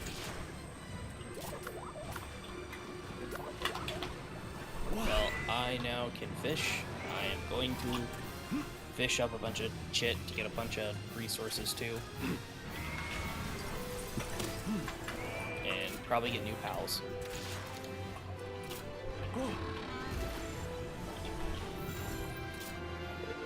Get in my ball. Get in my ball. Get in my ball. Get in my ball. Pen King's mine. Nice. Say again? Pen King. Okay. So, as I was saying, with description of being a version of Digimon, if you were to make it after Elder Scrolls, but with the DNA of Dark Souls or Elden Ring, all of these Elder jail locations are basically subspace zones that are effectively what he was telling you. Bosses in their own particular subspace dungeon. And Pen King is the, I wouldn't say necessarily lucky form, but like boss form of the Pen Bullets that are in the center area, and I just captured him. Yeah. Nice. So he will respawn in an hour, and then you'll be able to capture your own version, just like how the Chillet should also now have recovered. Probably. I found a couple more eggs while I'm exploring. Yeah. Did you pick them up? Yeah. A dark and a rocky egg. They weren't like rarities. They're just common, I think. No Let's worries. see. No. Large dark and just a regular rocky. Okay. You can tell it's the same like kind of concept for the eggs as like certain items. Yeah. So.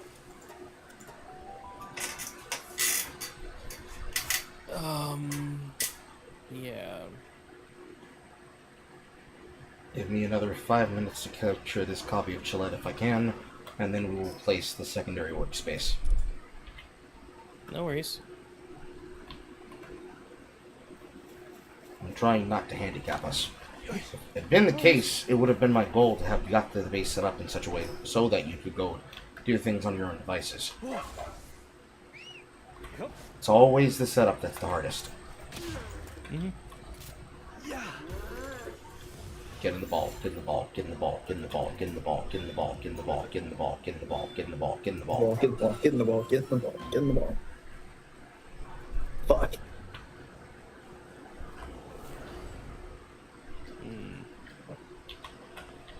Get in the ball, get in the ball, get in the ball, get in the ball.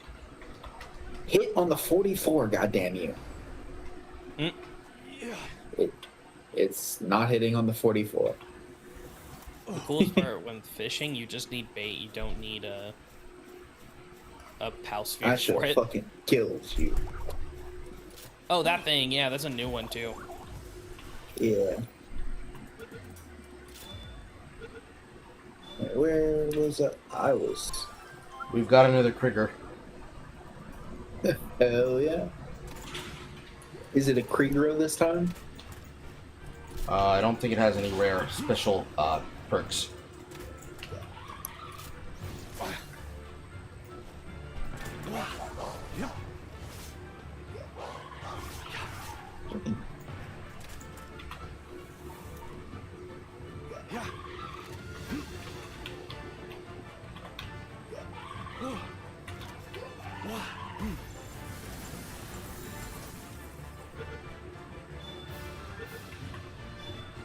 And he's mine.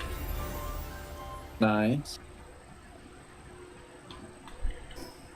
Yeah, I got a thwack. Technically, he doesn't have to be mine. It's just that there's a captured version of him.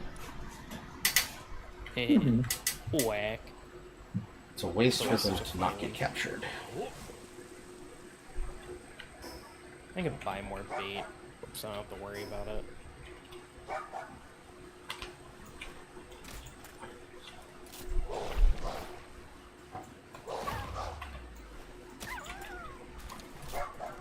It's also like these weird fucking like towers with a crystal on it. That's new to me. They give something called dog coins. I have not discovered what they're for yet. Oh, I know what they're for then. So at the church, there is a dude named the Dog Coin salesman. He can give you like literally basically everything. I don't know how else to describe it. had some dog coins before I died. If you couldn't tell, they're a joke on Dogecoin. Even like the description's a joke about them just being like useless. This is really funny to me.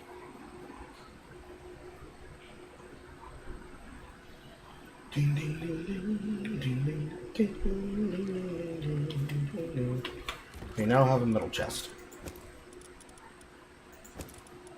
I now have 20 dog coin. Nice. I'll show you guys what I was talking about.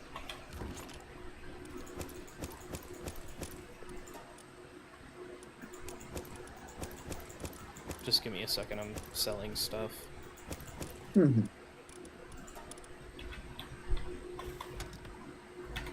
I also have 25 Dogecoin.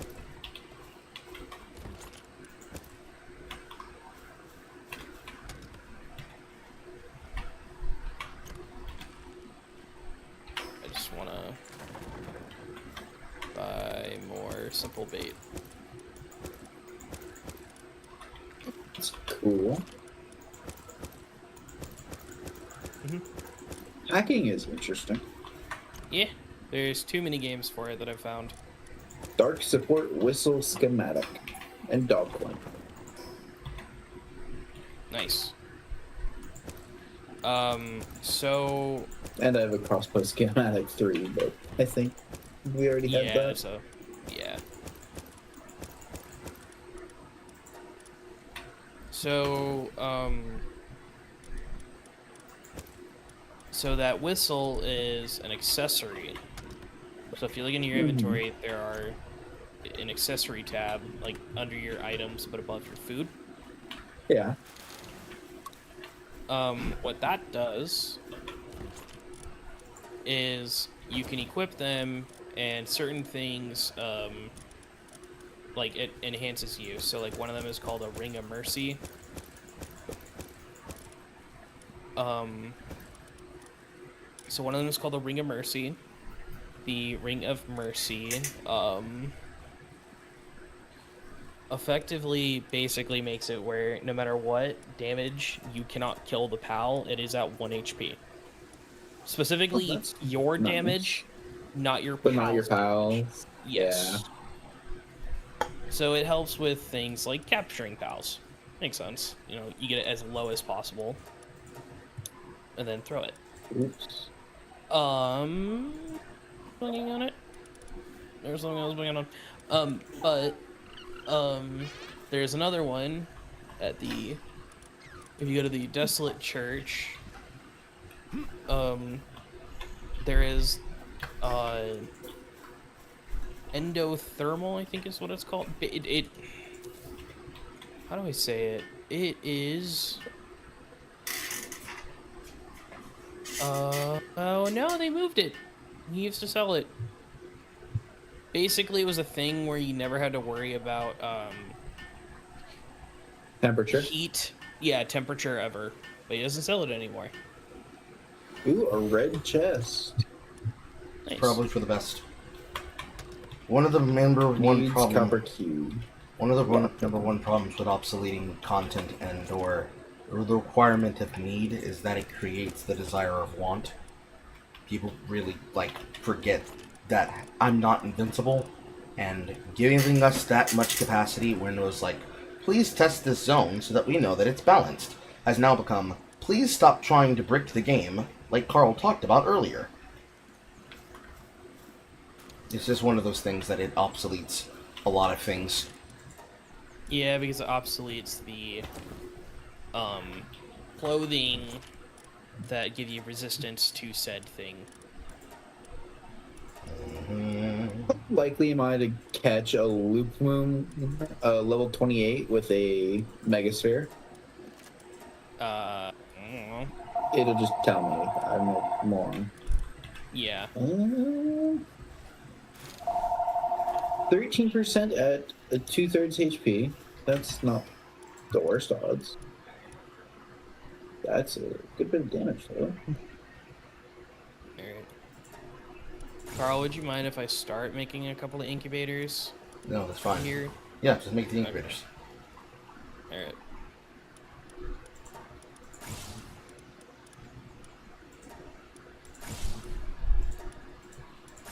Because I'm literally getting everything prepared to open up the next thing. Or to go do the next thing. Oh. Okay. I'm trying to upgrade my tech tree so that I can build things like the Mega Spear, the Spear Workshop, for the next yeah. zone. Yeah.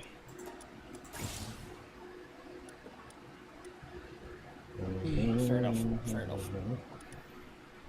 It happens to be the case that you've been building most of our shit so that I've been able to save my skill points for things like the cooler Other box. Yeah. Also gotta get fucking wall torches at some point, otherwise we're walking around in absolute fucking darkness. You can turn your game's brightness up. Nah, sometimes it kind of matters that I can actually see what's around me in a building.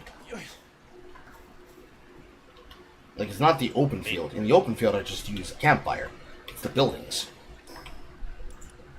I mean, that's fair.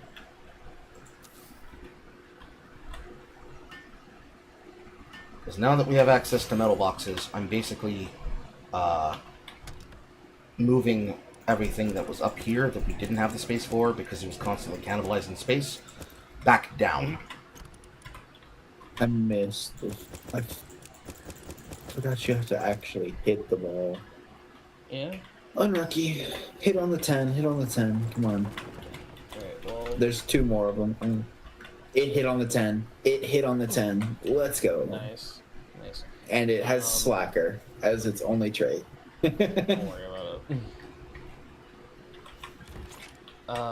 So in terms of the eggs, we have 15 minutes for the first one, and then a half an hour for the other one. This is where I always like just do instantaneous, because goddamn, it can take just forever. Alright, well, I'm gonna go fishing again. But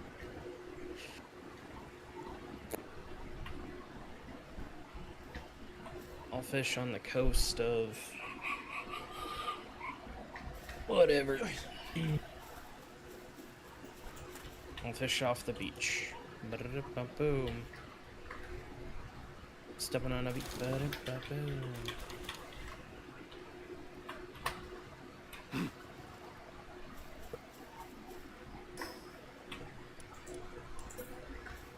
I will say though, I do not recommend taking on oil rigs at the level we're at. Them shits are hard.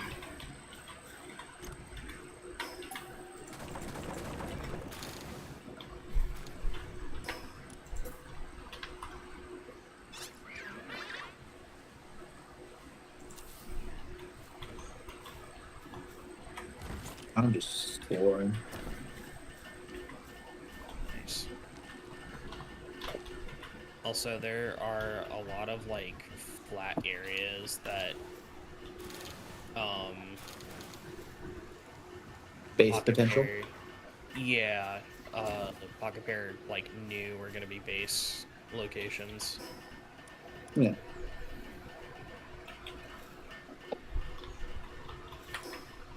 Fuck. No. Okay, I lost it. Damn it.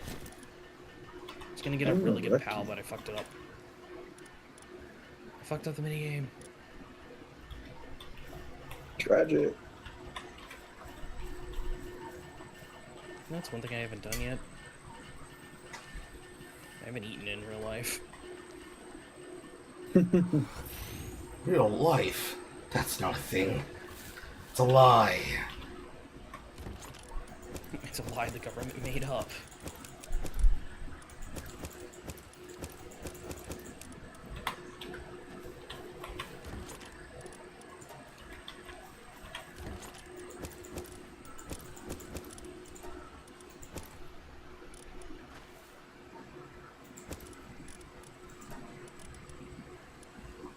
I didn't.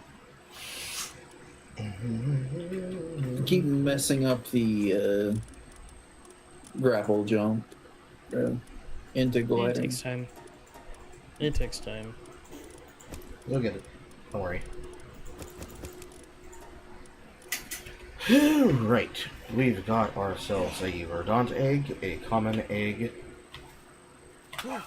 a 3 common eggs, 5 damp eggs, 2 which are common, 1 which is rare, 2 large verdant eggs that are rare, and a dark egg that is common. I also have a common damp egg, an uncommon rocky, a rare dark. Whatever you end up having, you can throw it inside of the metal chests that are inside of the first location.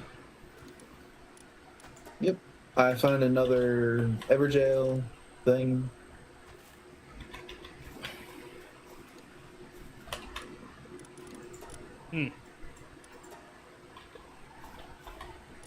Or what pal?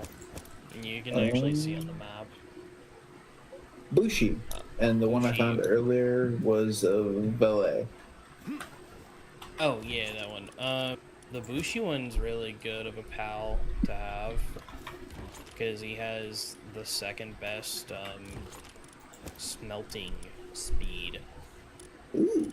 Well, he's level Yeah. 25, so we'll come back later. But I know where he is. Mhm.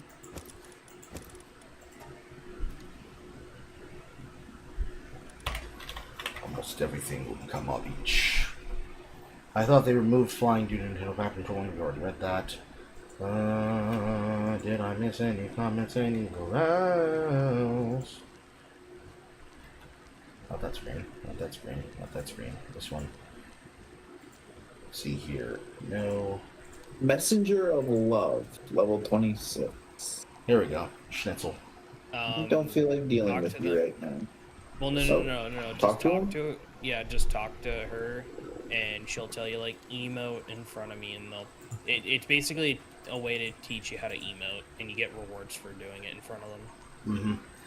Let's see here. Schnitzel, sup? Yep, this could have been avoided if Pokemon fans accepted healthy competition, but they don't.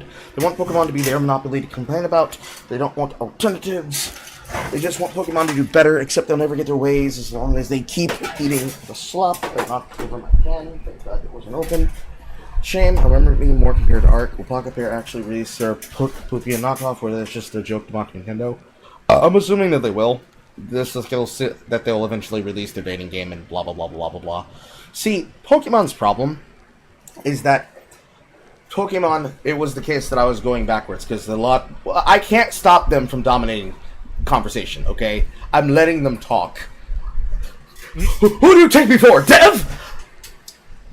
Pokemon's problem is that it explicitly destroys its own ability to be creative, because it refuses to accept what it can be versus what it wants to be underneath the brand. So, the counter to Digimon is supposed to be Pokemon Mystery Dungeon. And then very obscure and or niche titles like Pokemon Snap and Pokemon Ranger are supposed to be what goes alongside different console-era Pokemon-esque stadium games, which they haven't done since the GameCube with Gale of Darkness. And the problem, at the end of the day, with all of those design choices, is that they obsolesce themselves towards thinking that they can make and build a better mousetrap, but actively disrespecting the intelligence of everybody involved with the intelligent and interior design, because they're not willing to try to do something truly different. They're only willing to do things that are kind of different. In the case of Pokemon making Pokepia, that is them trying to compete against Animal Crossing, which is strange because that's a first-party property made by Nintendo, if I'm remembering correctly. Yes.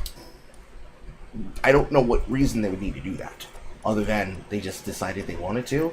But, you know, infinite intelligence, Perhaps infinite it's trying reasons. to capitalize on a market they aren't already in. I mean, if they're going for the pass of, we're making another Animal Crossing game, so here's an Animal Crossing-like game to get you to do something else, that But it's like the problem with Sony and their infinite wisdom and or lack thereof in deciding to tell you that they are basically going to shoot themselves in the face, smooth off, and actively no longer produce any product that's worth your money for the exchange of a $10 to $15 exchange rate on the stock market that's going to immediately be lost in fiduciary credit because they aren't able to produce something of actual value and credit for you as a consumer on the prosumer side of the business. Because if you're not producing physical cartridges and physical content for me to buy as a consumer of your brand product, why exactly am I choosing to pay any amount of money to them as a competitor or to them as a company when I could just probably better spend my money on another singular platform where they don't disrespect me as a customer?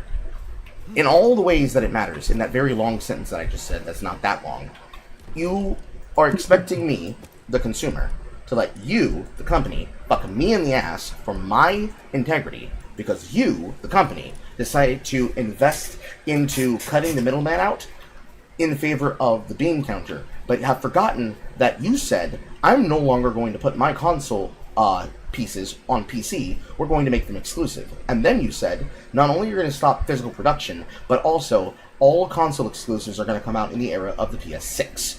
Why would I buy a $1,000 brick, because that's how much it's going to basically be after you buy every single bit of accessory and peripheral that they want you to buy? Why would I buy a $1,000 brick the same way I won't buy Nintendo's $500 brick unless it gets down to like $1.25 like the Switch Lite was, for any interest of investment to your company when you aren't able to actually create value for me as the customer? That's the ultimate problem with Pokemon as a whole. They can't make value for their customers. These incubators are very hot.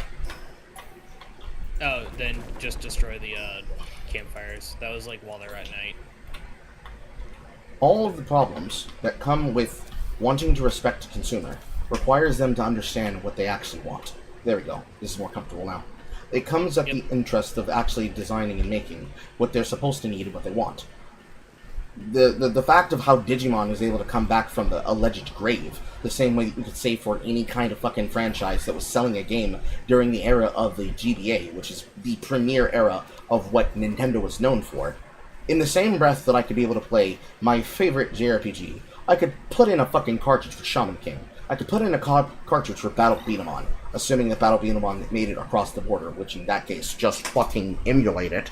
Or I could put in any fucking copy of Duel Masters, or any of the various editions of Yu-Gi-Oh! And I could play a game of that for of that brand, the same way that at the time Harvest Moon, now Story of Seasons, could allow me to play Mineral Town and more Friends of Mineral Town, or Boktai, or Boktai 2, and so on, and so on, and so on. Because fiduciary of the brand was that we will always have first-party console material, but we're also going to have second and third-party material that is going to always give you something to do.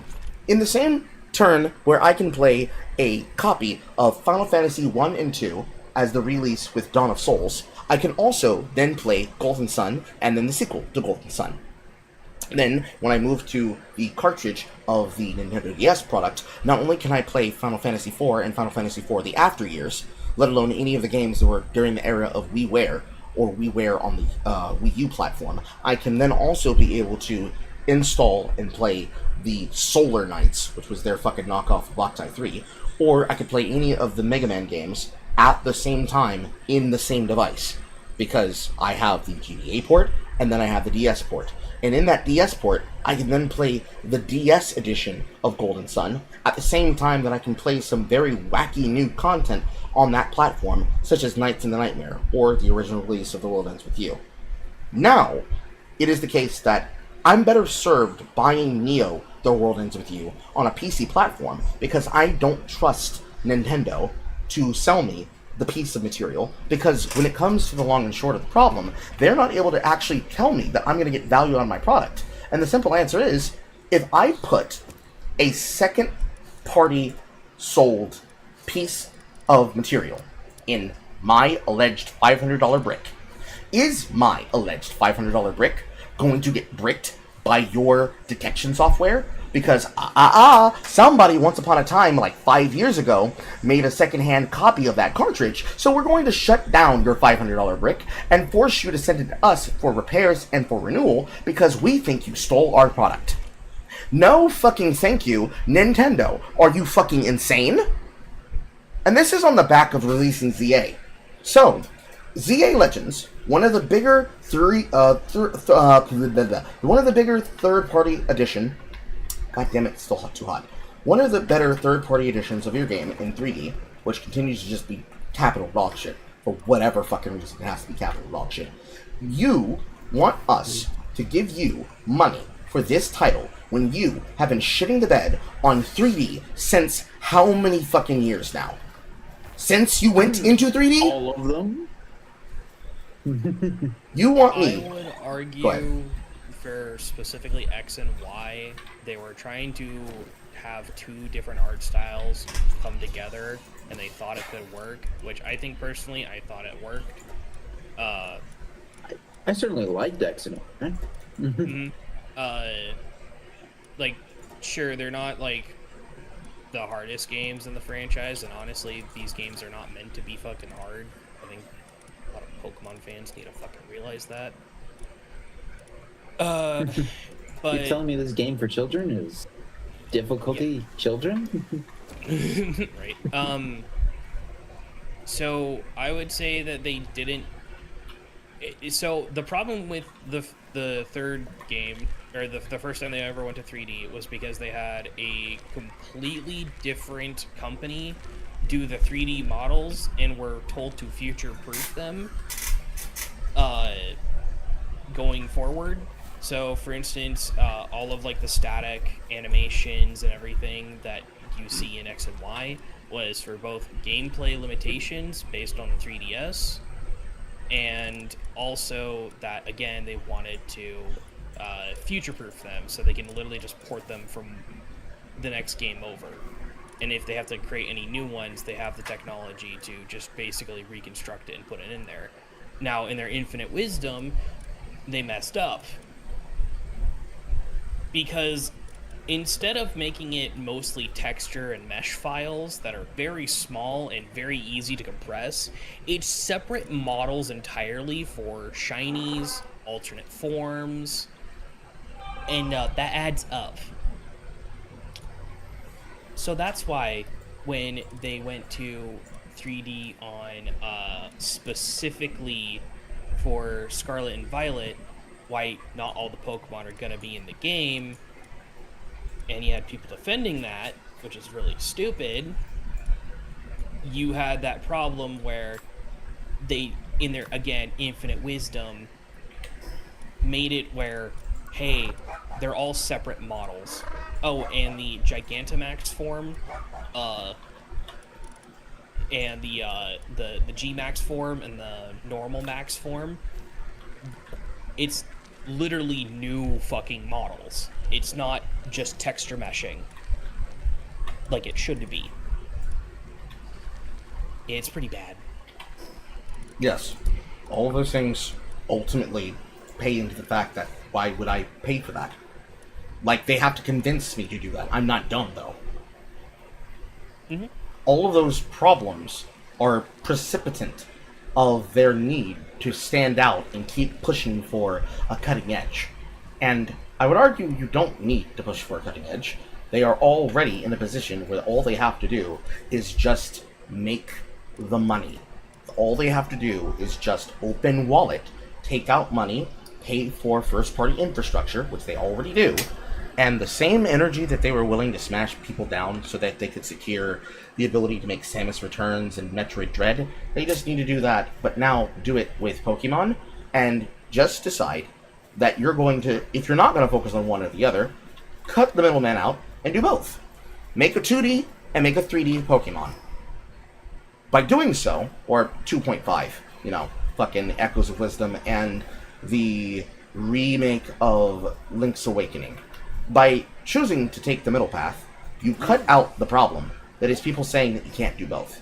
Because how much lore did they deliver in Echoes of Wisdom, despite the fact that it was probably supposed to be what would have been a part of that first 2 cartridge, but probably was intended to be 3 cartridge venture between it of Aegis and Season. That's basically the era in which that game comes from. Then, at the same time, you are encouraging yourself to cut out the problem. That is, people think that you don't have the ability to make shit that's good, because here you are focusing on all the things that are bad, and never actually reimbursing the intelligence of all the people who are watching you put these products together, and watching you bring this shit out, as though you can't at all put 2 and 2 together, and think, why don't I just do this thing that is much easier, that's much more lucrative, and stop treating myself like I'm asking for the fucking world to just open up and tell me what should already obviously be in front of my face. It would be miles easier. It would be miles better. The only reason why they haven't, or wouldn't want to try to, is that they've been told explicitly not to. Because in the same company that decided to make how many Zeldas, someone told you, yeah, we're going to go ahead and just basically do SMP Zelda. We're just going to give people the freedom to do what they want. Oh, that's so crazy. But it works out at the end of the day. But then, we're going to do it again, and we're going to make it better. Damn, not so crazy. Can you give that to other franchises? No! Only Zelda! Only Zelda! To have something like that happen, Pokemon fans would have to stop being happy with what they're getting. There are plenty of... Yeah, they're retarded. They're probably not going to do that on a regular basis. But to say that there are none that would do it is not as true as some that aren't willing to put the dildo down, so to say. Many of them are more than happy to fuck themselves with their new toy. Yes, I do mean it that way. Yes, I do mean women. Many of them are willing to fuck themselves with their new toy as long as they are content with their Nintendo slop. As long as they get the Nintendo slop, they will continue to accept mediocre wienering from the company. Well, so the problem is that Pokemon is so successful that they don't need to care about the games because they make more money from merchandising in the card game, and especially the card game right now, because we all know Nintendo is supporting scalping and shit. Overseas specifically. In Japan, they're very anti-scalping, but overseas, they don't really give a shit. It's a problem, no matter what you look at it. And on one hand, you've got the scalping problem, which is definitely a problem. And then on the other hand, you've got the women that are basically holding us back from our true potential. And I hate to blame the women, but no, it is fucking the women. Because guess who's playing Pokepia? The women. You know why? Because there's not another fucking game out that's for Harvest Moon / Story of Season, with the exception of the one that they released for the Grand Bazaar, but they don't want to sell... What? Why do you think these bitches are gonna play a video game when they basically are store clerks? No! They want Rune Factory! What was the... I love her. Hey, now. Don't speak ill of my Rune Factory over here. I'm not speaking ill of it. I am denying the fact that they want to play Pokepia. They are telling themselves, I like this, I love this, I want more of it. This is delicious. Because they know at the end of the day, the thing that they are asking for is to get something that they can consider of premier quality. And it just so happens to be the case that the thing of premier quality that they want is just fucking Rune Factory. They want VA, they want infinite replayability, they want husbandos and waifus, they want the freedom to have husbandos and waifus in the way that they wish them to be designed, as they are offered, and they want the ability to then offer that to other people the same way that they've spent all these years doing the same shit inside the other games that are exactly the same, which is to say, Stardew Valley. Because since Story of Seasons made the split with Marvelous and Nextseed because of the licensing rights, Story of Seasons has just been a neutering of what they remember from the brand. And that is a direct fault and casualty by Nintendo. Does Nintendo give a shit? Not really. They don't have to. They already have them hook, line, and sinker. All they gotta tell them is that they've got a new piece of product out there, and they will buy it. And they'll keep buying it. Because they're sluts. They give it up. They give it up real easy. Yeah.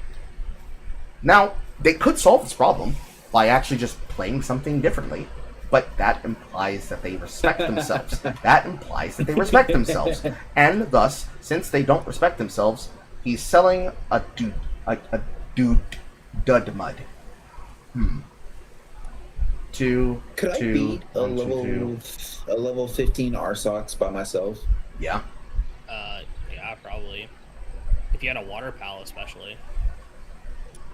I do, in fact, and I just wasted. I'm gonna save my money.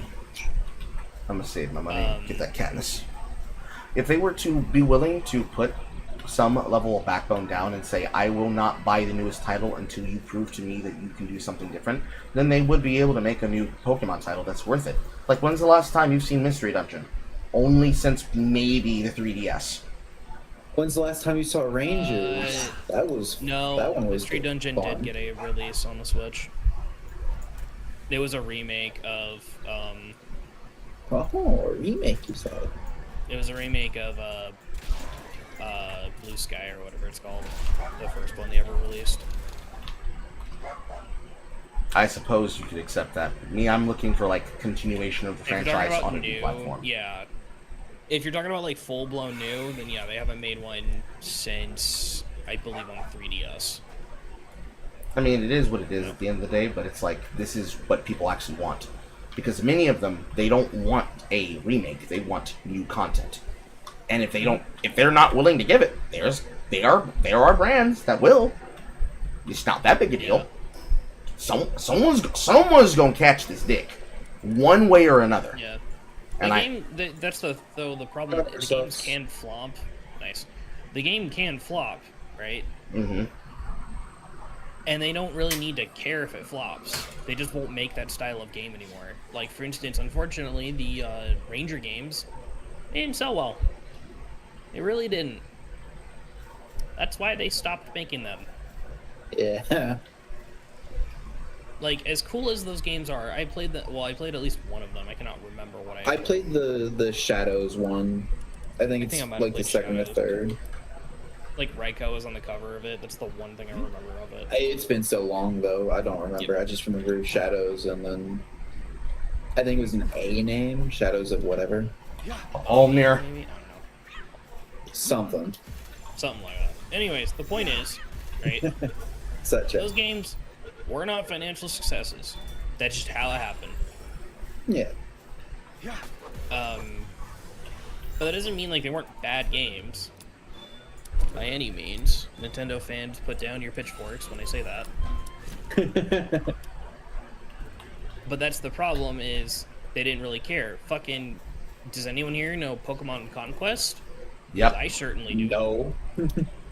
Take Fire Emblem. Take Fire Emblem and yeah. Pokemon. That is it. Sounds cool. It is. It's fun.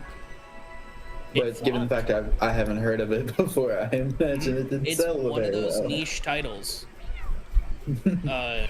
that didn't do well. Even in Japan, it did not really do well. Now, keep in mind, at the time, the most popular game of the franchise, the two came out, or not the most, but the second most popular on the DS, Pokemon Black and White, came out 6 months before this game, so people already... Unlucky, bro. Yeah, and it also released just before Black and White 2. Yeah. Unlucky. They killed that game. They butchered it. The game. Yeah, they did not care for the game, and it's really unfortunate because it was developed by the Fire Emblem team. But it was so Pokemon-like that you couldn't actually play it like it's a Fire Emblem game. Like, it was no one can have kids, which I know is kind of weird to say. There is no Pokemon breeding. Mechanics are very simplified. But it was fun.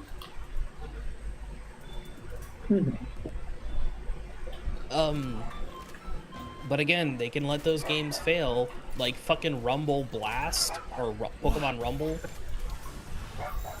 a WiiWare game that later got a 3DS sequel, and then a fucking mobile game, like a phone mobile game, and that died probably a year in. because it was a gotcha game. Like all other Yeah, gotcha yeah. games that get end of serviced because nobody's fucking playing them. The perpetual fucking cycle that many of them, mostly they do it because it makes money in the country, but it doesn't make money in America. Which, And it's America that needs to make that money. yes, and then time immemorial, the status keeps repeating itself. It is disrespectful of attention and time because it's like going down the backlog like I did the other day on the broadcast where I showed the backlog of that of CyberConnect 2. Like, the way that they do things to keep the lights on, or rather to pay the bills, I should say, implying that they have to keep the lights on is disrespectful. The way that they pay the bills by producing the Naruto Boruto shit and all the other shit that they produce, but then in the in-betweeners, there are several different versions of mobile games, Vita games that you can never get access to because they are already end of service or end of life from the product material that they came from. The things that they did with Sega, the things that they do with Atlas, so on and so on. Mm-hmm. All of those different pieces of games that were in between things like Valkyrie Profile, in between .hack, in between GU, all of those titles were the way in which they keep the bills paid. And then the money that they make with keeping the bills paid by paying by basically paying the Naruto rent is how they then get the ability to afford doing to do the recode for the new .hack title. Now, what we really want is for them to remaster and remake into modern technology, or at least release onto modern platforms, the .hack quadrilogy. Now, they've done GU. They have not done the quadrilogy. That's what people actually would literally pay money, hand over fist for, instantaneously. The same way people would with for Odin Spear Left Strider. Because the versions of the games that were basically from the PS3 era and PS4 era, from only the online library, inaccessible. And also not being sold either in the island side or the state side.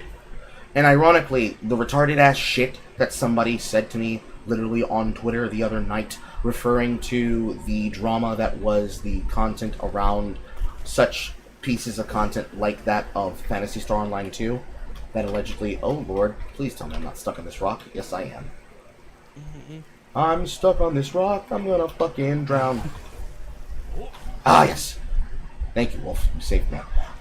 The argumentation of the Type 1, Type 2 wokeism drama that has not actually been produced by the East, it was produced by the West. A specific piece of their, not design, but of their implementation, specifically to placate the alleged woke people that were supposed to be against them and not on their side. All of that was a materialistic creation of their emphasis. Nobody told them that we wanted that. They just did it. And in doing it, we just had to take it. We just had to take it because they said we should do it. It's something that they know for a fact the Americans don't actually want because they know who pay our bills. We have a new syndicate thug. They know what we want and they know that we're willing to pay for it, but they're being told by the people that they have to monetize the brand and they have to monetize the content before they're willing to monetize the exclusivities. And they just don't want to respect the intelligence of the modern consumer because they think that if they say, you want Bridge, you want DEI exclusives, and you want our dumb, shitty fucking puns, that will be the end of it. And that people will stop complaining. But it is the case that no, we're not. We're going to continue making us think about it because it's none of the shit that we actually want, none of the shit that we're actually willing to pay for, and ultimately none of the shit that we actually are entertained by and are interested with or want to see more of. Because we've seen too much of it, and it's time to see something else. Literally, the case of almost all of material business is that the entire business sphere is telling them not only turn his TV off, but change the fucking channel while you're at it. And that's why many of them have been losing buku dollars. That's why all the studios have been closing down, one after fucking another. That's not random. That is consequence. That is explicit consequence for choice in action. It's the common phrase, don't vote at the ballot, vote with your dollar. Now, for most, go ahead. Oh no, it's basically it's like to fight a company, you can't go to legislation to get something passed for them to stop doing it. What you do is you hurt their bottom line by not supporting them financially. Yes. And they have to learn that consequence of, hey, we're pissing off too many people and we can't pay the bills anymore. There's going to be layoffs and more layoffs and more layoffs. The now unfortunate thing is that too many companies are too successful to fail anyways, even if they quote-unquote fail, that to them it doesn't matter. And if anything, most of the investors are actually banking them on failing so they can claim damages and get more money out of it, which I don't know how the fuck that would work, but that's how it works. It's effectively fiduciary. I posted my map into the broadcast chat. Okay. Just of where I've gone. It's effectively a Nice. That's cool. It's effectively a conversation of fiduciary duty and the lack of responsibility of what effectively becomes the goal of the company, trying to keep liquidity from being the final constant and constant of I fell down a pit. Final constant and constant of problems falling to someone else's responsibility instead of falling upon the people who have to actively deal with it at the end of the day. We are held hostage by infinite fucking babies and retards that are not willing to accept that we do not want the shit that they claim we want. We want explicitly the thing that we asked for. And if they don't give that to us, we will be hitting them in the face with infinite sticks until they just stop being retarded. And if it's the case that they want to destroy themselves until they think we give in, then it's going to be a holding pattern. That's at least how it works in the East. In the West, we have too many people who are unwilling to go without the new shiny thing that we are held hostage by them in their infinite retardation. That Mao is fucking dead. They are unwilling to go even a console cycle, let alone a video game release cycle, let alone an award season, seeing a choice that they could choose not to make, because FOMO is too high. They have got them trained. They have them trained like porch monkeys to do this. They know for a fact that they have them trained, and that's why they're so fucking brazen and bold to keep repeating themselves doing it, because they keep giving it up like fucking whores. They could at any time stop doing it, but that implies that they have the ability to think for themselves. And many of them, it's not that they can't think for themselves, it's that they won't be denied their fucking interesting boy slop, as it were. It's just the way of the West, because they have us controlled hook, line, and fucking sinker. Oh no, he died. They got us hooked, line, and fucking sinker. And they're willing to brag about the fact that they can, because they have that much control over the industry at the long term. They got them like the long hairs, effectively. And we cannot get them to stop because they won't stop fucking buying. If we could be able to get them to stop buying and get them to stop materializing, then we would be able to have more buying power with the shareholders, because we could then be able to flex the fact that we know that the shit that they're saying we want, we don't actually want and we didn't ask for. But as long as the industry has people in specific positions of power that are able to control the optics and the conversation, and you have as many dumb fucks like fucking Smash GPT willing to sell gamers up the river, then you will never be free. Because they can just point to it and say, do you want to be on the side of these alleged gamers, or do you want to be on the side of progress? And even though progress is actually regression, they don't give a shit. Because for them, it's monetary appearances. It's monetary appearances and monetary appearances only. Always and forever. If they knew that they could make more money by just literally giving the consumer... What the fuck? Where am I supposed to be flying to like this? Yes, if they could just make more money giving the consumer what they fucking asked for, and respected their intelligence while doing so, they would. But both, one, they have the access and the levers of control to the... Oh, they blockaded that door. Wow. not only do they control the levers of power and levers of conversation to the developers, which allows them to whisper into the ear like the voice of fucking Sauron, they also have materialistically created a have and have not scenario for all the other people who are invested in the conversation. Because at the minimum of the conversational height and low. What? How did that happen? I don't know. How did you revive and kill yourself and then kill yourself to revive yourself?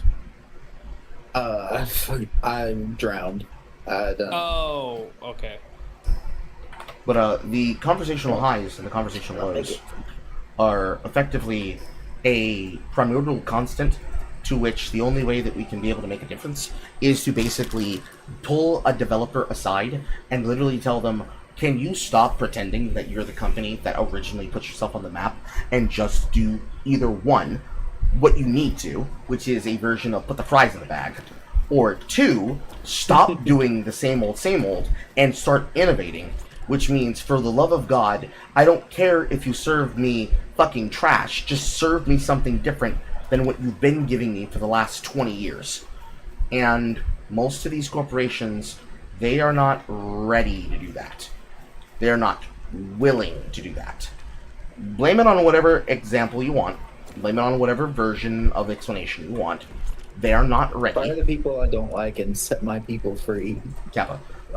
They're not ready to do that because giving themselves the freedom to do that means understanding that the corpos are not their fucking friends.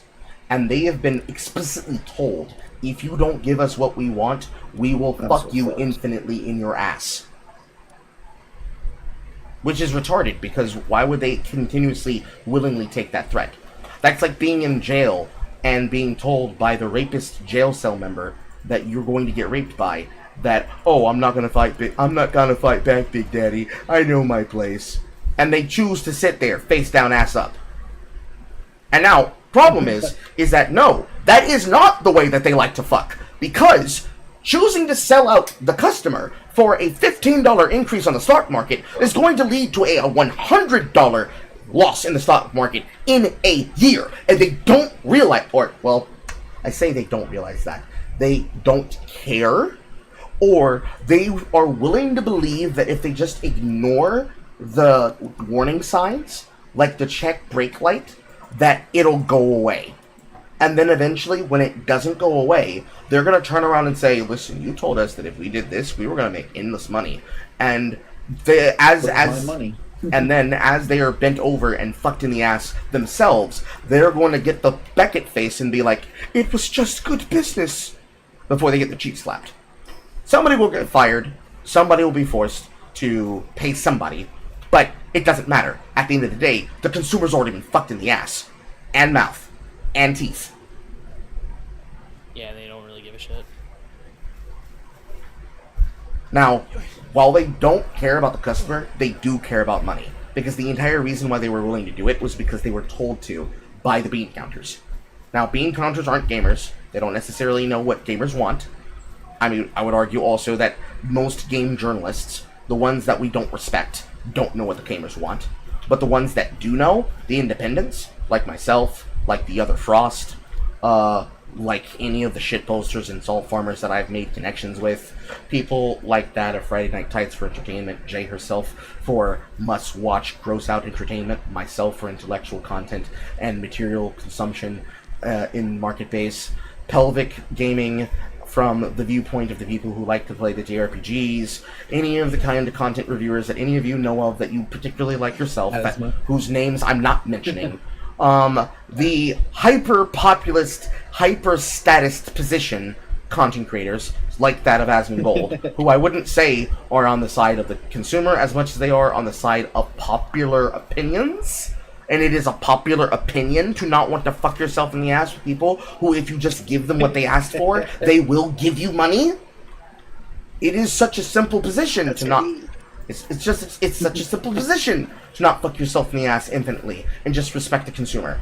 But the problem is, at the end of the day, they're going to keep doing it because they don't know what else to do. Because listening to somebody else means having to accept that they were lied to in the first place, and the entire games industry is based on reputation. And if it's Yeah. based on reputation damage, that means it's based on balls and strikes. I have been spitting facts and bullets like a rapid round chamber as the short-range rhetorician that I am. Not a single thing I said is wrong, but I can promise you, if a game journalist was to hear me say it and was to listen to me, they'd tell you, oh, that guy's completely uninformed, and I'm going to tell you the reasons why. And every single breath from their mouth is a fucking lie. Because every step of the way, we just want good games at a stable price of $15 to $30 that is either a indie title or a AAA company that we trust, but preferably a AA company that can operate on a AAA capacity that is able to move with liquidity and speed with a turnaround date of a week to 6 months per title, or a long-standing title developed over years with a repeatable game base sold with lesser graphics or stylized graphics with good concepts and repeatable systems, and I'm not kidding, with or without the Truneshine. Kind of can't take. It's like salad dressing. You can't say no. You can just put it on the side, just like the dick.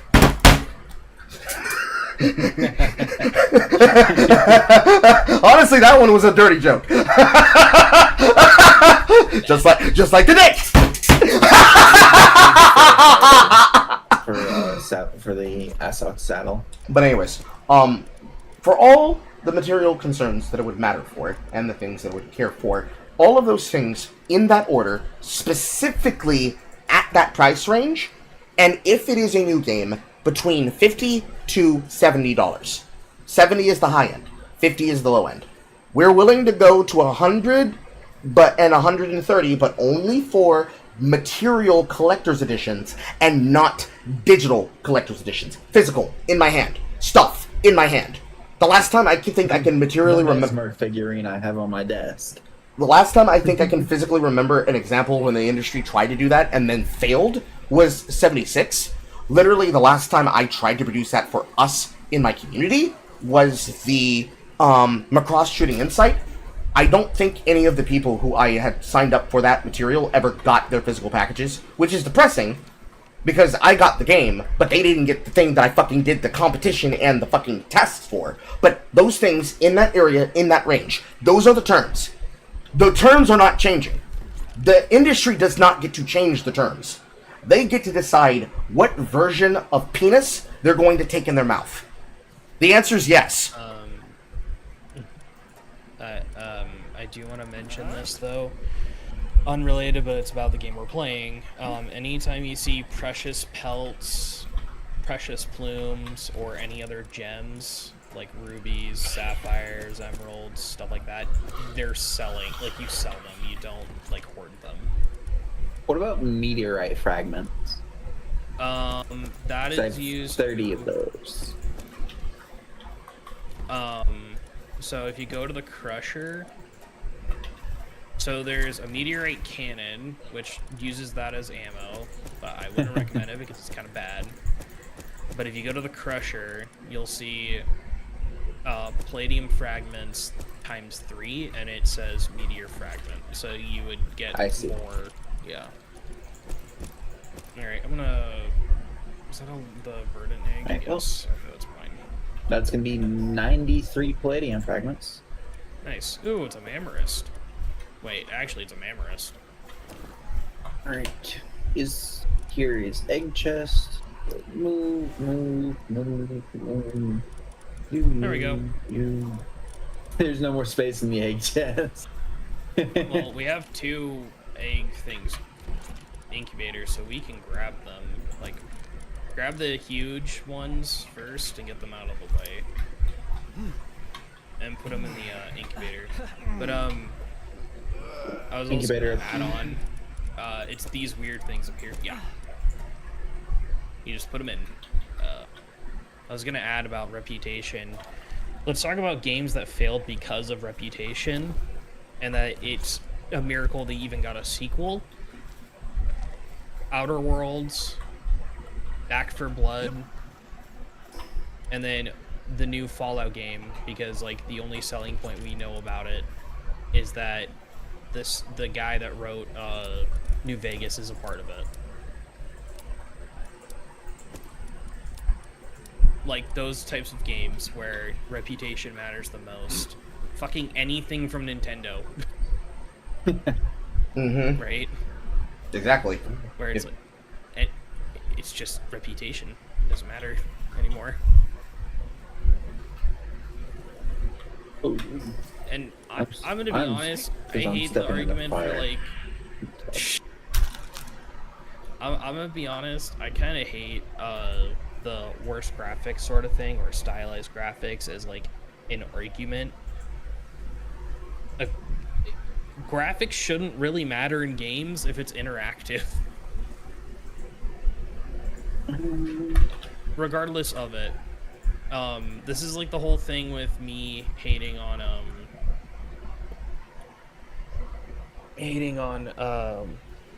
like you called True Slop True Shine, which I would agree with it. The problem is that those games are all the fucking same. Same thing with like the shop simulator games. They're all the fucking same. Can we get less shovelware, please? The original Moonlighter was pretty good for shop games.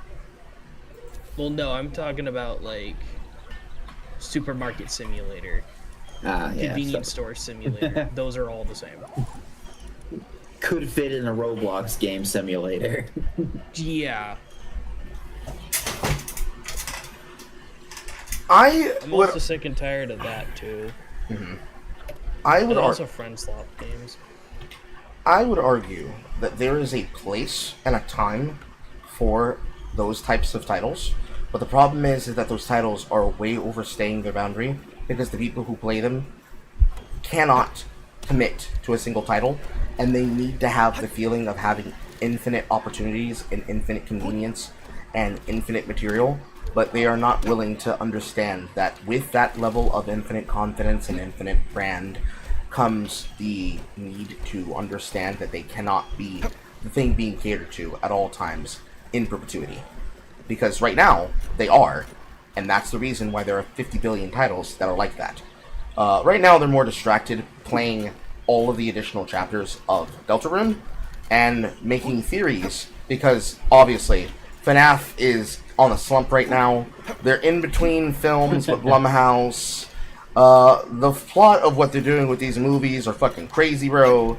Because this is shit you've never seen in the lore before. And also, all the shit with the lore behind Chapter 5 has these people losing their little fucking minds. Because right now, they're obsessing drawing the scenes. And that's only going to last for so much. And so for so long. And then also, Marvel Rivals had a new season change. They did an entire flip to the content. These guys are fucking coping out of their brain because now they have to worry about the characters that they were permabanning no longer being permabannable because they could just get touched, get diddled, and there's nothing you can do about it. We'll talk about that at a later date. Circling back around, they infinitely want to have the same games over and over again. They're not willing to consume different things, different titles. They are demanding to have the freedom. They're demanding to have the convenience. They're demanding to have the precipitation and the constants of the content. But they are also unwilling to actually put their money where their mouth is. And as the infinite babies they continue to behave as, if they don't get what they want, they throw a fucking tantrum, they call somebody a bigot, and then complain about it. There's a visitor inside of the main base. No, never mind. This is over near me. It's near me. Usually there's like a traveling merchant, I believe. Yes, it is. The infinite baby status. Ooh, acid rain, lock on razor, implode. I don't want any of these. However, could you you are babies! let's see here. 1500. Sell this. Sell this. Speaking and of this. skills, though, I picked up a couple. Let me see, where are they? Ignis Blast and Wind Cutter.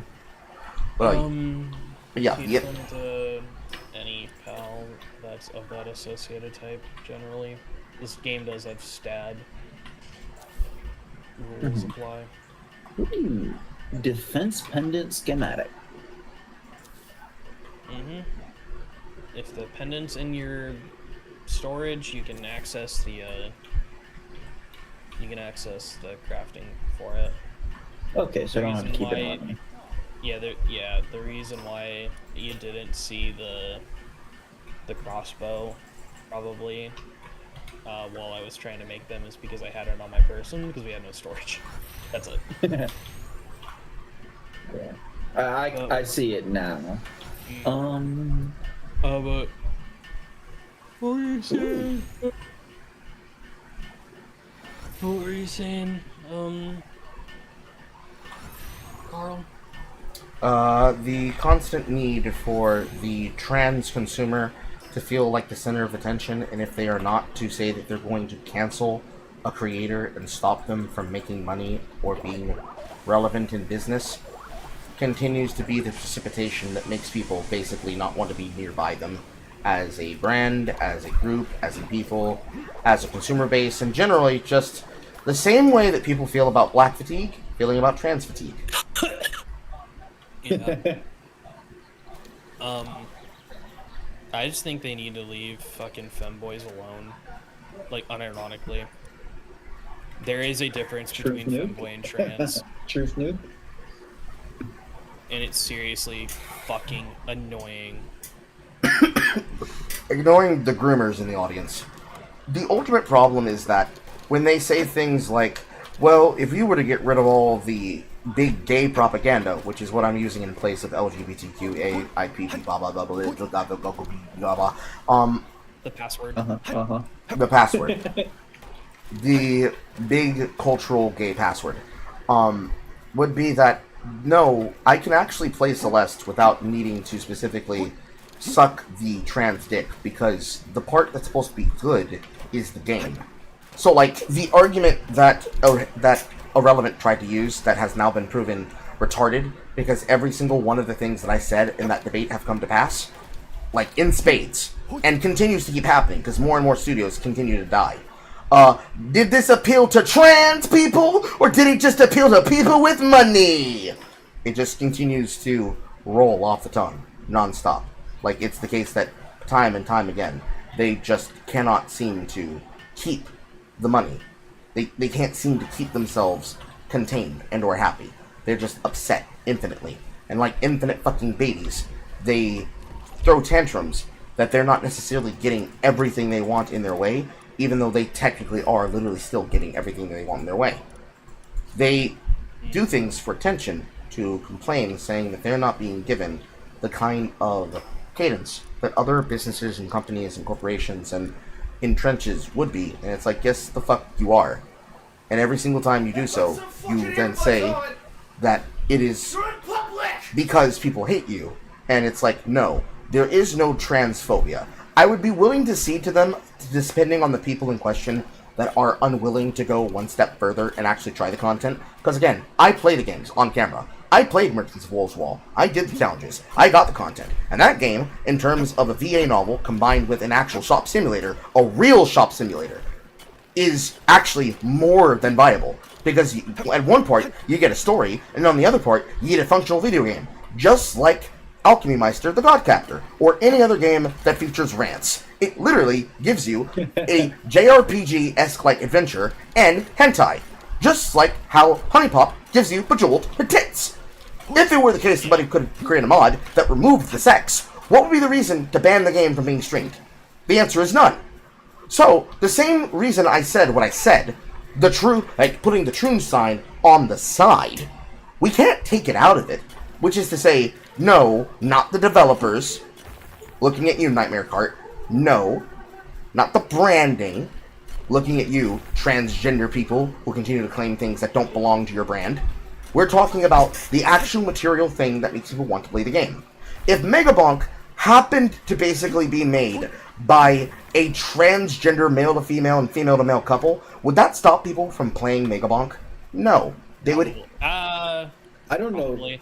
hardly a thing about the dev that made Megabonk. And I don't He's just care. a YouTuber. No, it's Yeah. literally he's just a YouTuber that, like, what made him interesting is that he did all of his development live. or not live, but like on YouTube Shorts and gave progress updates. Sorry, that's what I meant to say, not live. Now, when I say people, I don't mean people online, I mean normies. If you were to tell somebody, a normie, hey, this game was made by a transgender couple. They're male to female and female to male. They made this game basically an offshoot of Vampire Crawlers, but 3D. Would that stop them from playing the game? The answer is no. Now, if you ask a ball and gun gamer, if you were to play this game if it was made by a trans person, then the answer would be yes. But you see, ball and gun gamers are the reason why we're here. Circle back around that in a second. Most normal people are more than happy to play the kinetic narrative games. That's the new word for movie games. They're more than happy to play the kinetic narrative games. They're more than happy to play the Troonshine games. They're more than happy to drink the Troonshine and put it on the side. They're more than happy to play the guilty pleasure games that they know are bad, but to be involved in the zeitgeist of the FOMO going around the content as much as anything else. What they're not willing to do is to watch someone tell them, oh yes, Marathon's a beautiful game. It's worth your time, it's worth your development. No, the fuck it's not. No, the fuck it's not. And they know that it's not. And because they know that it's not, they're not willing to tell you the truth. And the truth of the matter is that if it were the case that they could promise you a better piece of content, a better piece of development, a better piece of material investment, then it would not be the problem of all of these different companies effectively trying to trick you, the consumer, into giving them infinite chances to continue fucking up what they obviously already have fucked up more than once, more than twice, but consistently keep being given a justification for, knowing very well that they can't actually promise you a loss of what they're giving you. And they know for a fact that that is the problem. They know that the problem is that if you were to get 15 different copies of different titles connected to the Call of Duty franchise, would you actively be playing all of them all the time? No, because you wouldn't even have the time to. When would you find the time? Would you be playing 2 hours on one and 2 hours on the next and 2 hours on the next one and 2 hours on the next one? No. If we're being honest, no. But it is the case that they'd be willing to make that deficit, because if they're willing to say, but it's worth your time, then they'd be willing to get you to give them some level of consideration. I forgot that I caught this Dynawesome. We have a Dynawesome. Nice. It'd be the case that they would be willing to make those means and make those moves and make those concessions. But they're not willing to make those moves and make those means and make those concessions. And they know that they're not willing to make them, because if they just did, the conversation would have been done 10 years ago. Because ball and gun gamers only keep buying the product because they keep making new product. Now, we have to separate FIFA players from ball and gun gamers. That's a different level of ball game, okay? If you're able to make such a consistent brand that you don't even have to worry about making a new updated game, you can just keep releasing games on the PS2 and just give them the capability of playing with the up-to-date rosters of their fucking soccer football clubs. Bro, it would be like how they re-released SSX and haven't ever again. Not even releasing the updated SSX to the Steam store. Another game that people deserve to have the right to play and have, but just don't, because they don't like us.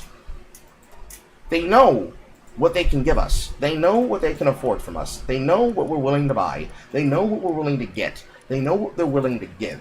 But they continue to not give it to us because they know they don't have to. They can just keep copying the same lazy behavior over and over and over and over again. Because, at the minimum, ball and gun gamers just will accept that trash. They will accept the same title of Call of Duty year in and year out. Because the ones that are playing it, broadcasters. That's one of the number one reasons. Broadcasters. The people who are playing the content are streamers. They're more than happy to keep up with the Joneses. That's how they make their money. If they were to actually put themselves at risk and actually do something different, then they would stop letting it be at risk and at faulty. But they aren't asking for that because they know that they would still lose content and material and investment. And also branding deals. They're not willing to take a Nick Merckx, is the problem. They're not willing to say leave the kids alone and, I just lost $15,000 in royalties in perpetuity. No, they're bitches. Yeah. They are cowards. They don't live their fucking standards and means. Can I interject real quick? Go ahead. I was done with my point. Yeah, okay. So I figured out what the crystal structures are that I said are new to me. It's essentially a I'm gonna call it what it is, the Assassin's Creed map revealer thing. Where Yeah, you the go to Breath of the highest Wild towers. It originated in Assassin's Creed first. Where it reveals like the big like map areas. You don't get any reward out of outside of getting a point like a normal fast travel. And it's a high fast travel, so you get glider range. Yeah, so that's why they removed the tower's little fast travel point on top of them. That's why. Anyways, I am so tired now. I think I might just take off. Go to bed, take a nap. Fucking Chris, right I'll there. probably go to bed soon. Yeah, I got think I'm work gonna do that. tonight. Alright. But it was nice playing and talking. Mm-hmm. Yeah, I didn't realize that's what those were. And yeah, I'm sorry if I kind of came off as a dick when I said that. But it's like when I said Originated in Assassin's Creed yeah. thing? Yeah, I don't mind. I never played, so That's it's news to me. In the older games, especially, there would be high points, and then once when you do it, your entire map would be revealed, and all the little fucking point of interest icons would appear, and you would be like, okay. Anyways, I'm gonna go to bed. Good night. Okay, bye. You know, see you later. Yeah. I'm going to offload all the ore I just picked up, and then I'm probably gonna head out too. Okay, run.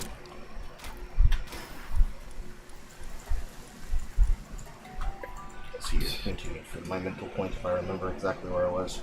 Oh yes, ball gun gamers. So, ball and gun gamers are whores and sluts. They're half the reason why the market is breaking right now. Their inability to accept the fact that they don't have to fucking do half the shit they fucking do is the reason why we are in a dire strait to begin with. And it is so fucking retarded that they continue to just put us in dire straits by just being massive fucking whores that can't close their fucking wallets and legs. That the only way to stop them from doing so is to possibly, kind of, sort of, probably ban them from being able to buy purchases whatsoever at all. Like, break their fucking consoles. That's the only way to really stop them. Because they don't know, they can't control themselves. They have to play the new piece of content. Now, if it were the case that they were to be brand loyalists, that were willing to say, this piece of content is worse than this piece of content, and so we're not willing to do X, Y, and Z. If you're not willing to do a level of investment that's worth the monetary result that we are asking from you, then it would be an entirely different conversation when it comes to any other demographic that you could have possibly potentially try to appeal to. It would not be the case that you would need to go that hard. Then we would just tell the honest truth and it'd be no different, and we'd not have to fucking potentially want to stick a fucking knife in our ears. But it's the case that they do want to make you stick a knife in your fucking ears because they really don't respect you that much. They don't respect me either, but I'm a different problem. I'm the reason why many of you will wake up and have the ability to have discernment. The rest of them, not so much. Not so much. But for the ones that do gain discernment, and ultimately will be given some level of material freedom, they at least get the benefit to say that they are not the fools many other people take them to be, but very, very, very, very roughly are trying their damnedest to pretend that they are. Getting there, you fucking human. It would be so much easier if it weren't the case that many of them are offered basically an embarrassing large amount of material cost analyses. But it is the case that because they are offered these choices, and they keep making the wrong choice every single fucking time, that you just kind of have to pop them in the fucking mouth until they get it. Because they won't get it. They won't. They will not. They refuse to accept that they are the consequence that the rest of us are suffering for their decisions and their choice parallax. If it were the case that they would be smart enough to figure out that they are the reason why this shit's happening, then it wouldn't keep happening.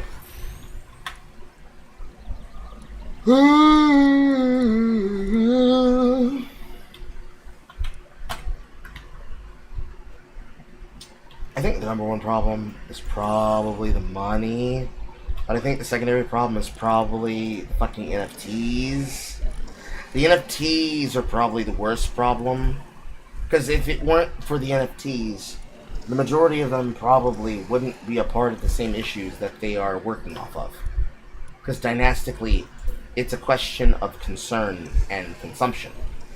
How much money are they willing to spend?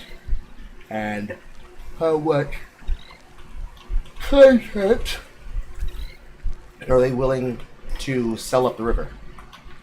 And when they sell it up the river, will they stop selling it up the river? Or are they going to continue selling it up the river? Mill, crusher, crusher, mill, mill, crusher, crusher, mill. There we go. As far as they're concerned, they don't really got to try that hard in order to pay whatever it is they're going to pay. Because they more or less basically trust people to just continue giving it up for free. Now, when it comes to the AA scene, that's a little bit more believable. Because most of the AAA is the ones that are just asking for punishment. For better or worse. Everyone is worth... You can say that it's definitely something they were trained into, young. Because it's not just 35-year-old man-children and or 50-plus-year-old streamers with families that are infinitely playing like they're 35-year-olds who've been doing it since they've been teenagers. It's all of them, but technically the young people are responsible for Fortnite, and all the fucking dads, all of the men, are responsible for everything from World of Tanks, World of Airships, World of Destroyers, or World of whatever the fuck they're called. I think there's like 5 of them. And they are responsible for like the prototypical ones. So, Medal of Honor, Call of Duty, various different versions of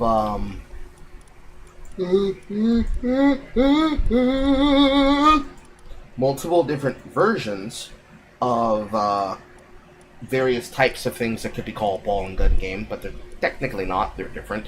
So you can't necessarily say something like, say, Halo is ball and gun. That is actually grand strategy by some level of determinate causality. It just so happens to be the case that lots of the people who happen to play it like it's a ball and gun game is because they like doing so. There's lots of little itty-bitty things to this. Just lots of itty-bitty little things to this that are necessarily an issue.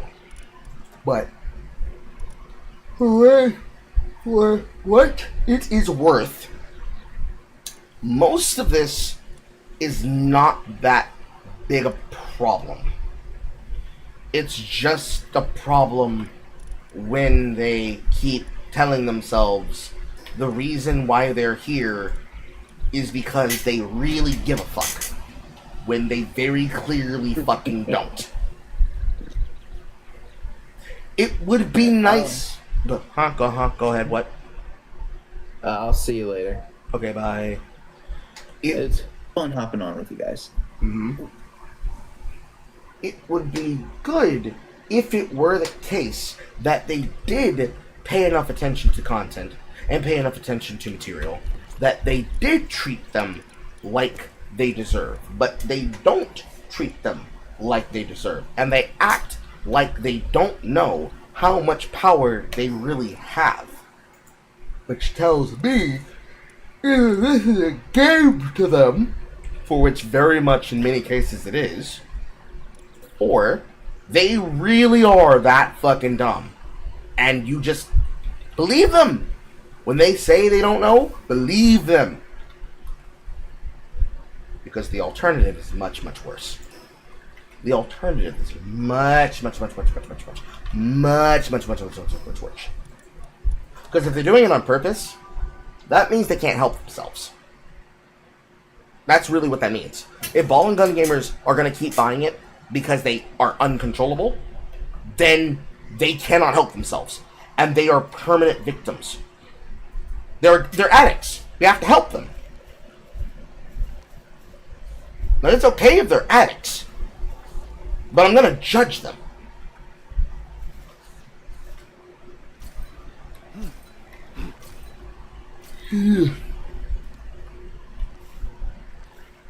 If they're addicts and they can't control themselves, we will judge them. And we will judge them harshly and fairly, because that is at least the kind thing to do. But if it's the case that it's a choice, that they just keep making this choice over and over again, because they don't know what else to do with themselves other than to make themselves into this fucking situationship, then they have to be punished. They have to be insulted. They have to be punished. They have to be mocked. Incessantly. Incessantly. Incessantly. Incessantly.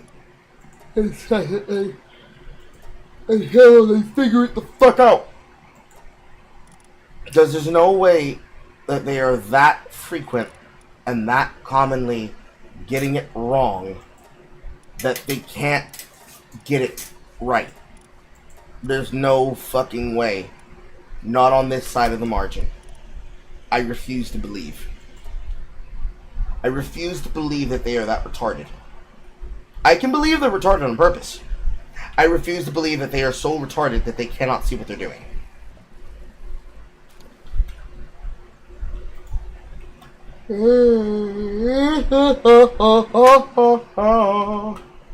I'm yawning so much.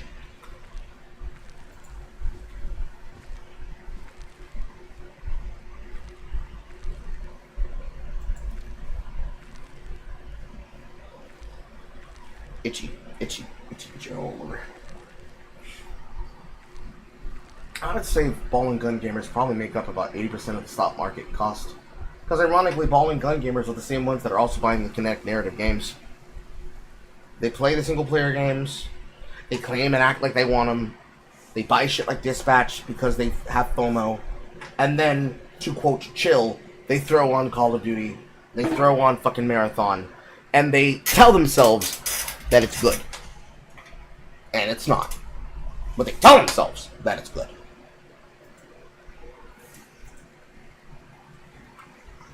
I thought it was established that the industry is turning us all into hopeless addicts. Some of us, me, are capable of resisting better than others. I'm not an addict. I know what I give my brand loyalty to. It's that the rest of the people can't control what they give the loyalty to. As long as there is one of me for every 100 of you, we will never get there. And when I say you, I don't mean you, the audience. I mean you, the fucking hapless soy cucks that can't stop buying goy slop.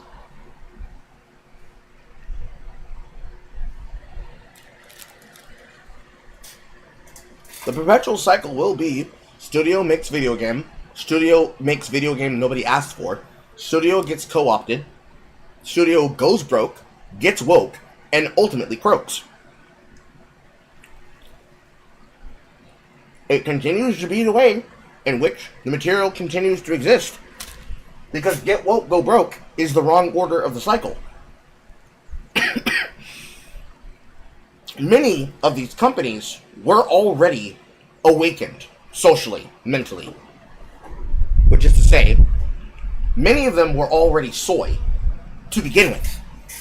But in lack and despite the soyness, people trusted the product and bought into the product's promise, like a promise of power.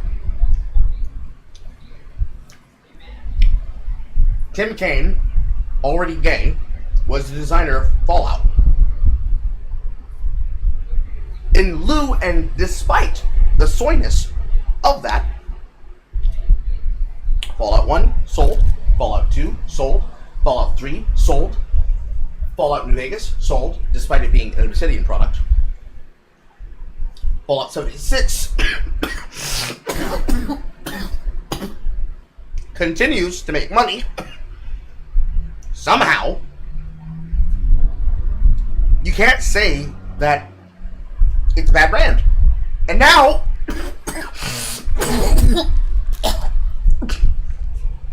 it's been around long enough to have a mainstream Amazon product that is now gone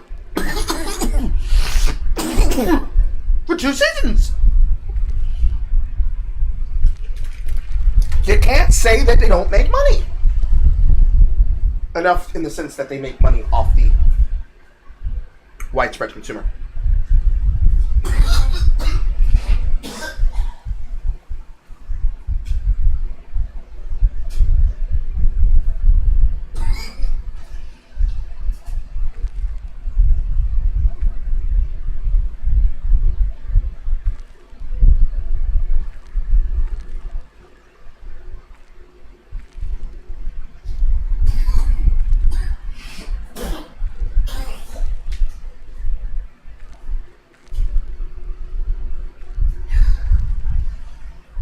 Same thing continues to be the truth for the rest of the brands and the other platforms as well. Most of the AAA ones. Mind you, God damn, this Uncrustable's trying to kill me.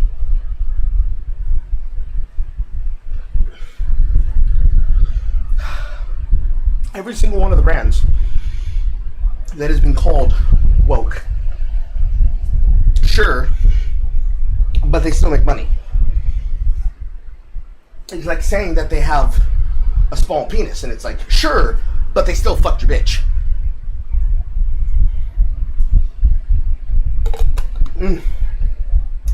They continue to be relevant, despite their political appeals and opinions. Or, worse, pulling out the big gun, despite some of them being owned in part or in whole by Tencent. Because Tencent's just the company that's buying shares in that brand so they can bring it overseas to China. Because we, the American marketplace, are not the actual marketplace. We are the test marketplace. The global SEA marketplace is the actual marketplace where the content's sold. That and the Souds. They can put as much pride shit inside Insomniac Spider-Man as they want. Hell, they could make a quintessential character transgender in the third game, if they ever make one. And it wouldn't matter, because guess what? In Saudi Arabia, I can promise you, that character is either going to be male or female. Is that because they're just a bunch of bigots? Yes, it is. It is because the Sauds are just a bunch of bigots. But are they going to fight them? No, they will not. Does the WWE fight the Qatari Investment Fund? Do they fight it? No, they don't. What do? They tell their female wrestlers, listen, you're going to wear tight latex black leather bodysuits that are probably going to make you even hotter than the normal ring gear that you already have as your brand and as your outfit for your character. And they will make however many pay-per-views they need to of the whatever the fuck they call it out there. What is it called? Crown something? Crown Royale? Royal something Royale? I think it's Crown Royale. My brain is firing on too many pistons. But they will continue to do as many pay-per-views specific to that region. Crown Jewel, thank you. They will continue to do as many pay-per-views that they can and will take, and that Levesque can fucking handle, him and his wife, as they continue to be the heads of creative, because their money spends green. That's the only color they care about. Green! And in this timeline, they don't even work no more. Did you see a single fucking company change their goddamn logo on Twitter /X /Zitter? Did you see a single company choose to put themselves in the iridescent rainbow color, with the exception of like a handful? And I mean normal brands, not GAA, not GA, like GLAAD, not watchdog media corporations like them. Businesses like Best Buy, McDonald's, Domino's, Lowe's, Home Depot. Did you see any material brand traded on the stock market for the S&P 500? Did you see any of them change their logos? No, you didn't. You know why? Because they don't need to. They already know they no longer have to sell gay. Why do they not have to sell big gay? Because they already know they don't have to appeal to them. Because they don't have any real market power anymore. In the sense of scaring the corporations. At least in those business avenues. But in gaming, that's infected by fat women? I should qualify that. Infected by HR Karens.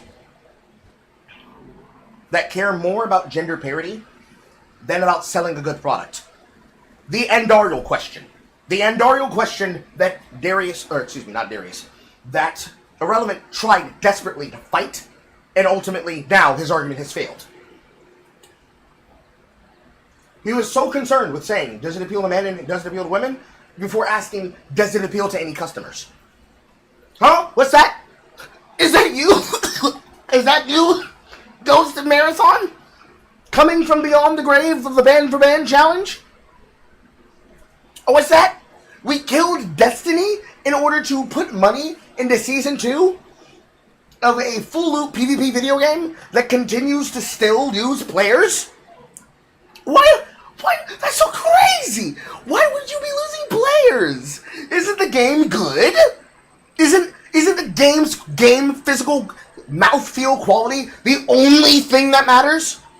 That sometimes every 20 hours you play of a video game, you get a good, decent hour chunk out of it? Isn't that what you look for when you buy content, people? You look for the investment of 90% of your time being wasted and 10% of your time being, quote, worth it, before inevitably having your time invalidated because you clocked into a place that has something called a lose-everything factory? Certainly that's the case, right? Because that's what ball and gun gamers do. Except that the ball and gun gamers are at least smart enough to buy NFT packages on a service that lets them keep them for the prestige and the function and the celebration and the sheer community that it would give them. Just even to look at them as trinkets. And not just in Destiny 1 and in Destiny 2, but in any video game that allows them to have this. Hell, Borderlands 1, Borderlands 2, Borderlands 3, and now Borderlands 4 has more justification than Marathon.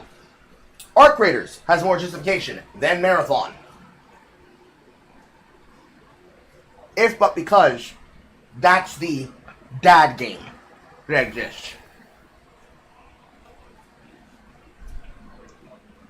Around the clock, non-stop, the game as a service model continues to hollow out the Western and European sphere of the game industry, because the promise that they were told that they just could put a fucking night shift skeleton crew on a video game, and they would produce gazillions of dollars, no matter what the genre was a fucking lie. Namely because, number one, the consumer doesn't have enough time in the day to consume that content. First off and foremost. But then, they are ultimately hostaged by the fact that even if you wanted to play them, you can't find your friends to play them on! And, if it is the case that you make friends on the game in which to play it, you won't be able to truly be satisfied with your experience, because by the time you spend 3 months in one of them from their launch, the game either is going to have imploded and lost 90% of its player base, even less so. If you can pull less than 5 not Concords. We have a new limitation test for this.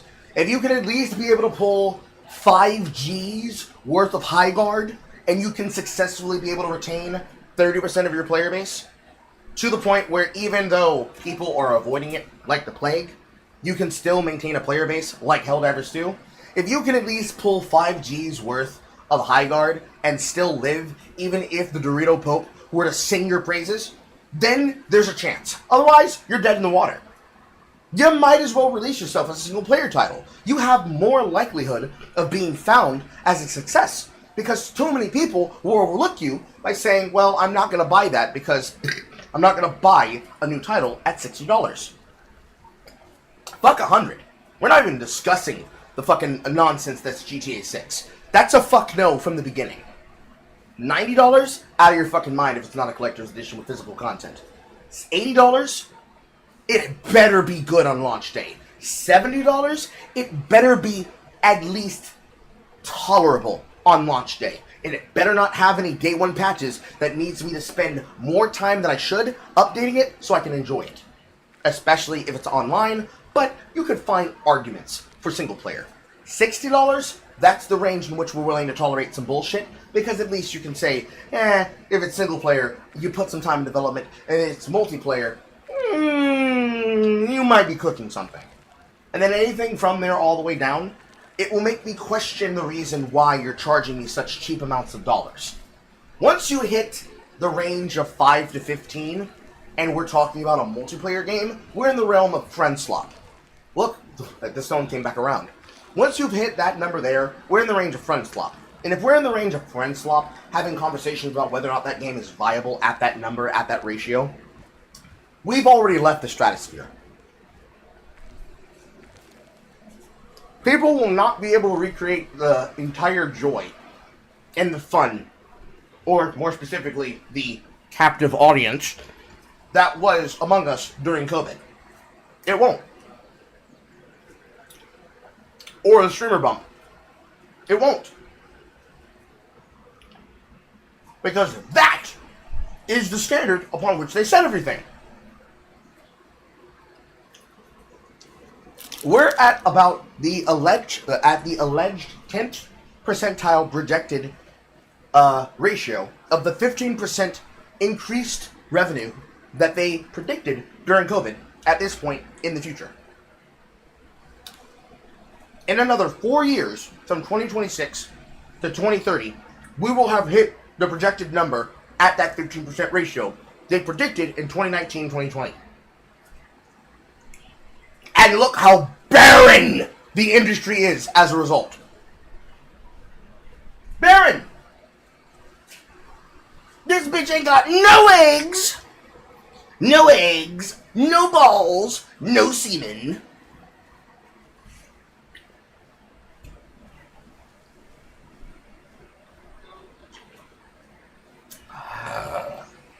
And yet they logistically and legitimately want to blame the only people who are keeping the fucking franchises, the business, and the industry alive.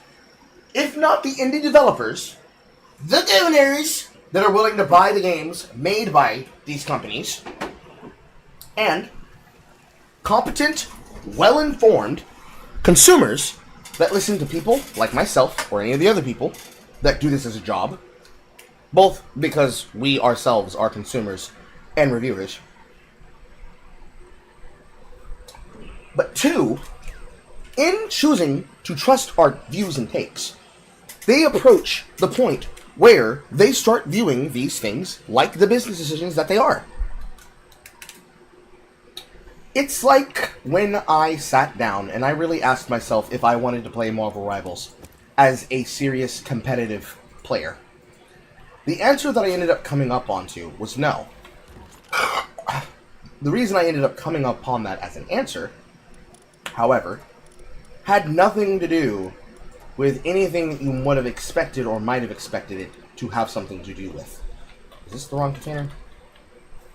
No, that is the right container. Turn that back on. Which is to say that the thing that they came up upon, that they had to really take some time out to understand, put some interest into, and really ask themselves what they give a shit about, is that, at the end of the day, the thing that is holding them hostage, the thing that's really holding them back, Carl, do not pick that fucking stack up, put it in the goddamn container. The thing that is holding them in constant, the thing that is really holding them back, is their ability to respect the intelligence and the interest of the people involved that are consuming the content in which they choose to make as a part of their gaming structure.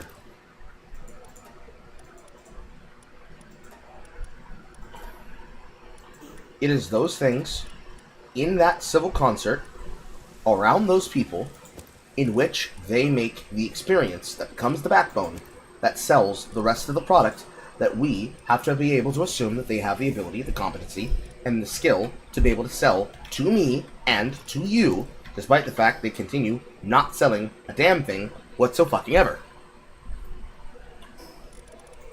Consider it a willful choice if you have to. But it is a choice that they have made. And it's a choice that keeps reflecting itself in the rest of the business decisions the rest of us make. Because they can't convince us that we're crazy. They might try to convince me that I'm crazy, but they can't convince you that you're crazy.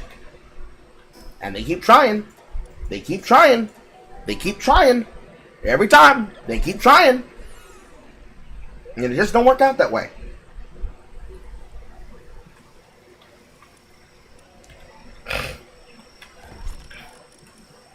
Junior.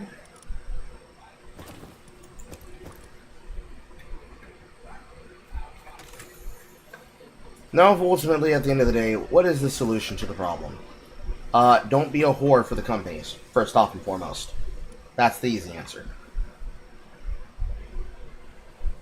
If you don't let yourself become a whore for the business, then you don't actually have to worry about these things becoming a problem for you or anyone else in that capacity.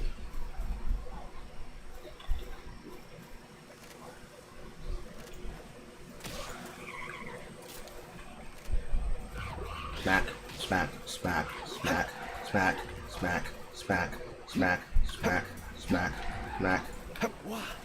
Before the fucking bubbles come to kill you.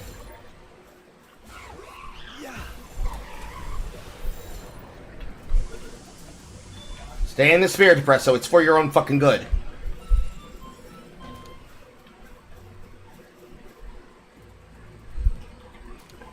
When the entire fucking camp comes to jump you. But, it is a frequent constant, and it will stay a frequent constant, for as long as they're willing to lie to themselves and they're willing to lie to their customers. Because the industry's lying to them, the ball and gun gamers are lying to themselves, those that call themselves friends of the transgenders are lying to almost everybody, including themselves, and those that are not willing to lie to themselves can see it for exactly what the fuck it is, and will not take this shit lying down, or standing up. Because, at the end of the day, they're lying to you and they're lying to him. And they know for a fact that they ain't shit. But they keep doing it.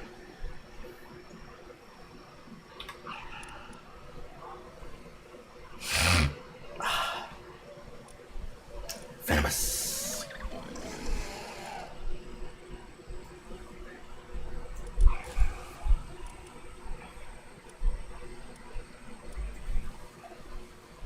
Watering task? Oh, he does do a watering task. So ultimately, the takeaway that I leave you with is that you just basically have to treat them like they're retards. Treat them like they're retards until they no longer have the ability to pretend that they are on your side.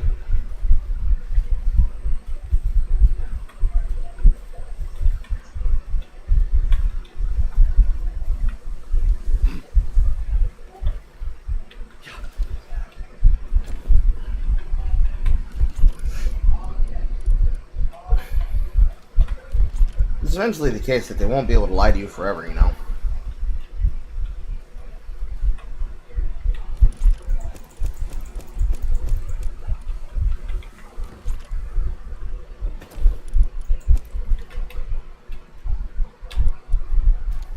Spheres.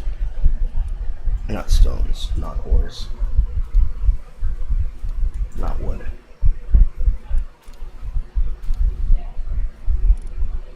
Enhancements. Schematics. Properties, accessories.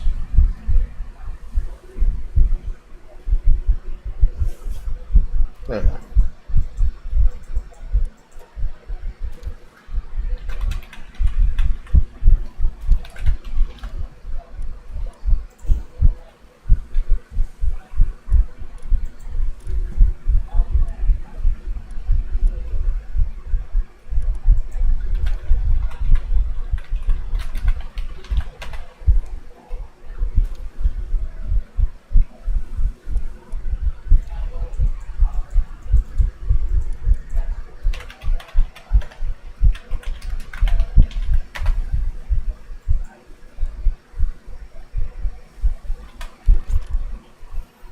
Alright. I think that's enough for now.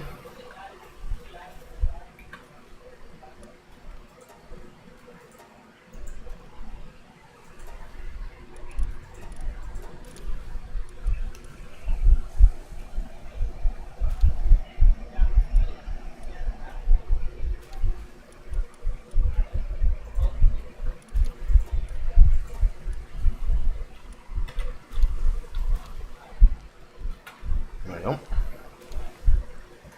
Let's just get the rest of this base up and running.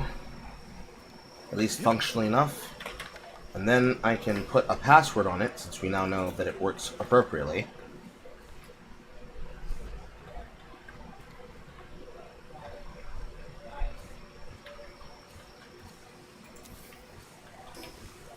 And that'll be fun for the whole family.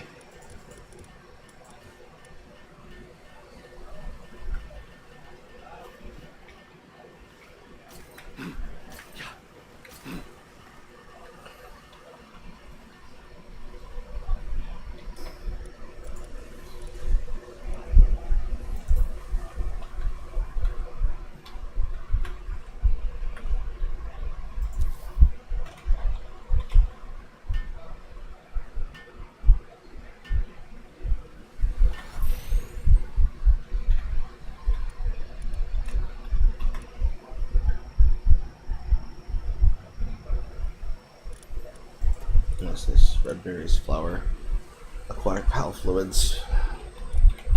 Ah, bait. I see.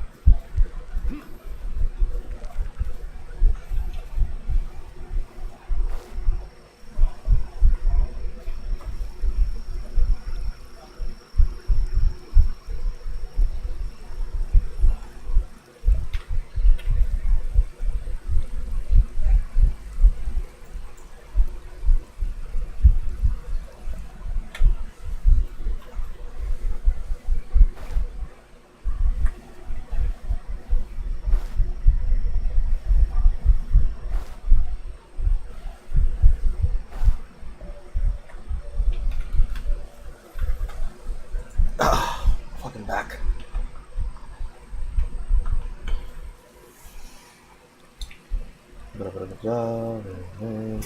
There's no way that is the way it's doing. Should we be concerned about bridge? ES And pro ESG and DEI policies will continue to fall by the wayside because they are an irrelevancy factor. They can be an issue because it is an extension of the hand of Sauron that is overextending across the fiduciary responsibility and accountability of the company, and it is one of the many ways in which, as I said earlier, the East told themselves they would do that to bring themselves in line with the West, who had already been dominated by that in the field.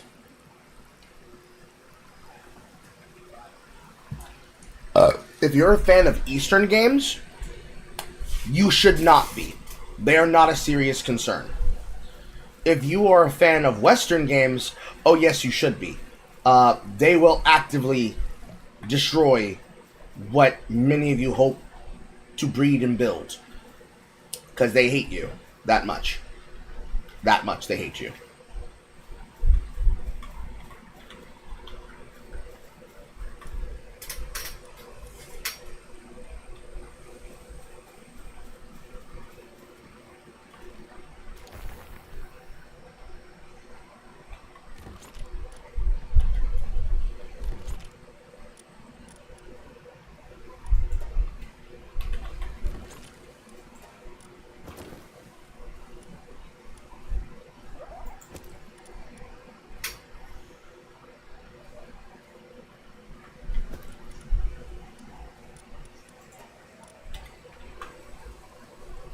I feel like I'm missing chat rooms. Yes, I am. Let my gamers go. Nobody here has ever played a Rogue Red the Hunter. Nothing to kick. Most of it seems to be YouTube. Why is my YouTube space not showing these? It's literally bigoted against Boster for no reason. Let's be sure to separate trans folk from trenders. That went without being said, which is why I made the difference between Troonshine and the other word, which it's the word of. The transgender moonshine, the Troonshine, as you will. Why are you people honking at me? The transgender moonshine is the result of what happens when you separate the trenders from the transgenders. That's not even funny, that's just a catchy way to say that. They are obviously what happens when you separate them from the proof that's in the pudding. Because you wouldn't need them to constantly try to overrepresent themselves if they were just a represented group of people that understood what it is they wanted, what it is they were getting out of content, and what was worth the monetization of the rest of their indulgement. But alas, that is not how many of them see their representation, and that's not how many of them see their incorporation into the businesses on the high end. High key, they're toxic as fuck. Most of you already knew that, though.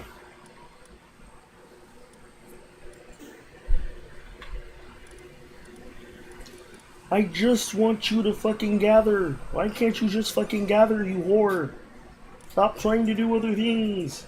Do your job, Depresso. Do your job.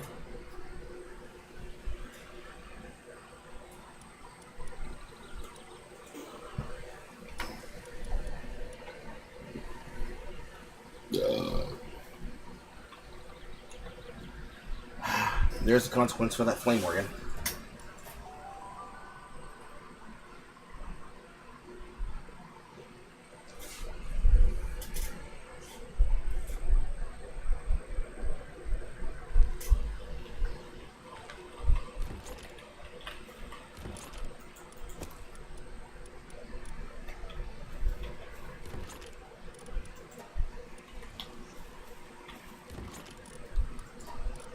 Exactly enough.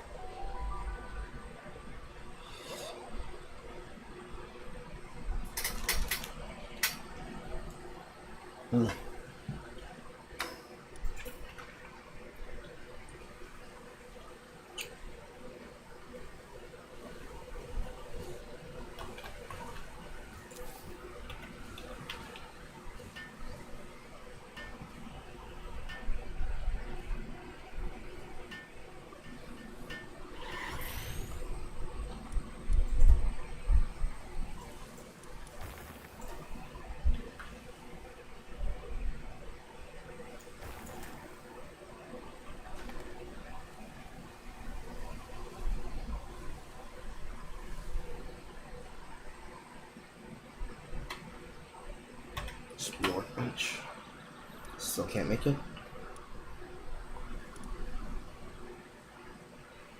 Mostly the nails. Yep.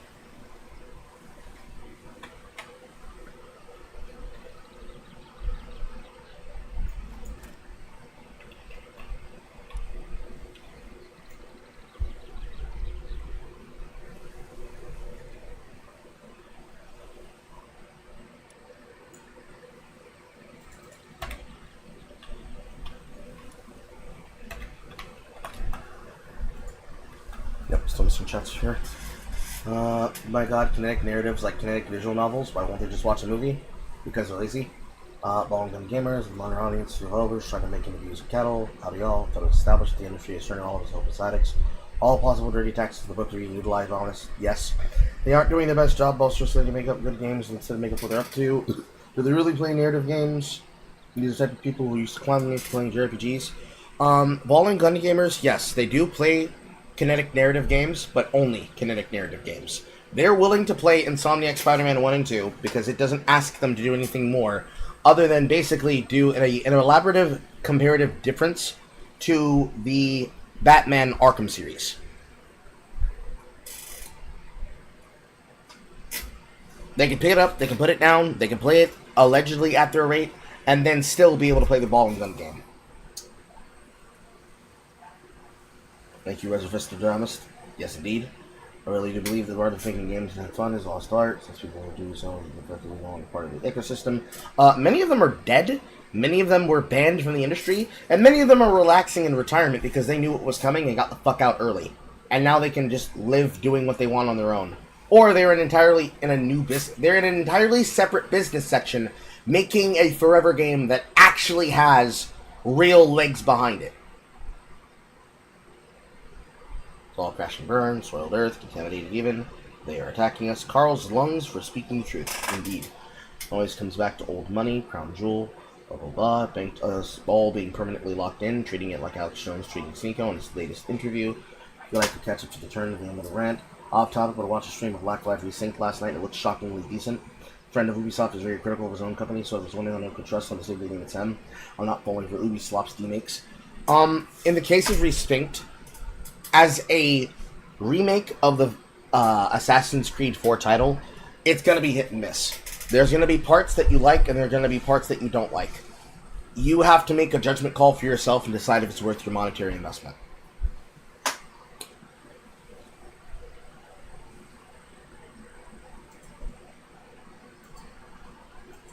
I think I caught up to all the messages. Boom, bomb, boom, boom. Yep.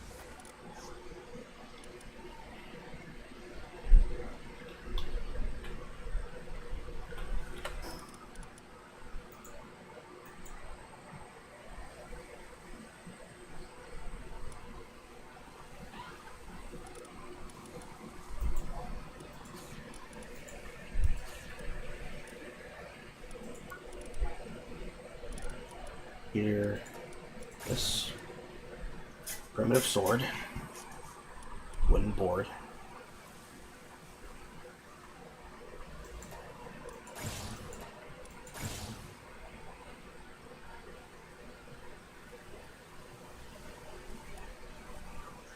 Here.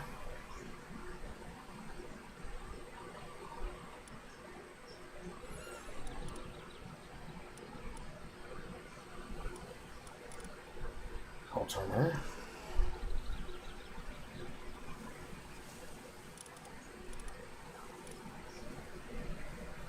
Gillette shutter.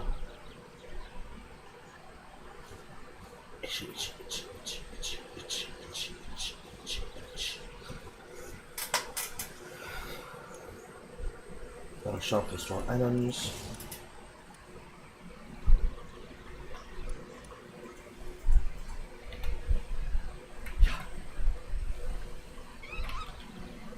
Good job, Tansy.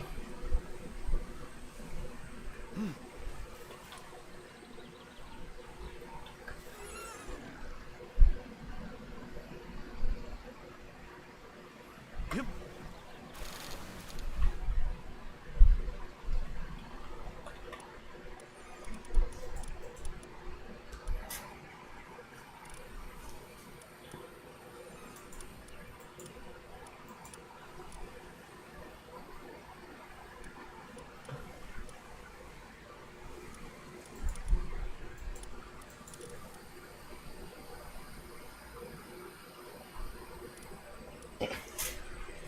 Ancient Sith parts, ancient Sith parts, ancient Sith parts. I think I have enough for exactly enough. Have to collect more eventually.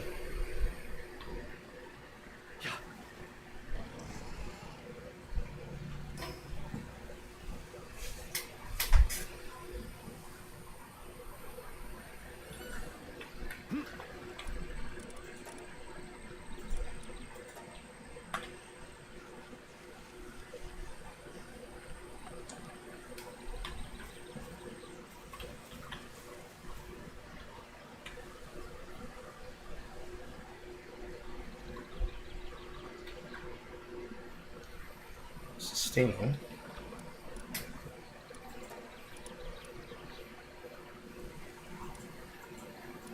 No, not that. This.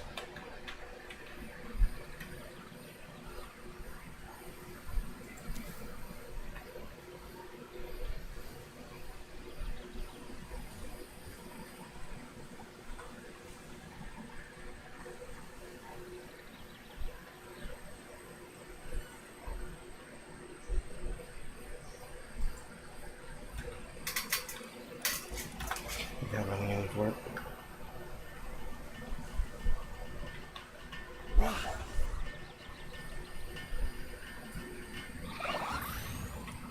Very good.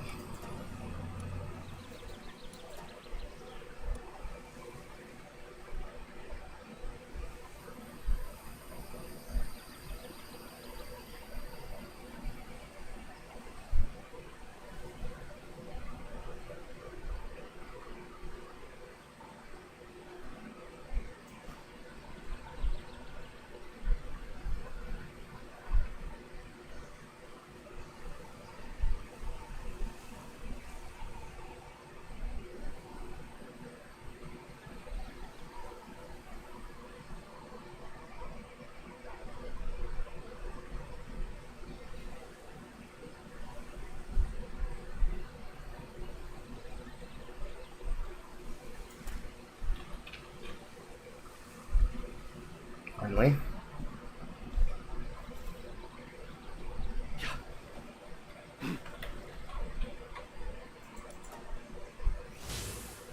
Two more.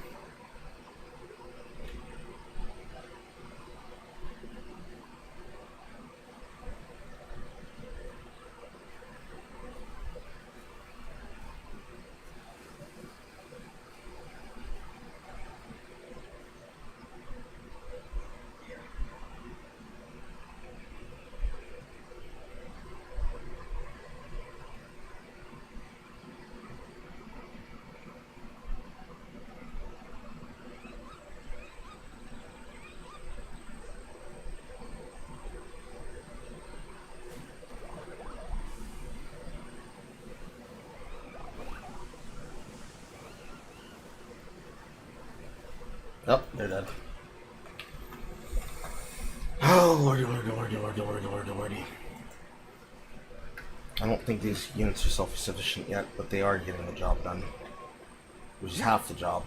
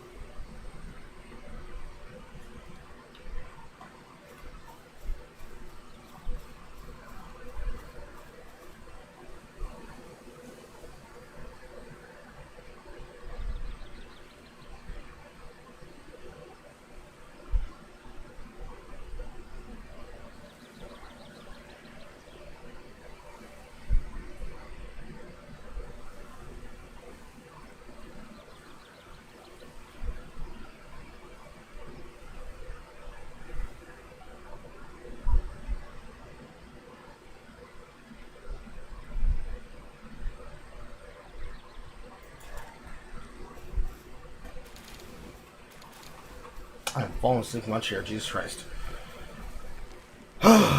Check questions. Ow, my knee is itchy. I always say early builds are really bad, but falling leaves soft teammates. The fact that the director actually listened to the testers and came out mostly solid is impressive, yes. But it's not going to last forever. It will not last forever. There will always be people that are going to ask themselves if they wish to truly be at the mercy of the consumer and the brand, and they're going to be in bed with the corporations. The answer is going to eventually be no. No, they don't, and no, they aren't. So, it is what it is. Alright.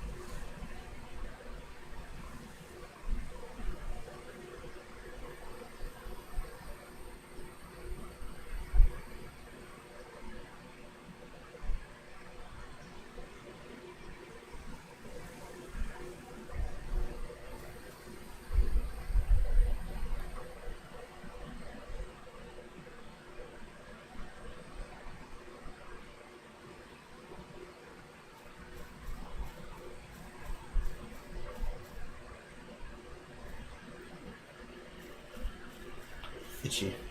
My entire body is itchy.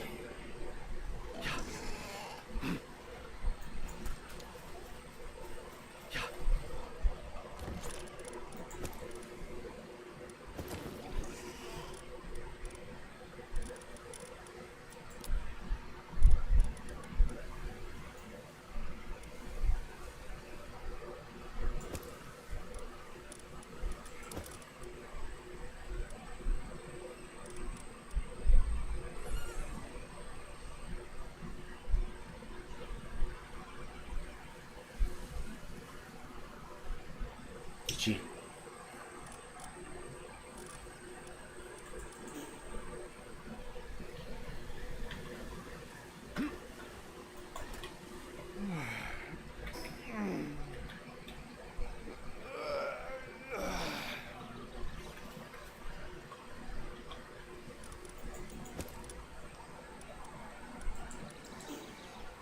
Very nice. One more surveys. Light Palworld update dropped today. Yes, it did.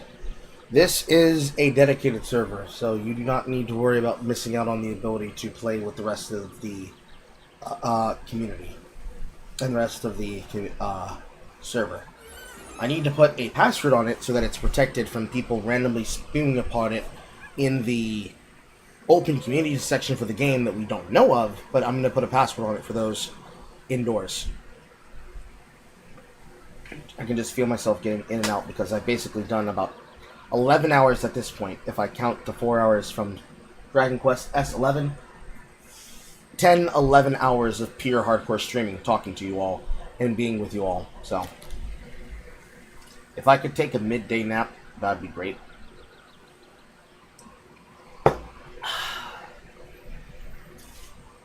Alright.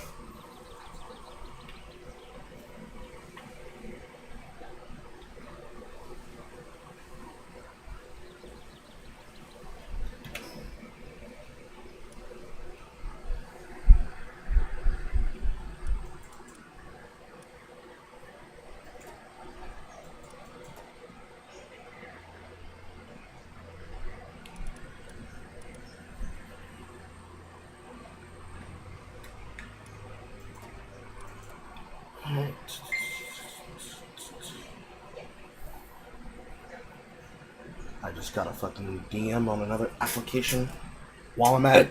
Oh my god. Everybody wants a piece of me!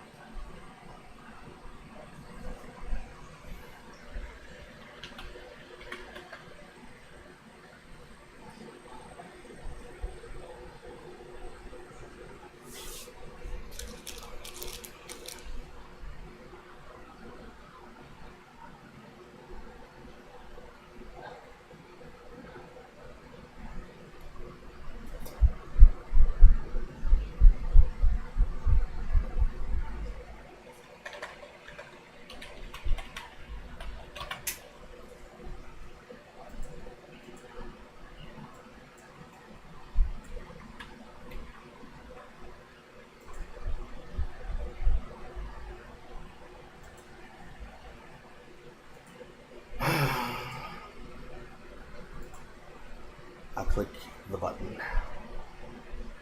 I'm clicking the button.